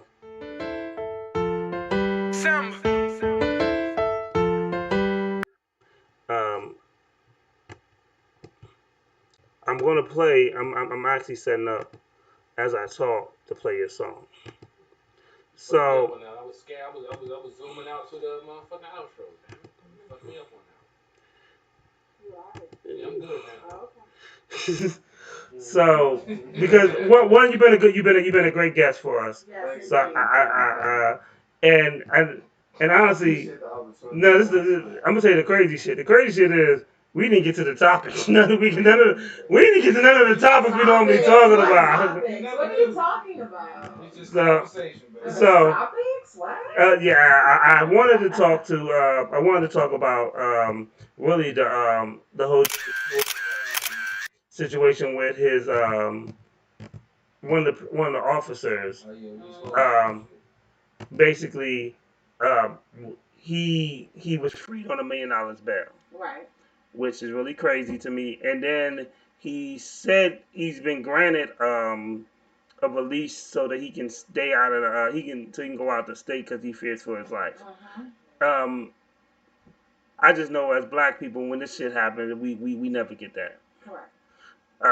And then also for Sometimes it's your status. yeah. Not just your color, but your status. How much money you got in your pocket. So but the great thing about this show is we always have next week, and we can always talk about whatever we want to talk about because I kind of know the motherfucker that actually runs the bar.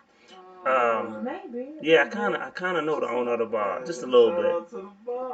So,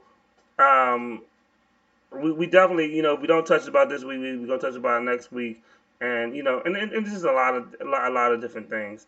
Um, at the bar we'll be back next week. Shout out to Lady Antoinette because she brought a great guest with Miss Hart. Great shout out to black businesses, black entrepreneurs that are doing the thing.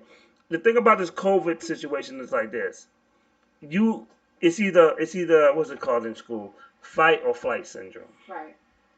You can you can fight or you can or fright or be scared of the situation. This is a situation. This COVID situation is an opportunity for a lot of black businesses to thrive. Yes. It's an opportunity for a lot of people to make extra money or even start something new. Right. Or you could just be scared to try. And just and if your job closed down or whatever, and you can just accept that and then get your unemployment check and be cool with it. Right. I agree. Don't be cool with it. Or you can you get that $1,200 stimulus check and you think that's the bee's knees. Now you take that money and flip it into something positive. Yeah. And through this stuff, we've grown at the bar to not only just have this podcast, but I just had one of my friends hit me up for at the bar shirt. Actually hit me up for two, and then I just sent 2 shirts out to Atlanta, 2 Renegade shirts for my other nephew. So during this COVID situation, we not only are just a podcast, but we have a clothing line as well. So we grow the business. I'm not trying to be the #1 independent shirt dealer in the world, but it's just nice to grow the business. Right. Definitely. And shout out to Eric Kuza who does our shirts and stuff like that. And everybody, they have a great brand. And they're a black business. And the photos that you see me with Eric Kuza and stuff like that we'll say shots by 151. The shots is the stuff that we did. We're working on a commercial and a virtual fashion show for them as well.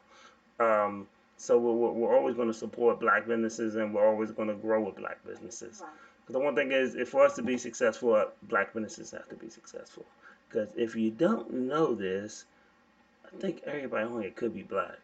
Maybe. I think, just a little bit. Some people have Asian in them though. Oh shit. I got some black in these. I ain't going to I got some Migo in me. We got some quick breaking news before we get out of here. Dan Quinn, the Atlanta Falcons head coach, has been fired, relieved of his duties after 0-5 start. So we'll probably talk about it a little bit tomorrow on Sports in the Hill podcast. But I just got that alert about 5 minutes ago that Dan Quinn, the Atlanta head coach, who I did want here in DC before Jay Gruden came in. Unfortunately, after taking that embarrassing loss to the Cowboys a couple of weeks ago, coming back from 26 points down and being 0-5, he has got his contract terminated. So we'll talk about that more tomorrow night on Sports in the Hill podcast and 8 o'clock hour with football. When we cover the Washington football team and any other NFL news that breaks tomorrow, just had to drop that in there for you. All right, prayers up to him. That motherfucker made like $50 million. Right. He's sitting at home with his feet smoking a cigar at the jacuzzi right now. He had a really bad start this year. I mean, well, shit, and the whole NFT's got a bad start this year. Don't even get me started. Shit, we just my team just took We got your team next week. Shit, my team just took an L to the Cowboys after winning most of the season. Y'all next week. We'll probably lose. The battle for the worst. Yeah. Well, shit, y'all. No. Y'all won one game, nigga. We have a donut. We had Krispy Kremes and Dunkin' Donuts. Oh. Yeah. I have no comment right now. Yeah, I mean, and it's cool, you know, because I knew we were gonna suck for a couple of years, so it is what it is. I mean, at the end of the day, this season. Don't get me going on watching football team fans again. That'll be another whole hour. Right Okay, but you're a fan. I know. I'm media. I'm not a fan. But you. I look at the team as a business. Bougie. No, it's not about bougie. It's about understanding the big perspective. Because folks don't understand football nowadays. And I'm not going to blame Madden, but Madden has gave. Yes, you are. I mean, they've given some of these fans a false sense of they know what X's and O's are, and they have no fucking idea what real football is. So I'm going to keep So doing Madden should have just let you play on the field and shouldn't be able to manage the whole football team now. Lady Antoinette, stop fucking with him so we can get off there. I'm just saying, there's a lot of delusional football fans that don't know football. That's why I hashtag that 3 years ago. I should have trademarked it. All football fans do not know football. Leave it to the experts. Leave it to the folks that's played the game. It's kind of aggressive, son. He's aggressive. I'm coming because I'm coming for you. You want to come for me? I'm coming for you. He's talking to us. Oh, because I got a couple of haters that's been coming for me. And you don't want. CPT. If I had emotions, you would make me cry. Nah, man. Thank God I don't have those things. They don't want that. I don't have them either. They don't want that word. You're out of your element. You're over your head. You sound like you're threatening people, You're sir. speaking a foreign language. See, every week I'm this. sitting next to a gangbanger. It's not about. It's just letting folks know that. What's that you claiming, son? Football state. That's my point. I know more. I've forgotten more in football than you ever think you ever knew in football. You come for me, please. It will not turn out well for you. I have a block list right now with females and males that thought they knew football until I shined a light on them and let them know you have no idea who you are dealing with. So come at me, please. Oh my God. I need the engagement. It's like watching. Go viral. It's like watching a bad porno from the 70s. I'm saying, I need something to go viral. We got to follow them. We got over 2,000 followers. I got the connects in the It's going to jail. Just please test me. I beg you. Don't put your address out there, please. No, I'm not putting address out there. I know, but I'm just letting you know, don't do it. I'm just saying, please come for me. You need a hug by a carrying nigga. It's not me though. They want that work, but they don't know that they want that work. So I'm letting you know.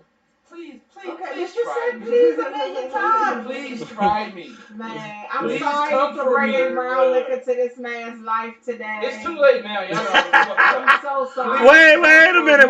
Don't be blaming us for your rants. But radio had I bought white liquor, maybe. And the bottle empty. That's her fault. I don't. The bottle was empty. Oh, wait a minute. Wait a minute. Before we get off the gate, let's discuss the bottle. No, the bottle was empty. No. The history of the bottle. So let's do that before that because let me go ahead and tell you. Definitely. Okay, we're drinking tonight. We're drinking Uncle Nearest. Which one is that? That's the 1884. Let me go get the bottle. Yeah, you can go put the bottle. That would be good. That would be lovely. You should have put it on the table when it was full. It's a Black History moment. It ain't going to last when it's on full. It was full when it came. Damn. But if we don't put full bottles on air. Yeah, well, this is Uncle Nearest 1884 small batch whiskey.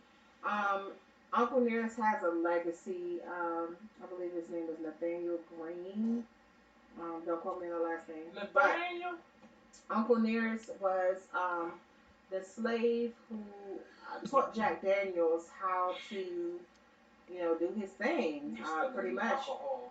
Correct. Whiskey in particular. And Jack Daniels took it. And of course, we all know who Jack Daniels is, the empire that he built. They did eventually, the company acknowledged the fact that Jack Daniels learned this from a slave. And I did not know that. Uncle Nearest, it was created, a black woman decided to come up with the company, honoring Uncle Nearest and also giving his family monetary access to his legacy as well. So that's something that, we're talking about black businesses, and it is Nathaniel Green. I was right. A little bit of history comes with it. You usually get the information on the back. Sometimes you'll have a little tag attached to it. This is not the only one. This is the 93 proof. You can also get the 100 proof.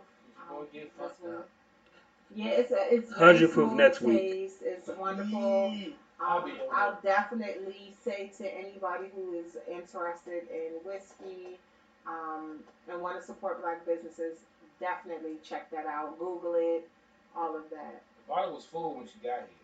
Gives you a good buzz, except for CP3. It gets him emotional. Yeah. Can I be very called passionate. Can I be called Thomas? Can I be called Thomas? No, Carl Thomas like sings and is softer. No, that's not what you did. That's not what you did. You were more like Busta Rhymes. I'm just saying, sometimes you gotta put a foot on the throat sometimes to get to understand that you don't know what the fuck you're talking about. You know what?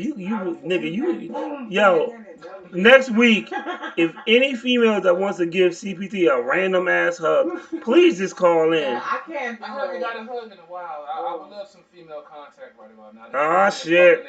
Oh, so we can give out the number for that shit. Well, we can't get a number for. But we can't give out the number for your shady ass pass. Well, I did feature him on my social media as for Men Crush Monday for women to understand. You may need to. There are men out here that will accept your loving ways, and I believe that he did get quite a few people to reach You may need to do it again though. I think I will. I won't be mad. I bet he won't. So he's here for you, ladies. He's here for you.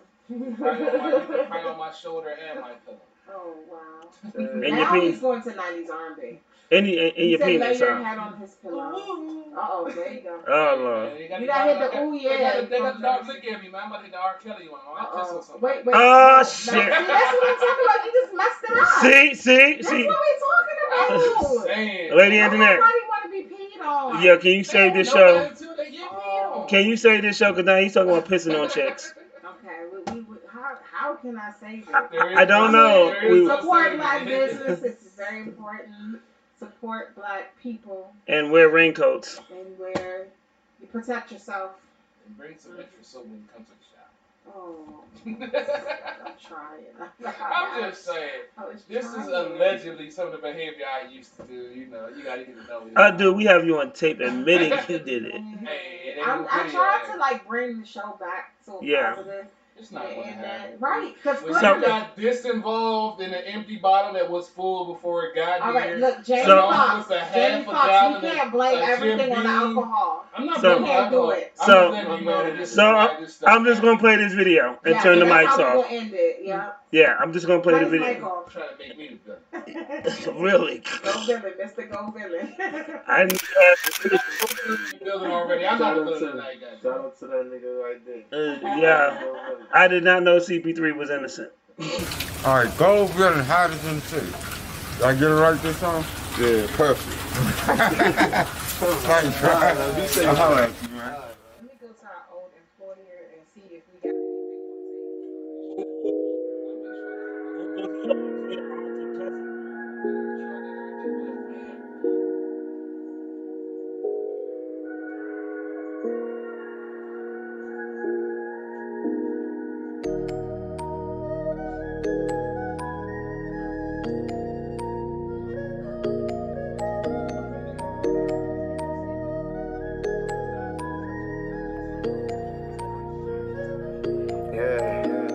Look at my fans, I can show you my life. Take on my hand while I'm doing it live. BBRC, I'm here, I'm alive. Wait for my time, God ain't show me a sign. Stand on my word, never let down. Holding my own, holding my ground. Some say feeling ahead of his time. Ahead of my time, ahead of my time. Flow sick like checked in patience. All bills got colors, not races. Get a whip, need something that's spacious. Panoramic big body like a spaceship. Not worried, not down for the fake shit. Plain Jane and the diamonds let it shape shit. Stay calm, start running out of patience. Shorty and fast, so I'm fucking her face. Judged by your peers, get judged by your ways. 10 steps ahead, so I waited to finish. Quick to stop mischief like Dennis the Menace. The needle, the haystack is slim with the pickings. You eating on breakfast, arriving at dinner, the size and the trimmings. Dick so big that she cry when I'm in it. Stroking the book in my mind on the million. Scraping it down, nickel down to a penny. Cartier chain swing turns in a Hemi. First word when I was born was get it. Hurt more when I really ain't living. Back on track, got back in my rhythm. Get straight to the source for the man in the middle. Got back on the block and I stayed with the hitters. Look at my face, I can show you my life. Take on my hand while I'm doing it live. VVRC, I'm here, I'm alive. Wait for my time, gotta show me a sign. Stand on my word, never let down. Holding my own, holding my ground. Some say feeling ahead of my time, ahead of my time, ahead of my time. Flow sick like check them patience. All bills got colors, not races. Get a whip, need something that's spacious. Panoramic big body like a spaceship. Not worried, not down for the fake shit. Plain Jane at the diamonds, let it shape shift. Stay calm, start running out of patience. Look at my face, I can show you my life. Take on my hair while I'm doing it live. VVRC, I'm here, I'm alive. Wait for my time, gotta show me a sign. Stand on my word, never let down. Holding my own, holding my ground. Some say feeling ahead of my time, ahead of my time, ahead of my time.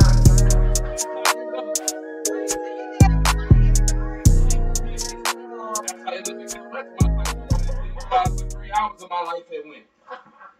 And $20 left.